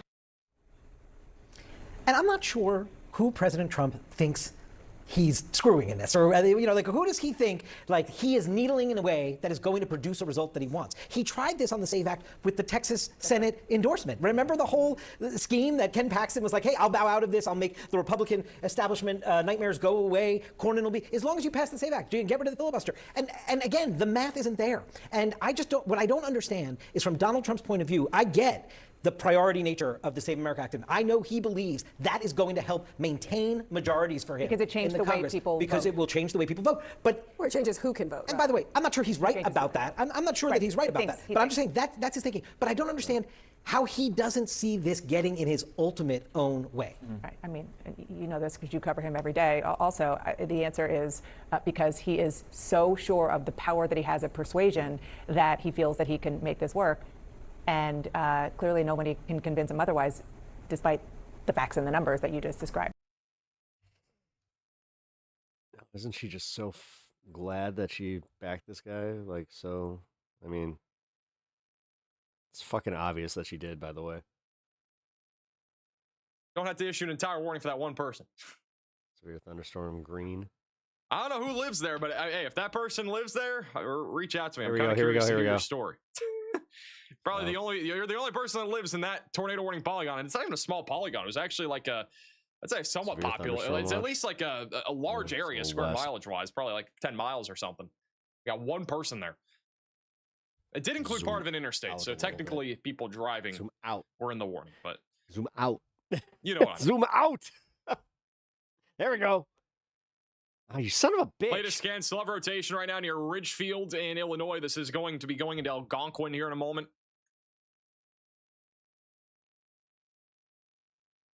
We know Algonquin. Thunderstorm warning with tornado possible. That's where I filmed all my all the flood stuff. On that right now. There are some new storms going up near Clinton. And I went to a few protests in Algonquin. And Illinois state border. It's right by where I grew up. Should be mostly a gusty wind threat for now. Not seeing much rotation on Done that. Deal, like we get hit too. Thunderstorms approaching Madison right now near Darlington and over near Ripon. That is where we have a few viewers reporting sirens going off. Okay. Rotation's been pretty broad over the last few minutes, but if you live near Rosendale, you literally Brandon, just like stay alert he went to every area except and then by over like Green where Bay. We're about to get hit pretty hard here in Green Bay by damaging wind gusts and at least a possible tornado threat as this continues to track down to the southeast. There will be a live shot of this moving in here in a second. I'm going to put that on the bottom. All right. On the bottom. I'll keep an eye out. A dramatic reading. Quote. A dramatic reading of a book by Donald Trump. They're saying that Donald Trump once said something so heinous, so crazy, that it made you grab your ears and put your head between your knees. He, the president, was also having trouble hearing, asking people to repeat questions they just asked. Joint press conferences with world leaders were more often held in the Oval Office than in the East Room, in part because the acoustics were better and he didn't have to stand for an hour. That excerpt is from Regime Change Inside the Imperial Presidency of Donald Trump, released like less than 24 hours ago. Wow. But it's already sold out on Amazon. With us now, are the co-authors, our friends Maggie Haberman and Jonathan Swan. First of all, congratulations. I'm telling you guys, the appetite is out there. People hate Trump.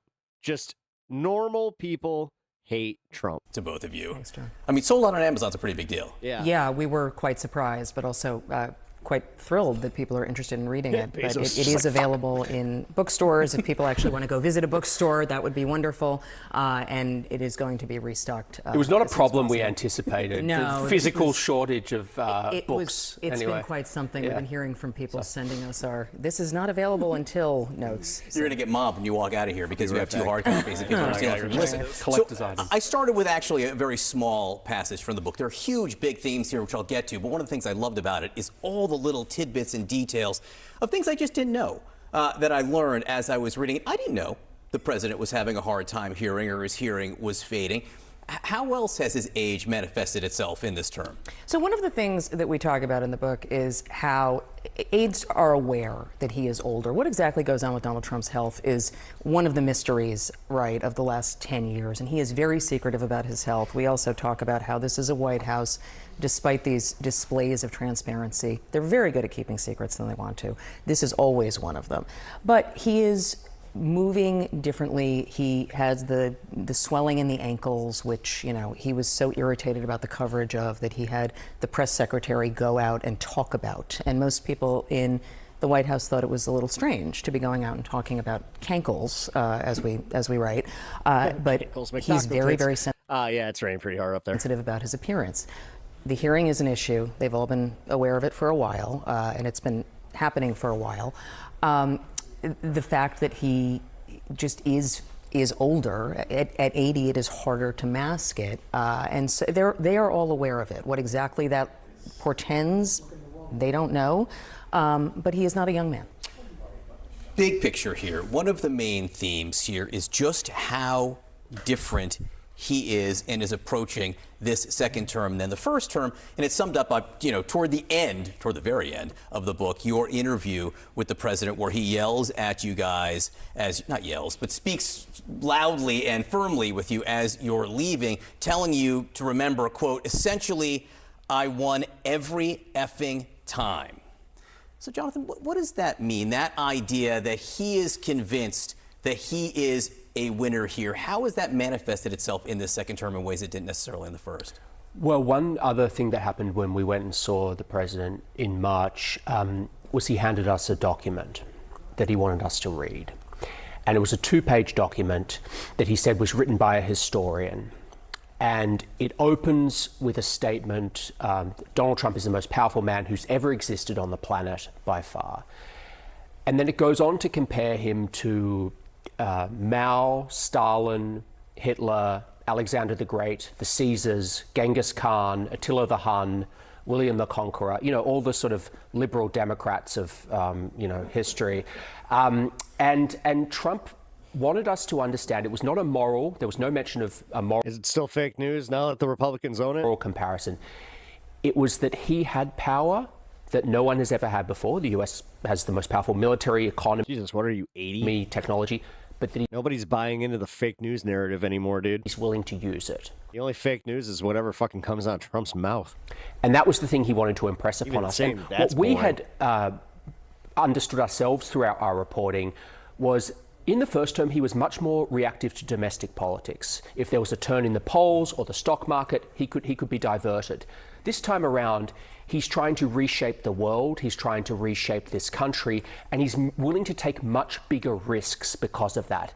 And if you put it through that lens of sort of Donald Trump as a Napoleonic figure in his mind, the Alexander the Great, the presidency starts to make more sense, I think. It's not so much that he's shattering the world order, he's behaving as if there is no world order, is basically what you write. Well, when you talk to leaders in other countries, and most of them won't say this on the record, the post-World War II order essentially... It's over. It's really, I mean, yeah. Who actually thinks that Donald Trump would go to defend a NATO country? I mean, he's openly saying that, they're weak, they're paper tigers, they screwed us over, we need to pull troops out. NATO is really on its last legs. One of the ways this power manifests itself is through retribution. You guys write about this really in two separate parts of the book, but there's one episode that's relevant to New York. Big day here in New York. Elections last night. One of the political losers, actually, the Attorney General Letitia James. Some of the candidates she backed didn't do so well. But the president had it out for her, Maggie, you write, in ways that I'm not sure people realize. Yeah, so one of the ways we take people inside how this retribution campaign works in the White House is we describe how they can't even always remember exactly who they're going after. So just in one separate case that has nothing to do with Letitia James, but Stephen Miller and the president and Boris Epstein, who's not a White House employee, is the president's legal advisor, are sitting around and they're talking, and they're talking about who was that guy involved in the elections, in the machines and the security of the elections in 2020, and it was Chris Krebs. They couldn't even remember. They had to look up the name, and then soon there is this presidential memoranda about investigating Krebs. Tish James, who brought this civil fraud case against Trump and the Trump org, that could have essentially brought his company to its knees. She has been his top target, according to almost everybody that we have spoken to. And what was fascinating to us and really laid out in very clear detail how he is looking at this is there's really no line between the White House and the DOJ, which I think has been apparent to people, but we make clear in the reporting how true that is. He wanted the top DOJ officials to understand as they were trying to obtain an indictment against Letitia James, and there was this question of whether a mortgage fraud charge could actually be brought. Todd Blanche, who was then the Deputy Attorney General, was not convinced this was going to work because it required intent and proving it. And he was operating, in our reporting, from the perspective of if you're going to bring a case, you need to be able to actually prove the case. Like a lawyer. Correct. And so I'm just going to read to you from the book, which is, Trump remained irate over the lack of progress against James. He told one advisor that Blanche needed to grasp he didn't really care whether she was ultimately convicted. The president's true goal was to drag into court the New York Attorney General who had won a nearly $500 million civil fraud judgment. It's literally all the show against him. Quote, "I want to make her life miserable," Trump told the advisor. We asked him about this in that Oval Office session. He didn't deny it so much as hedge. "I don't think so," he said when we asked him if he had said it, but then he said, "But I would have said it." and he went on to call her a dirty cop and a very corrupt person, highly political, not smart. So we got a real look at exactly how this Wait, isn't that Axios douchebag? Is working. And I'm sure there are many other drafts of history that will be written, but this was the one we were able to obtain. The ballroom is cutting through. Yes. The fact that while we have an affordability crisis in this country, or many people living, paycheck to paycheck, the visuals of Trump building this grand ballroom and all the UFC gold, event, all of it. It's actually cutting through to voters in a way. The reflecting pool is a big one because now people are just like, so you used tax money on that? And it didn't even get done, and that's why they're pushing for the fucking vandalism thing. So they're just like, it was left-wing vandals. It was the Democrats. The Democrats are vandalizing the reflecting pool. It has nothing to do with the fact that I don't know how algae works. I have absolutely, I know all about algae. I don't think many of his aides anticipated. So much of this period you're writing about, the president is unchecked or relatively unchecked, operates with relative impunity. Any sense of what happens if the Democrats take control of a chamber of Congress next November? It's very uncertain because, there's a sort of conventional wisdom of, let's say they take the House, well, now it's oversight season. Well, what happens if you have an administration that doesn't respond to subpoenas? What's the enforcement mechanism for that? The Trump DOJ? Oh, yeah, okay. Yeah, I know. They'll be really cracking down hard. So, we don't know. It's So that's called a constitutional crisis, dude. Because of the ways that we layer it where they are supposed to have that power. And the DOJ is supposed to be an independent agency. This motherfucker's literally he's part of being responsible for normalizing this shit. Swan here, he can get fucked. He's one of those journalists that can get completely fucked. He has his own agenda, and he is more than happy to see Trump here. I mean, he's got dual citizenship. He could fuck right off back to the UK. It's a real black box for us as to what happens after November, and Trump has already... Or wherever. He sounds like he's got November. I mean, Rebecca, dare I say, we might be shipping him back to the fucking, the Outback. Said many times, we have this in our book, he has told people in Oval Office meetings, I'm going to pardon. Or is he is that New Zealand? Anyone who came within 250 feet of the Oval Office. Sometimes the distance changes. Sometimes he says 200 feet. 25. Sometimes he says 25 feet. But some number of feet. So. Whoa. He knows he has immunity conferred by the Supreme Court, and everyone around him knows they're going to get pardons. So what's the accountability mechanism? It's very unclear. Iran has been so important here, and you write, and you've talked extensively. Literally, the most corrupt part of this administration is how they're preemptively doing that, but then you literally have these assholes going out there. What about Joe Biden pardoning himself? Get fucked. About the fact that Donald Trump was more into this Iran operation than I think a lot of people realize. Based on that, Jonathan, any sense of where this goes next now that it's pretty clear? Look, I guess we don't know what's going to happen, but it's clear until now the main goals have not been met. Right. Ones that, defrauded the government, waste, fraud, abuse, and all that fucking bullshit. And they're in a bit of a bind because they explicitly laid out these goals. Marco Rubio said we want to dismantle the ballistic missile program. And that's us. Had reporting that Iran... But no, we don't want him. You can keep him. Retains... We don't want him either. Hot potato. Access to something like 70% of its missiles. So, look, Trump wants to get out of this. He wants a deal. He's trying to sell the deal. And he's trying to desperately show that it's not the JCPOA. But some people on the right are worried it's going to be worse than the JCPOA on certain... Right. But they may underestimate his connection to his initial passion to going after Iran. Stronger, I think, than many people may have thought initially. There's no question about that. I mean, there is this belief that Netanyahu sort of puppeteered Trump into this. And certainly Netanyahu spent many months trying to compel Trump to join him.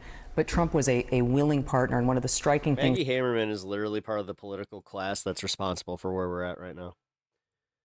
All right.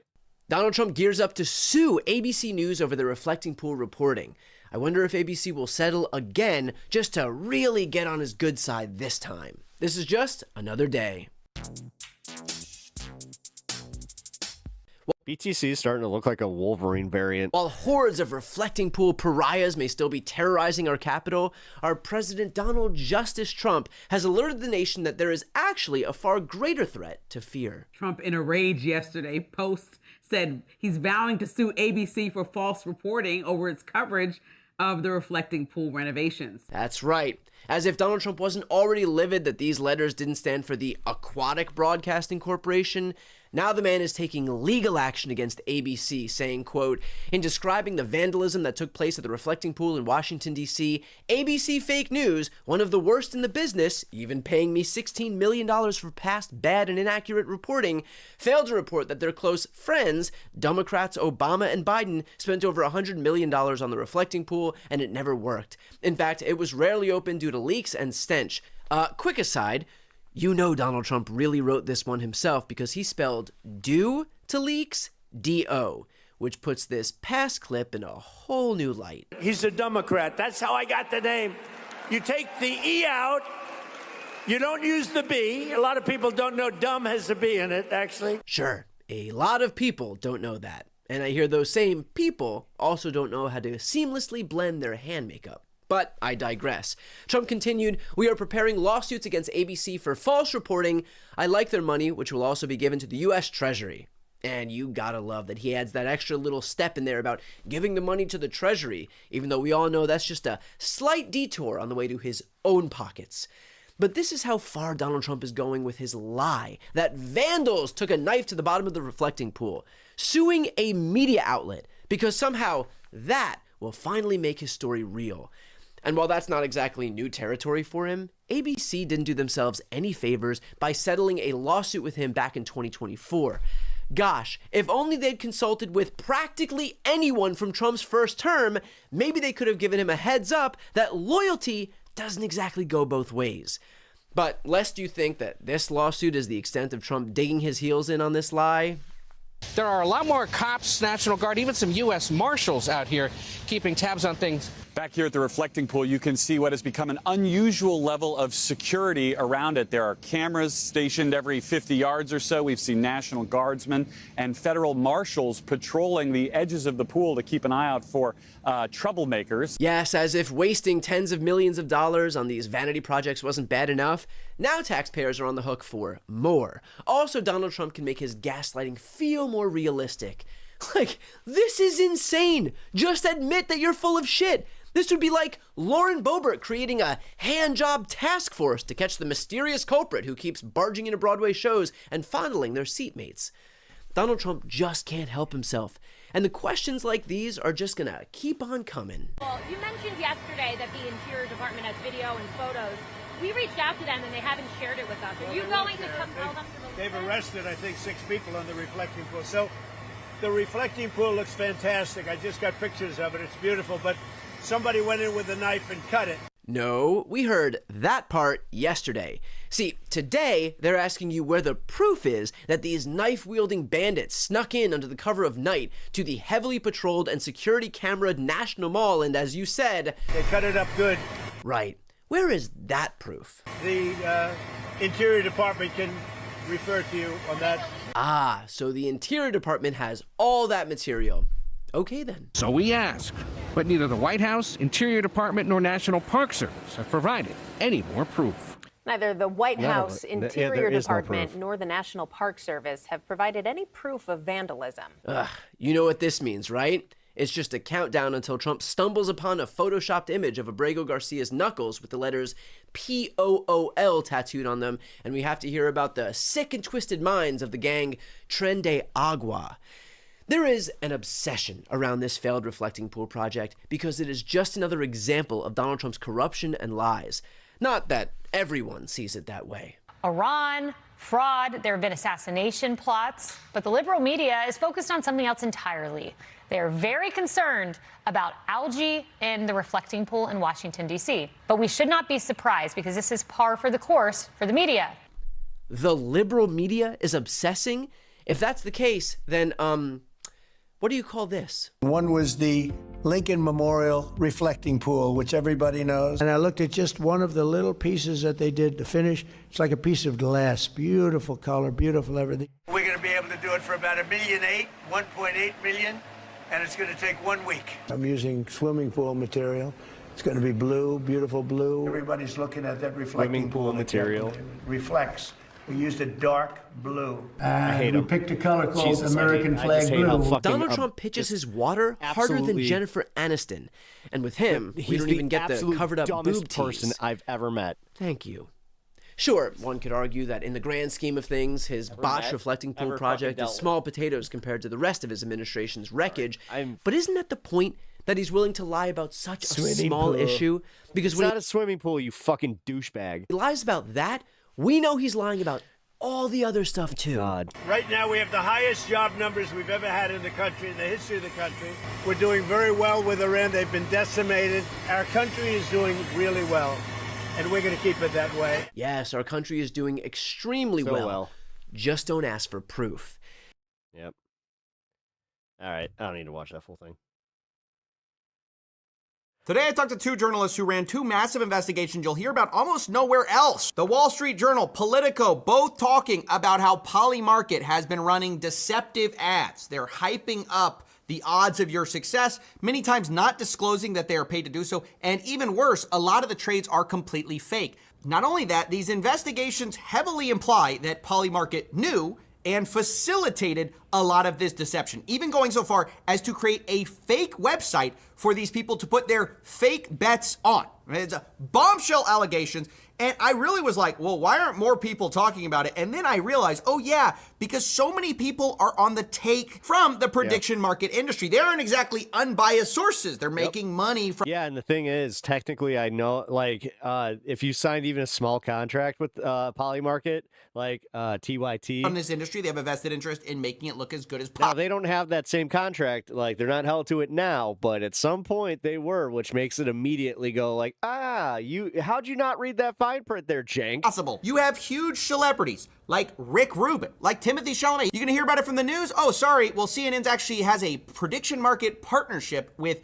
Kalshi. You gonna hear about it from Fox News? Oh no, actually they have a prediction market partnership with Kalshi once again. Are you gonna hear about it from the Wall Street Journal? Well, actually yes, but the Dow Jones is actually partnered also with Polymarket. This is a fun fact that was brought up to me by one of the journalists who wrote the story as a line of disclosure they had to make, actually. My name is Caitlin Ostroff. I'm a reporter for the Wall Street Journal, and we just did a piece on how Polymarket is paying for deceptive bets to be shown on your social media feed. And even the Wall Street Journal, our parent company, Dow Jones, is a partner of Polymarket. So, like, you know, that is a fun line of disclosure that we get to put in literally everything we do. It's the highlight of my day. Yeah, what a disaster. You run this incredible piece of hard-hitting journalism only to find out your parent company has a partnership with that company. Now, credit to them for reporting it. You know, it's a huge bombshell. Obviously, Polymarket is probably not happy with it at all. And basically, the central finding is all around not only fake bets, but all these videos that were going out showing people making a ton of money. It turns out it was happening a lot of the times on a fake website that Polymarket set up. So I'm gonna have you watch a few of these videos and notice the URL. What? Dude, Zach, are you trying to get banned from the channel entirely? Like, you've pushed it. Like, what are you doing, man? I've been way too kind with you, and you have taken up way too much of, like, my time with this shit. Will Trump say April Fool's this week? 4%? Bro, what the? Want to be accused of April Fool's? Yes! Trump say McDonald's in January? Good deal as usual. But you know, in the old days, McDonald's... Now, there's a lot more videos just like those. The general format is they make a long shot bet, get paid out a ton of money. Isn't that so wonderful? And if you look at the URL, it very clearly says Polymarket, or at least, you know, that's what I think that says. I'm zooming in. It looks like Polymarket, but the Wall Street Journal says it's a different website entirely. We have spoken to people who have told us that Polymarket created this website. That this website, Polymarket, was made by Polymarket. Wait, you said I didn't just have an aneurysm. I just heard Polymarket. What? This is at least what we have called it. This is the so. Polymarket has created this program where they have told college-age creators to film content promoting the website, and as part of that, they should film themselves making trades. Now, to film these trades, Polymarket, our reporting shows, created a fake website called Polymarket, or at least that's what we are calling it, but it's P-O-I-Y Market. And when the I is capitalized, it looks exactly like the real thing in terms of the URL.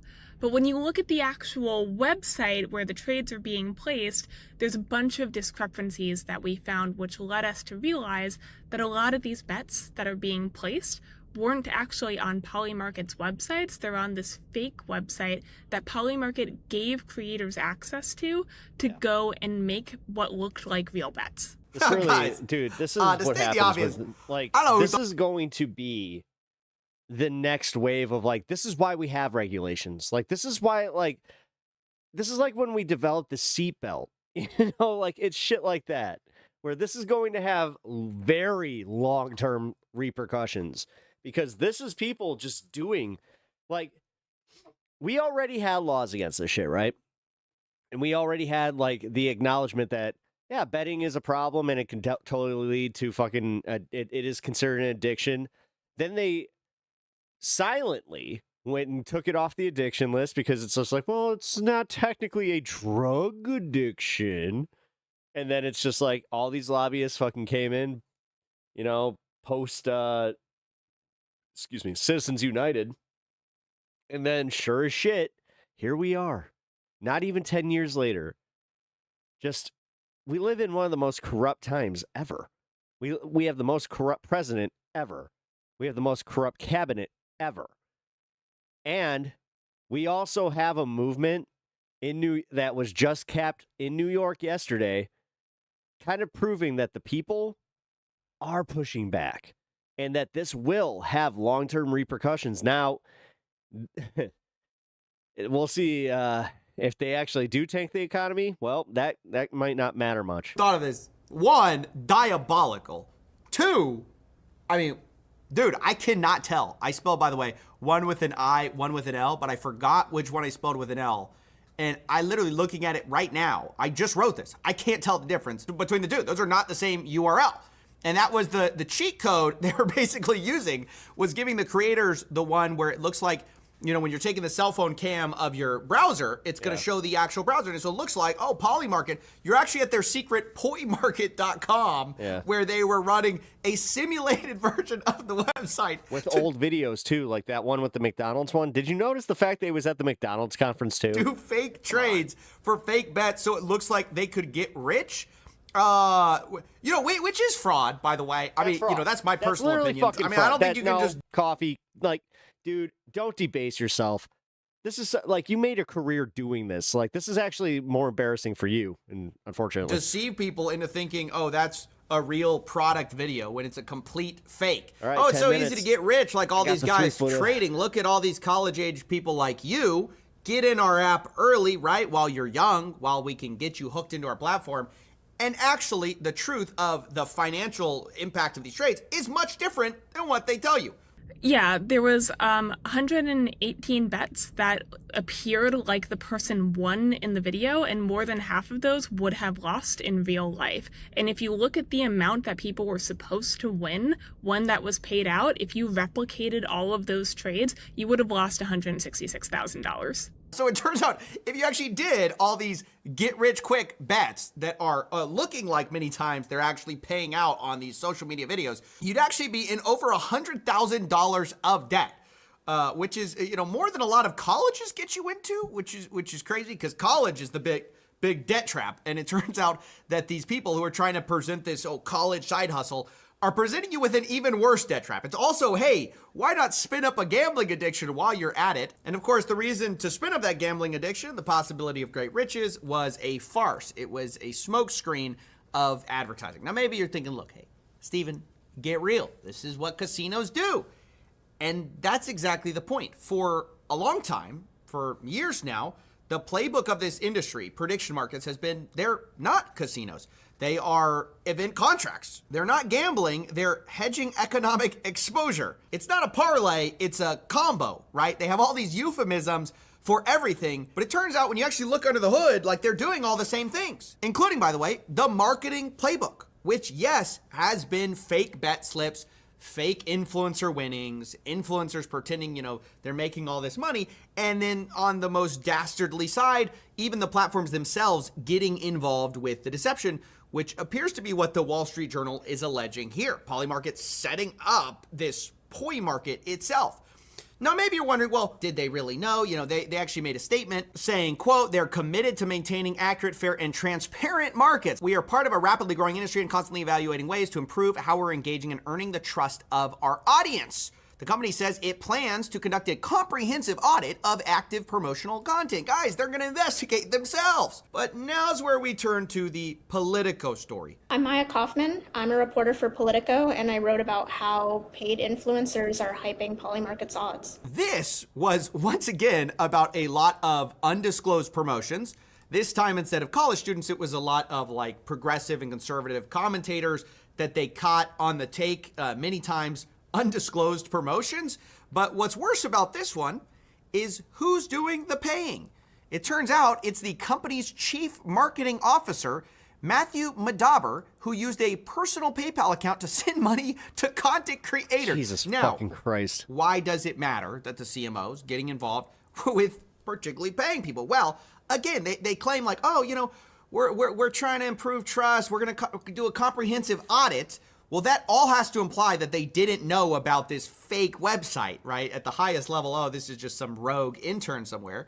So what does it look like when the CMO is involved? We found that he was using a personal PayPal account to send money to all kinds of influencers, and we were able to verify the identities of about 24 influencers who all combined were receiving hundreds of thousands of dollars of payments from this PayPal. Not disclosed. Like many of these people's, their audiences had no idea that there were these posts, and they didn't know they were basically paid to promote either the Aggressive commentators means jank. trustworthiness of Polymarket to promote certain mayoral bets, to promote, different event contracts, whatever you want to call them.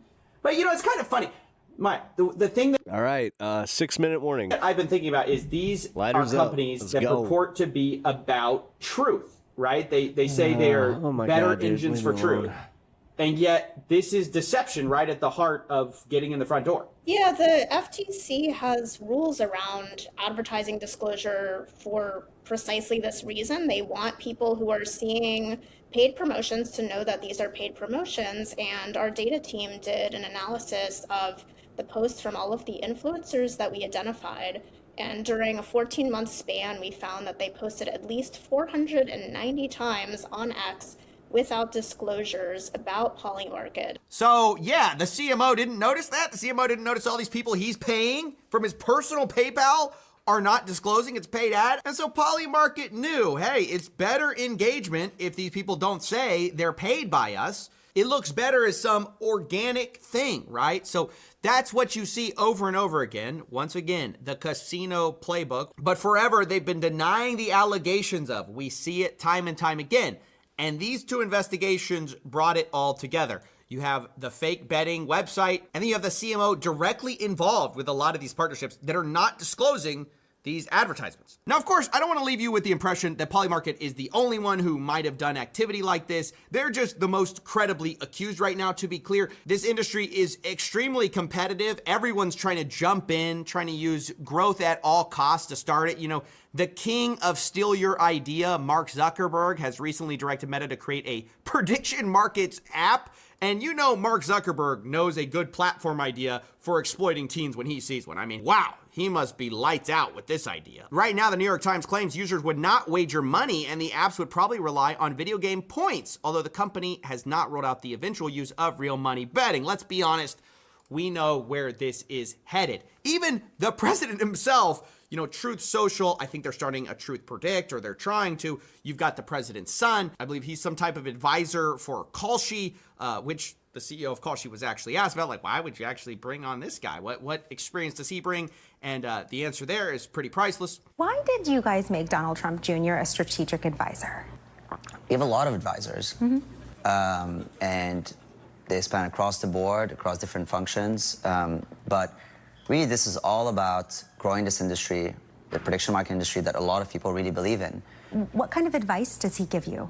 So it really is, again, about growing prediction markets. Does he come to meetings? How much do you pay him? What's his role? I mean, this is the son of the president. We have a lot of advisors. He's not just any advisor. He has a direct line to the White House.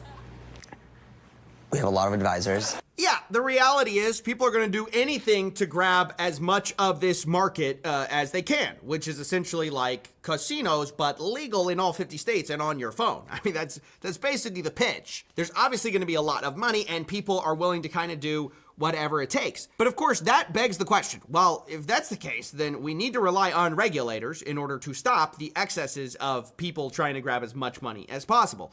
And, there are rules in place, as Maya, the reporter, actually talked about. There's the... Oh, Rebecca, you're taking off. All right, I will catch you later. Sorry, I was... FTC guidelines. Dealing with the little problem we were having in chat. You are not supposed to promote something and not disclose it.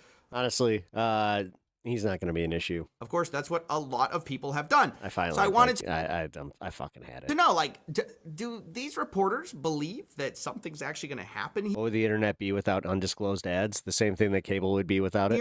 We did ask the FTC about what we found. We presented a summary of our reporting and we asked, is this something that would fall under their rules? And they didn't respond to any of my follow-up emails. So my indication is I really don't have that much insight into what they're thinking about this, if at all. Generally, these agencies, if they do have investigations, they're not confirming those to reporters while they're open. But nothing. The silence, I think, was pretty deafening. Didn't really miss much. We reached out to them. Honestly, no idea. Somebody who's been a problem in chat for a while weird is being a journalist deciding these days, that and really at any point in history, because you never quite know fuck what the public reaction will be. I mean, we haven't heard anything specific from the CFTC, but also generally government agencies don't comment on if they were going to By the way, do 2-minute warning. into much of anything. 1 minute warning, actually. So, you know, if like Rebecca if left. they want to Damn it. investigate, Literally that is their before right, the but we 420, I was haven't about heard to hit anything. the. Well, the at least three-footer. they're honest. We don't truly Fuck. know what's going to happen. Although personally, I'll just give Well, my this is for opinion. Rebecca. I don't think they're going to be investigated for this poly market. I don't think any of these prediction markets are really one going to is, get meaningfully for her. regulated.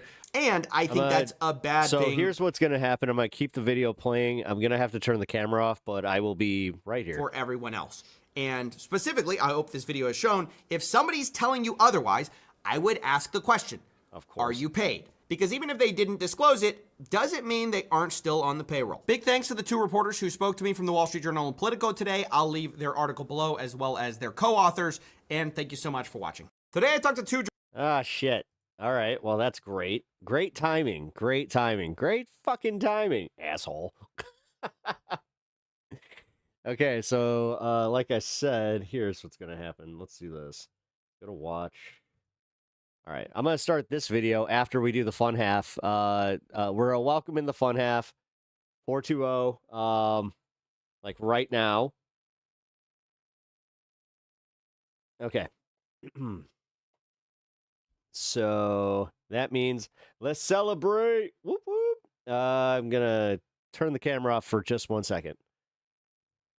All right, guys, I'm still here. Actually, let's get some music for this. Let's get some music. Go. All right.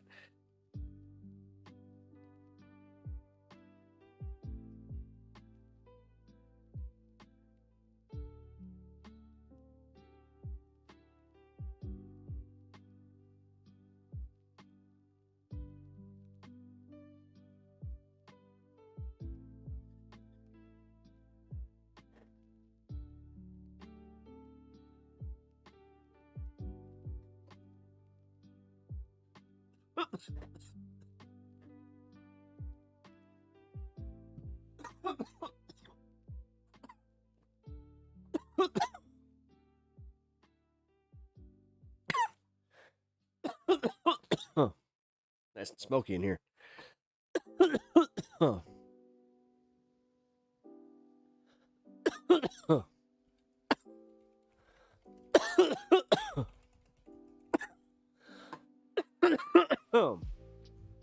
Okay, well, perfect. I wanted to watch this yesterday.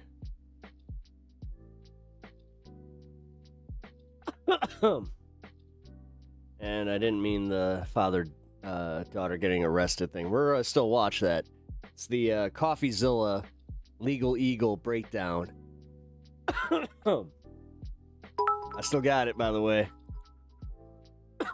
Whew. Got warm down here all of a sudden. I feel good. Okay. Great what?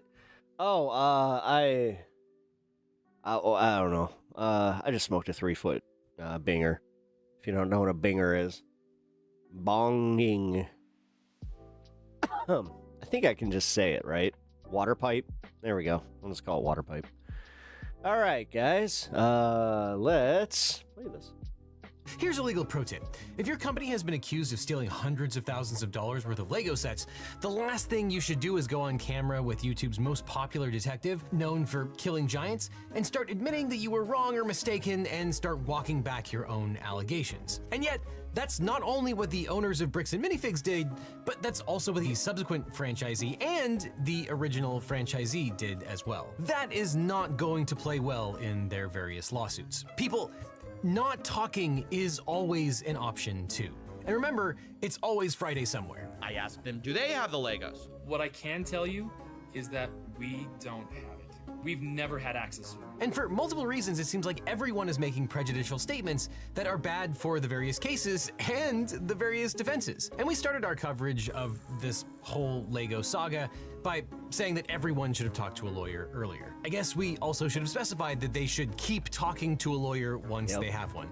I am frankly shocked that the lawyers signed off on their clients' interviews in this whole thing, but we'll get into that. Now, we and everyone else has covered the facts in depth, but a quick recap of how we got here. Bricks and Minifigs is a franchisor of Lego resale stores. Franchising means the local store is independently owned. Corporate licenses the brand and takes royalties. In November of 2023, Brian Mansell consigned his father Ed's Star Wars collection to the Salem Kaiser Oregon store, then run by franchisee Crystal Law Gorman and her husband Benjamin Gorman. Consignment means that you keep ownership and the store sells your stuff and takes a cut once it's been sold. Mansell and the Gormans publicized a value of around $200,000, but that was always unrealistically high, and this number could never be exact. CoffeeZilla, in his investigation, lawyers, who needs that? Pep law. You need Pep law. You need Pep law, like, for real. Puts the number probably somewhere in the middle, around $100,000 to $110,000, and others who are far more knowledgeable about this than Dude, I'm gonna have to pass the bar just so I can make Pep law a thing. I am, also seem to concur that that is a much more This guy passed the bar and he's not even a lawyer. Why? Because he wanted to do a segment called Pep Law. A reasonable number. But at base, the Mansell collection consisted of hundreds of Lego sets in sealed condition, which everyone agrees was pretty valuable. Crystal Law and Mansell agreed to terms sometime around October or November made that channel. 2024, and the store sold Mansell's Lego for over a year. Then in November of Why'd they 2024, block out her Law and husband's Gorman face? We've announced that seen they his were dumb moving face. overseas. Bricks With and his Minifigs Corporate terminated the his stupid, like, dude, he with his weird, like, fucking, his horn eye piercings and his stupid their franchise agreement and repossessed the store entire time overnight. that she was the parties during the interview. He's like, obviously disagree about how that closure went It's down. like a weird the Salem smile. store then changed hands twice. bro did it for the bit. In November, That will go on my gravestone.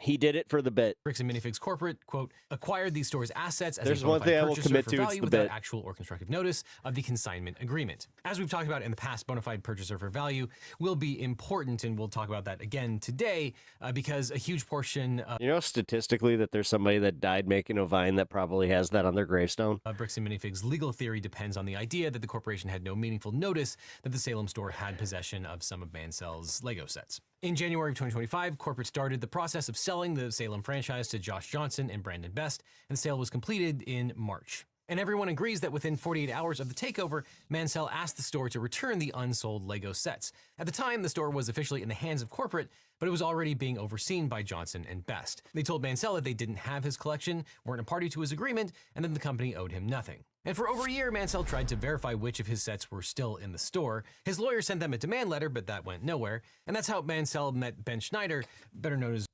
YouTube's Reckless Ben. Ben then waged a campaign against the store, the franchisees, and corporate in a quest to get the company to return Brian's lost Lego sets, or at least compensate him for the sets that weren't sold. And for more on that, you can check out our earlier videos for more about Reckless Ben's arrest. We got 3-footer 2.0 syndrome here. And the underlying dispute. That just now that hit takes me. us to all of the new acts and evidence that have come to light, and all of the lawsuits that are flying back and forth. But first, we have to talk about one of the most controversial aspects of our last video.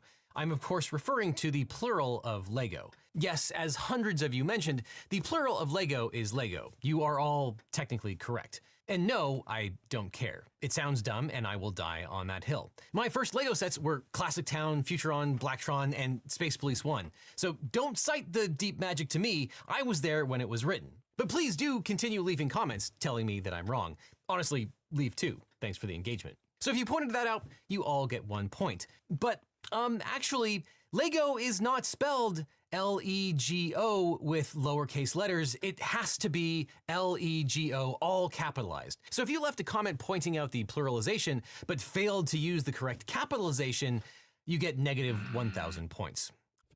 I'm sorry, I don't make the rules. But in all seriousness, the reason I don't care and choose to Vitruvius has spoken. intentionally not participate in this particular I love this linguistic little guy. convention is that it's corporate the Lego branding. movie. It's advertising for the Lego Corporation. Sure, the Lego Brand Guide says that Lego is an adjective. So they say you should refer to Lego sets or Lego bricks.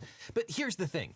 If I want to get 10 blue marbles and I refer to that by saying, hey, give me 10 blues, everyone knows what you're talking about. That's a totally normal way to pluralize things, even if it is Like a suit. a singular adjective. But I also don't care what some giant multinational, multi-billion-dollar company wants, and I refuse to let the Danish tell me how to speak English. So I'm not going to blindly follow what the corporations tell me to do. Refuse to let the Danish tell me how to speak English. So let's talk about all of these putatively stolen Legos.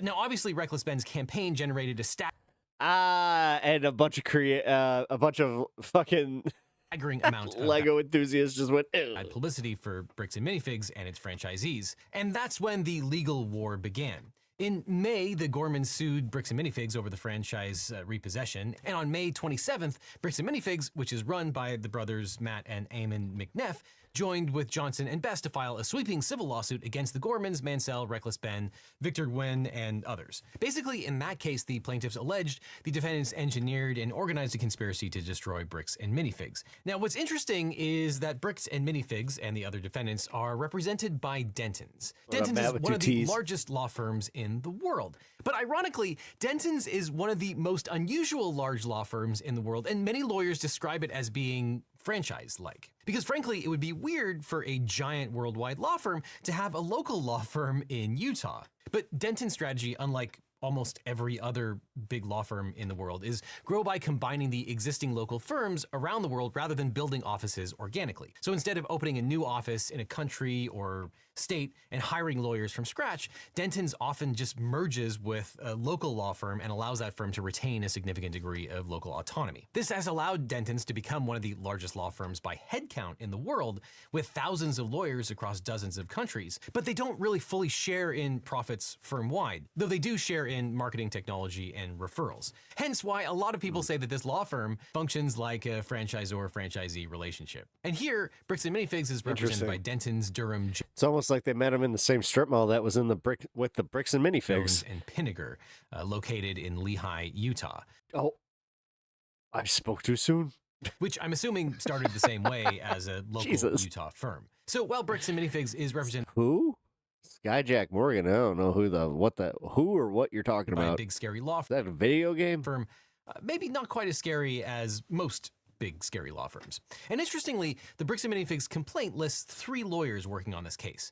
2 associates who have only been practicing for 1 and 3 years, respectively. And then the partner on the masthead looks like he's been practicing law for literally 40 years and has a ton of experience, but might have retired 10 years ago to teach part-time and only came to Denton's in 2025. And even then, there was a 6-year gap in his resume between teaching part-time and practicing again starting in 2025. Just very weird.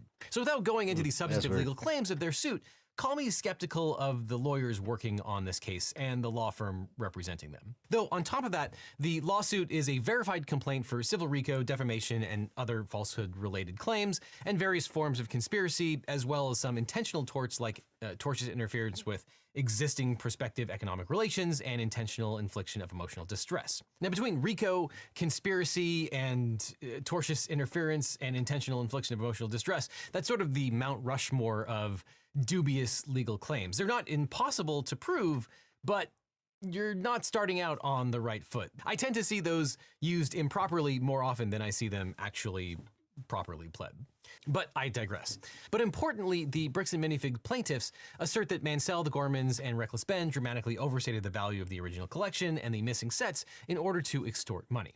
In fact, the complaint uses the word extortion 21 times, and the complaint makes one key claim about the value of the collection, quote, less than $5,000 worth of Star Wars Lego product could be located and identified in the entire residual Salem LLC on-site inventory. But then, 7 days later, the company substantially changed its story. And because of this, I cannot stress enough how critical a legal notepad is when your job depends on making critical decisions in a high-stakes environment. And that's because some of the most important conversations often happen when you're not ready to take notes, which is why you might want to consider getting one of these Note Pros from Plod. This little guy is honestly such a game changer if you work in law or any other decision-heavy workflows.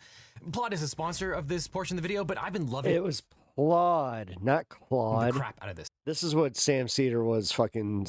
Oh. And if you were running the Bricks and Minifigs Corporation, it probably would have. This is why he thought this was saved you cool. from putting your company into this mess. Because this Note Pro is hands down the most accurate note-taking and transcription device I've ever used, and it's way better than using built-in transcription features from all the apps that you use. In fact, just the other day, I spent hours plotting out this channel strategy with my team, and not only did the Note Pro transcribe everything with pinpoint accuracy, but it also generated an easy-to-digest summary of the most important points and action items. I mean, I'm sure that somehow the info gets sold, but I don't know. That's cool. Somebody who's a fan of like transcribers and just recorders and shit like that for media purposes, that's awesome. Bricks and Minifigs issued a press release stating an internal review had uncovered, quote, operational gaps during the transition and the subsequent management of document recovery. The company parted ways. They should have changed the name. Yeah. with Because I thought it was Claude. Johnson and Best, who presided over that transition, and Bricks and Minifigs revised the value of the original Claude. unsold collection to approximately $100,000. Eamon McNeff said, quote, "We've been asking for documentation for a long time. We'd asked Mr. Mansell and others and did not receive enough to have a clear picture until recently, thanks to internal and external operations assistants and those who continue to stand with us, and we finally have enough to proceed with a resolution." Now, even before we get to CoffeeZilla, this press release tossed a grenade right at Bricks and Minifig's own lawsuit. Just who were these They outsiders already who gave fucked them their campaign operational so assistance? And did they contradict whatever inventory and dude. accounting that Best and Johnson had put forth? And why didn't they have this information a week prior when they filed a 95-page verified complaint? I have so many questions, and believe me, so do all the defense lawyers working for the Gormans, Ben Schneider, and Mansell. Now, additionally, the company offered to give Mansell all of the Lego sets that were located in the Salem store, regardless of whether it could be identified as part of his collection, and they also offered to drop their case. Now, despite all this, backtracking on the collection's value, dumping Johnson and Best for mismanagement, and confirming that some residual Lego inventory actually belonged to Mansell, Bricks and Minifigs did not drop the lawsuit or any of its claims.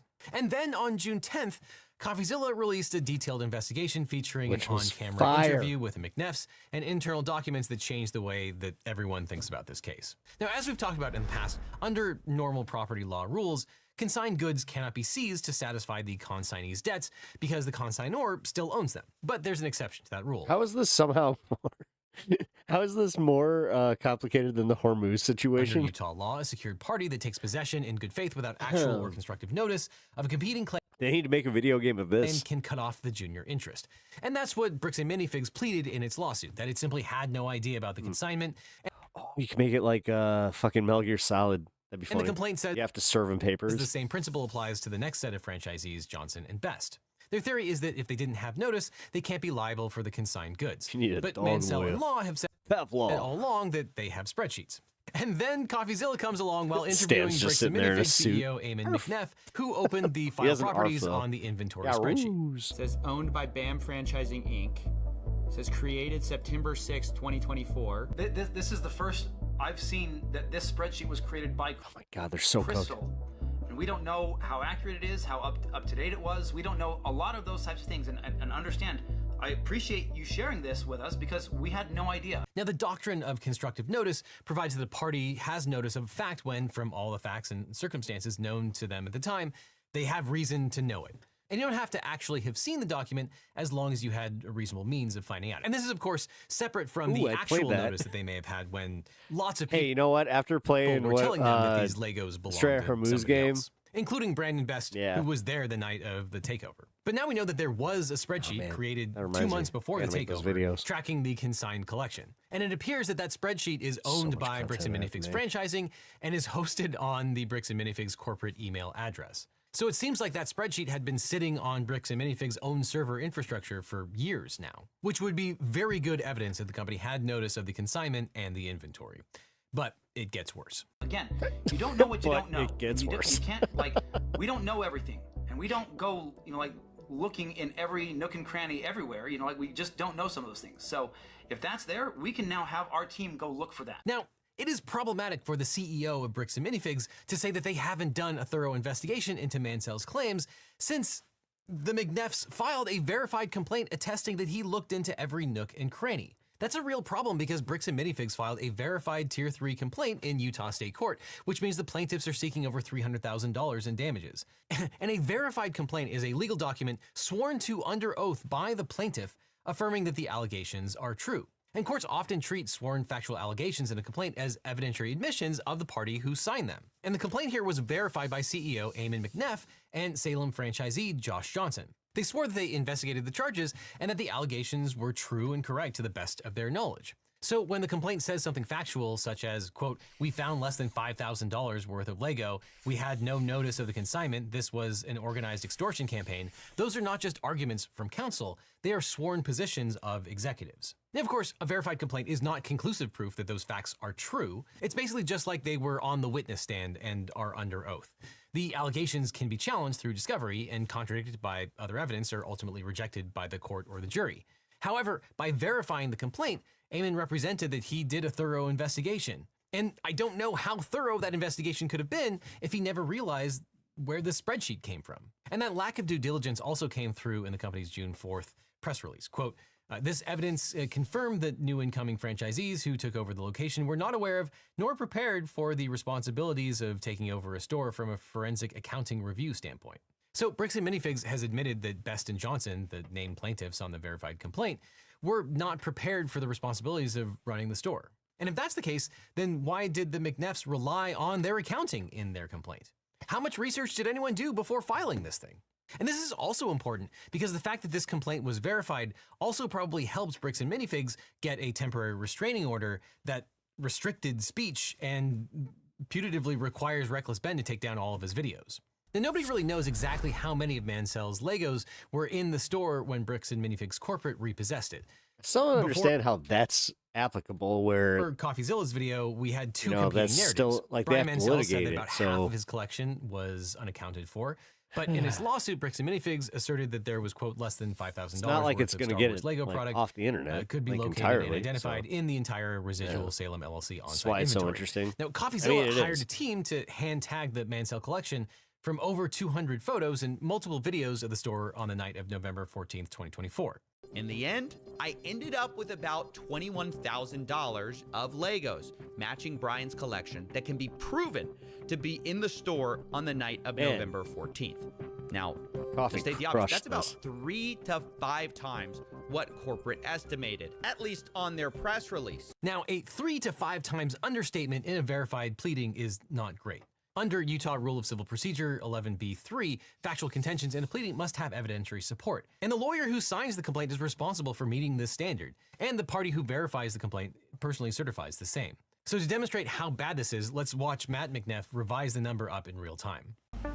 Do you think y'all have all of these? Very likely. Okay. Again, I'd be surprised if we didn't. But then I couldn't help myself. I started to bring up some of Crystal's photos to see if they matched up. Have you seen this before? Not that I recall. So, do you see that? Yep, the Vulture Droid. 75169. 169 I'm not seeing, so there may be... Okay, so there's one that is not on our list.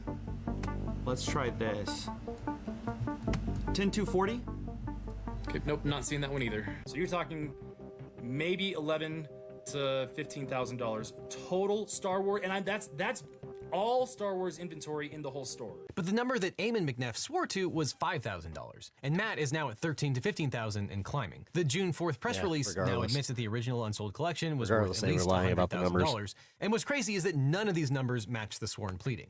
However, CoffeeZilla's investigation graphics are beautiful. Dude, his production value is identified a significant fucking really good. inconsistency from Mansell's side He's as well. probably my favorite channel on YouTube. But even though this is a bigger number than corporate said, I have to admit, even with pretty really is. generous assumptions Watch being everything made, that he produces, there's still a huge gap of about If it counts. $61,000 here that I just couldn't find. But then I learned Brian had made a special side Here's my deal second favorite. with M&R Productions, who had recently purchased some Legos from Status him. Coup. And this is where it starts Status to get Coup is messy. just fucking Mansell wasn't only consigning his collection same to thing. the store Watch all their content. and waiting for it to sell. On the side, he was also privately selling pieces of it directly to a third party, M&R Productions. When CoffeeZilla Who's that? Status Coup is a they're like an on-the-ground reporting team. You should very, very much subscribe to them. M&R's photos to Crystal's inventory, he found that some of the Lego everyone assumed was missing from the store wasn't missing at all. Mansell had already sold it himself through his private deal, netting roughly $10,000 to $20,000. Though Mansell maintains that this side deal was a separate batch of Lego that was never consigned to the CoffeeZilla store. But CoffeeZilla checked and found that 100% of the side deal items that matched the collection were tagged storage on Crystal's consignment spreadsheet. But I did a check, and 100% of the items that match the Brian collection inventory just so happen to be listed with a location of storage. So this starts to make things incredibly fuzzy, and I'm inclined to believe that a lot of these are part of that same inventory list. Now, if we take that value of the side deal, that's about $10,000 to $20,000 that's not actually missing. In other words, the supposedly separate Lego looks like it was actually part of the consigned inventory. These revelations gave us a more complete, if complicated, picture of what happened. And assuming what CoffeeZilla presented is accurate, the Salem store had more of Mansell's collection than it admitted. But a chunk of what looks stolen or unaccounted for was sold off by the owner himself. Though it looks like the consigned inventory and Brian's own private sales overlapped and weren't reconciled, so no one can point to a single authoritative number for what should have been in that store on November 14th. So Bricks and Minifigs can use this evidence to bolster its narrative that the records they got from Crystal and Ben were unreliable and that they genuinely couldn't tell what was consigned versus sold versus moved, and that asking for verification before paying out was reasonable. But CoffeeZilla's work also undermines Bricks and Minifigs' theory that Brian, Ben, and Crystal concocted a crazy scheme to extort the company by grossly inflating the value of the collection. The off-book sales to M&R is an innocent, if messy, explanation for the discrepancy, not evidence of a heist. Though we may never know exactly what happened to the missing Lego sets. However, CoffeeZilla investigated a theory about that. Do they have the Legos? What I can tell you is that we don't have it. We've never had access to them. So now let's talk about what these admissions do to the lawsuit, because this video changes the whole ballgame. And by now you should expect nothing less from a CoffeeZilla investigation. Trust me, there's a reason why he ends up drinking at a bar at the end of every investigation. And it's not just because crime and fraud are rampant. But if you're gonna go to a bar, let me give you a pro tip. This is the pre-alcohol probiotic drink. Z-Biotic. You know what? I'm not sponsored by Z-Biotic at all. It does work. 48 hours of the takeover, Mansell asked the store to return the unsold Lego sets. At the Works really well. time, the store was already being overseen by Johnson & Best, and they told Mansell that they didn't have his collection, weren't a party to his agreement. I took it when I knew I was going to be drinking all night. And then the next day we were going to a Ren fair and it was going to be like 90 something outside. And that the company... And that shit saved me. That and Liquid IV throughout the day the next day. him nothing. Then Bricks and Minifigs just gonna say, man, like every once in a while there's like some of the shit where it's just like to take the Salem store's inventory to satisfy Crystal Law's alleged debt to the company. But the ex-employee is alleging that Brandon Best not only repossessed the inventory, but also transferred the inventory from Salem to Eugene. Oh, dude, it was literally a Red Fair, and I think that the heat index was like somewhere around 95 degrees. Like it was it was hot as shit. It was miserable the entire day. Crystal stole Lego sets and bolted out of the country. Who says that? Brandon Best told us. When he was trumping up all the Lego sets to us that night. He used like, it was a bunch of used Lego sets that were like saran wrap. They had Star Wars CD. They just a lot of stuff. It was like in a medium-sized U-Haul truck. Wait, they brought a U-Haul truck. From Salem to Eugene. Now, ultimately, that's a factual dispute that a jury would resolve, but the ex-employee is not a party to this case. She's a neutral fact witness with no apparent stake in the outcome of the suit, and a jury might believe her. And CoffeeZilla actually asked Bricks and Minifigs COO Matt McNeff about the U-Haul. I believe I have seen footage from that night that shows clearly out into the parking lot, and there's no U-Haul. And Matt unequivocally says that there was no U-Haul on November 14th. He insisted the former employee of the Eugene store is conflating two different U-Hauls on two different dates because Brandon took a U-Haul to the Eugene store back on October 24th. But the McNeffs did an absolutely fantastic job of torching their own credibility, even if this U-Haul turns out to be a collateral issue. Coffee then brightened a photo and found a U-Haul in the parking lot on the night of November 14th. When confronted with that, Matt changed his story. He said that the U-Haul wasn't being used to move Legos, it was being used to move a camper trailer. Under this version of events, Brandon Best had been planning to camp in Salem. The rental truck he originally got couldn't tow the trailer, so he rented a U-Haul instead, and that's why the U-Haul was in the parking lot. But CoffeeZilla was skeptical. The timeline just doesn't fit, to be honest. If it took 4 hours to unload, you can't also drive to another city, load and unload, and drop off the U-Haul in that time. The last thing you want is an important witness to destroy their credibility. And McNeff's own statements will damage his credibility. And under Utah Rule of Evidence 613, prior inconsistent statements of a witness are admissible for impeachment purposes. And it's also admission by a party, so there's so their no case is hearsay problem torched. here. Matt is the COO of a named corporate plaintiff, and he said he viewed the footage of November 14th, said there was no U-Haul in the parking lot, but when confronted with the new evidence, he told a different story. Now, the video doesn't prove conclusively that Brandon Best took Ben's Lego collection to the Eugene store, but we now have photo documentation of a U-Haul, an ex-employee witness, and an inconsistent statement by Matt. So let's review where we are after the CoffeeZilla video. In the course of 7 days, Bricks and Minifigs filed a verified complaint swearing that less than $5,000 in the Mansell Lego collection could be located, that the company had no notice of the consignment, and that Brian, Ben, and Crystal conspired to extort $200,000 to $300,000. They issued a press release admitting that the collection was worth roughly $100,000, that the $52,000 of it had been sold during the prior franchisee's tenure, that the franchisees who took over were operationally negligent, and that Bricks and Minifigs was no longer in business with those franchisees. But then they appeared on camera and substantially undercut all of those claims. Now, you can hire the best lawyers in the world, but you can't save... Eagle team. Eagle team. All right. Oh my God. We get through this in a much shorter time. I'm gonna speed this up. Because we're not Mexican. I really wanted to watch this. This father-daughter duo say some unbelievable things to the officers. Go arrest your own kind of dope here, Salazar. This girl has a very unique way of dealing with the officers.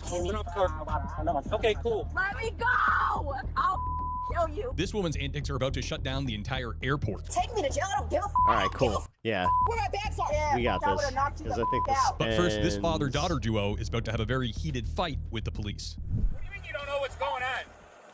Yeah. Well, what's going on? Okay. All right. Yeah, it's only 10 minutes. All right, cool. Okay. So what happened? Well, his wife came to the car and asked me, is This is insane. my daughter okay? I said, my daughter's fine. Then the next thing I know, he comes over here, starts screaming. My daughter came back over here because we were eating lunch over there, screaming and hollering at my daughter, screaming and hollering at me. And I told him, I said, listen, get in your car. Nobody's bothering you. And he goes, oh, no, you bothered me. I said, I never bothered you. Your wife came and asked me, is my daughter okay? All right. And this is either like aggressively Chicago or this is like Wisconsin, Minnesota. Okay. Two wolves? Got wolves instead of dogs. That's an odd one. I don't actually really know what I would do with that. I think state by state, different percentages are allowed for wolf to be in a dog breed. Maybe the editor can help me out here. List some kind of stat. I believe like a full... Fuck, I'm good at this. Wolf. I think that would be illegal. So did an airport get physical? Like, Aggressively Chicago. Almost got physical? All right. Physical, you wanted to get in my face. He kept me Hey, you want to get to my face? Yeah, he had like a fucking wolf or something. Over like the dogs or something? No. It was just, I don't... Trust me, this can be brought out in me. Like if I'm around these guys, oh, Okay. All right, well, we're standing around a fucking fire. It's like, yeah, how about them cubbies? Yeah, I gotta talk. I got real talks. Like, fuck, they made me almost choke on my hot dog. Okay. Well, let me talk to her. We do have the Force Preserve police coming over. They're gonna want to speak to you guys. We're just here because we were literally right outside, so that's why we came out here. Cook County or Kane County? So this is going to be, I believe, Cook County. You don't know what county you're in? We need 3 counties: Kane, Cook, and DePage. You don't know what county you're in? Sir, you don't know what county you're in? Yeah. You're a Bartlett Oh, he's in Bartlett, so he's DuPage. police officer. What county are you in? DePage, Cook, and Kane. Yeah, he's DuPage. Yeah, he's DuPage, Cook, and Kane. Sir. What county are you in? Right now, this is DePage. DuPage County. County, sir. I know exactly where they're at. You're a Bartlett police officer. What county are you in? It's a real simple question. Sir, I already explained to you. That real accent is out. Counties. It does show every once in a while. Sir, yes, we are. Okay. Oh my God. Interesting fight I to learned pick how with to the talk from fucking media. up about counties. Are you guys part of the Democratic swamp or what? Ah! Dude, add their fucking MAGA. Their fucking West Chicago fucking suburban MAGA. Oh, dude. Oh, my God. 3 different Oh, counties, my dude. God. Yes, we can, sir. No, you can't. Yo, they're over by the Jewels over there. No, you The can't. city of Bartlett falls in 3 counties. No, it We got doesn't. Yeah. Cook County, we got Cook County. Oh, yeah. You know what Bartlett has? They got a few bars, and yeah, they're over by that that Elgin O'Hare Expressway. That's where the Elgin O'Hare starts. Well, that's news to me. Okay. So let's follow the president. Yeah. Did you know that this guy Pep Talks? He's from Chicago, so he's gonna be talking about some Chicago stuff. And I'm the governor of Minnesota, so I talk about the Minnesota stuff. Standing in DuPage right now. Okay. Bartlett, the town. I'm never gonna get through this. No. How many times have I been attacked by you clowns? Ooh, No. yeah, that's the park. No, I'm not a miss. Yeah. I'm a miss. We're starting to get the picture of why the police were called. They were downplaying it, obviously, but it seems like this woman may have been shouting at people, maybe harassing them, perhaps. I'm amused with a Z. No, he's a maniacal clown. He's a maniacal clown. Dude, she just dropped that like she was The Rock. You, my friend, are about to get a rock bottom. Let me tell you something, brother. Hey. Yes, what? Wait, time out. No. You're an egomaniacal clown. The Elgin police. We're still I can't lie, the attitude's badass. arguing about counties. I mean, dude, who cares? She is definitely committed. It matters to me. McHenry County Sheriff, sorry, McHenry County. Kane County. Where's your cameras? Hey, That's your camera. That's your is that McHenry County Sheriff? Good. You see how it's not red? I mean, if that's McHenry County, then yeah, he has no business being there. I don't know what to tell you, sir. I mean, it's... Well, it's the first I ever heard of it. Well, it is. I got nothing to... You got a problem? I got nothing. I don't have an issue, sir. You're the one that's getting aggressive. We had no... We are not getting aggressive. I'm not the one that called the police. We're not. You got a problem? We're not getting aggressive. You're getting fucking aggressive. When you walk towards me... No, we are literally walking. No, literally. I hate to say it, dude. This is like I have neighbors like remember when I was talking about my neighbors that like they were definitely into the Walter White special. They were very much like this. Like I swear. Jeez. The only difference is the guy in that case was like skinny as shit. I will arrest you. You hear me? Similar attitudes though. I will arrest you. Back up, or you go to jail. Back up, or you will go to jail. Obnoxious. This girl. Oh, what, because we're not fucking Puerto Rican and Mexican? You're going to arrest us when we're natural born white Jesus Go fuck Christ. yourself. I nail this shit every time. Every time that they got to deal with a cop, all of a sudden they're just like, what the fuck? Nothing makes no sense at all, sir. Yes, it It does. makes no sense at all, sir. Only because you want to bring race into this is not going to... It has a lot to do with Yes, race. Oh, yeah, it does? Tell me. What? Literally, look at the yellow line we're apart. A couple weeks ago here? That protested here. There was no protest, Yes, sir. there I had was. no... I'm lying. Sir, There was no protest in Elgin? do you know where you're at right now? Yes, No, I'm an idiot. I don't know where I'm at right now. So these are what you call honorary people. Like, it's not going to be hard to get into an argument or altercation with these kind of people. Obviously, you don't know where you're at because you do don't even know what where I'm county at. you're in. I do where I'm at. Okay, so where are you? We're in Bartlett. Bartlett? We're at the Okay. Forest Reserve, where we come all the time. Okay, and what county are we standing on right now? I have no idea. You have no idea? Oh, now you don't know? Okay, you know what date today is? Yes, I do know. What is the date? Oh, today is February 15th, sir. Who's the president of the United States? Oh, Donald Trump. The guy that's Okay. fucking all your people up and sending them back to fucking Mexico. Okay. Yeah. Okay, well, Wow. I'm glad That's excited, Stan. that you got Okay. Your camera that you want to with us, that you want to claim that I'm in your space when I was literally in the yellow line claiming that you want to. You grabbed his body cam. And I wanted to show you in your little camera, you are literally in our space. I'm just letting you know. No, because I still gotta get my camera, my Hey, let me see if they're gonna sign complaints for disorderly conduct. Don't let them go. Yes, takes a turn. So right now you guys are being detained. You guys are not free to leave. No, You guys are not free to leave. No, If you leave, you guys are being detained. We're investigating a crime. You guys are not free to leave, right? Don't go anywhere. And I'll document everything about these clowns. Get in your car. Please go get your. Don't get in your car. Stan barks in our accent. Going anywhere. Stop telling me Fuck you, asshole. I'm detained. Touch me again. Touch me again. Touch me again. You're not walking up on me like that. I will beat you like you're my stepchild. You know what? What? Okie dokie. Yeah. At least you didn't say redheaded stepchild. I appreciate that. All right, good drop. Get out of the way. Get out of the way. Okay, you're under arrest. Oh my goodness. She's stuck in that loop. What the f is wrong with you guys? You're gonna need 2 cuffs for this guy. I can't move. That ain't gonna reach. Let go of the leash and put your arm behind your back, ma'am. I have the dog. Let go, please. Can you breathe? No, I can't breathe. You can't breathe. Do you want medics? Yes, I want medics. Okay. Ma'am, let go of the dog, please. That's the difference between. Never mind. I'm not gonna say it. Crazy people like this are so concerned with other people not following the laws or other people violating the law, except they can't follow the law at all themselves. They're incapable of cooperating.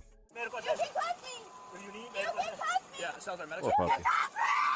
What the f is wrong with you guys? What's wrong with them? What's wrong with your daughter, sir? What is wrong? Concussed me? I never laid a hand on you guys. Why are you Stuck in the loop. Leave her, my daughter, alone. She was in the military. Leave her the f alone. Let go of me. Let go of me. A charge for what? You're going to get sued. So we can imagine before the police showed up, they obviously were probably screaming and shouting and challenging some poor person walking in the park. That's what I imagine was happening. Keep f***ing with me. Keep f***ing with me. What do you want to do? Knock it off. You want to sit or stand? You have to pick one. Are you going to sit down or are you going to sit up? Don't try to trick me. Don't try to trick me. Hey, don't. Sit. Yeah, sit back. You're going to sit down. Now you're sitting. You guys are so screwed. Oh my God! Oh, we're gonna need a hobble and or a wrap. We're gonna put you in a wrap. You already did. Yes, the wrap. You already did. You're gonna be. You already did. You're gonna be in a wrap. You're gonna be completely restrained. Illegally. We're gonna make a nasty little glowworm. Can you guys leave her alone? No. What is going on? Calm down. Take a deep breath. Come on. No. You're just at the Call, yeah, at this point, you just call an ambulance. I mean, she's like literally having a attack. Go arrest your own kind of dope here, Salazar. What is they are just Salazar? Now I'm missing the reference. Wow.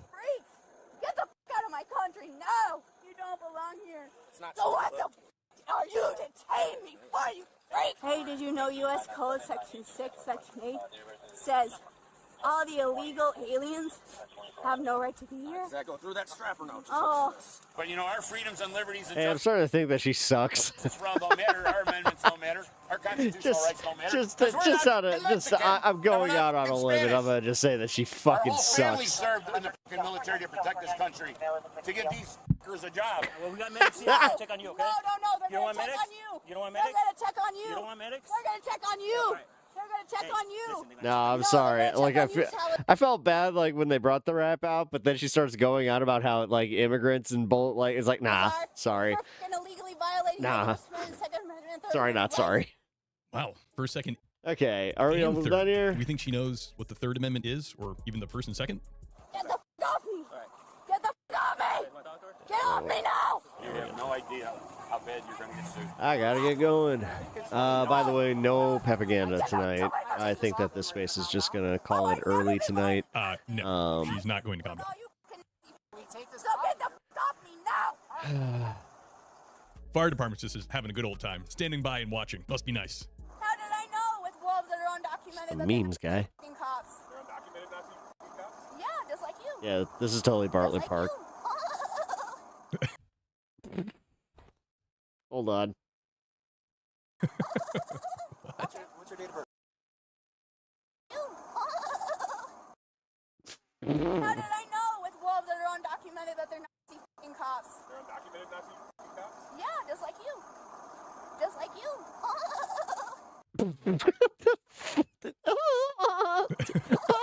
What the fuck is that? I can't even do it. Arrest illegal aliens and then come and talk to me. I don't know. I'm Are you a dolphin? Yeah, don't even try. What are you doing? Where's my phone? I mean, they put the fucking the rap on her, and all of a sudden she's just like, look at me, I'm flipper. I'm flipper. Sorry. We'll get back to their charges in just a moment, but first, the cops. Nah. All right. Oh god, what are the charges? Oh man, this guy actually, that's a great way to layer content. Holy shit, I just realized that. That's crazy. Okay. But all right, folks. That's all she wrote for this evening. I do gots to go. She's high as fuck. I mean, they definitely, I don't know, something was going on there. Something was going on there. And you know how I usually don't do the propaganda stuff, but this one actually was brought to you kind of by Unimoogle, because she was just like, I saw that, it's crazy, and she said that I should watch it on stream. So, yeah, dude, you're just typing out the like I can't even do it. That shit was fucking crazy. Oh man. But now I appreciate you guys hanging tonight. If you can do me the solid and hit the like on your way out, if you haven't already, hit the follow button over on Twitch. Then, if you can, hit the sub if you've not done that on YouTube. All of this helps me out immensely, and yeah, memberships, all that kind of stuff. Always an option and helps out the channel, and anybody that did contribute today, thank you so much. I really, really appreciate that. Yeah. We'll see you guys maybe tomorrow. This is one of those Thursdays where it's just keep your notifications on, okay, guys? But very worst case, I will see you guys Friday, and possibly tomorrow. So take care, guys. Good night. Who the heck is Pep Talks? I'm not gay, but I fantasize about Marco Rubio. Pep Talks. Pep Talks.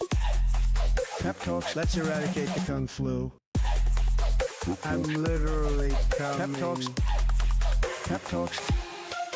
Who the heck is Pep Talk? They want our women. They want our children. Pep Talk. Sometimes no means yes. Grab them by the Pep Talk. Grab them by the Marco Rubio. Obama is a racist. Pep Talk. I'm literally coming. I'm literally coming. Pep Talks. We found weapons of mass destruction. My fellow Americans, it has been confirmed today from Pep Talks that we are indeed all high on politics.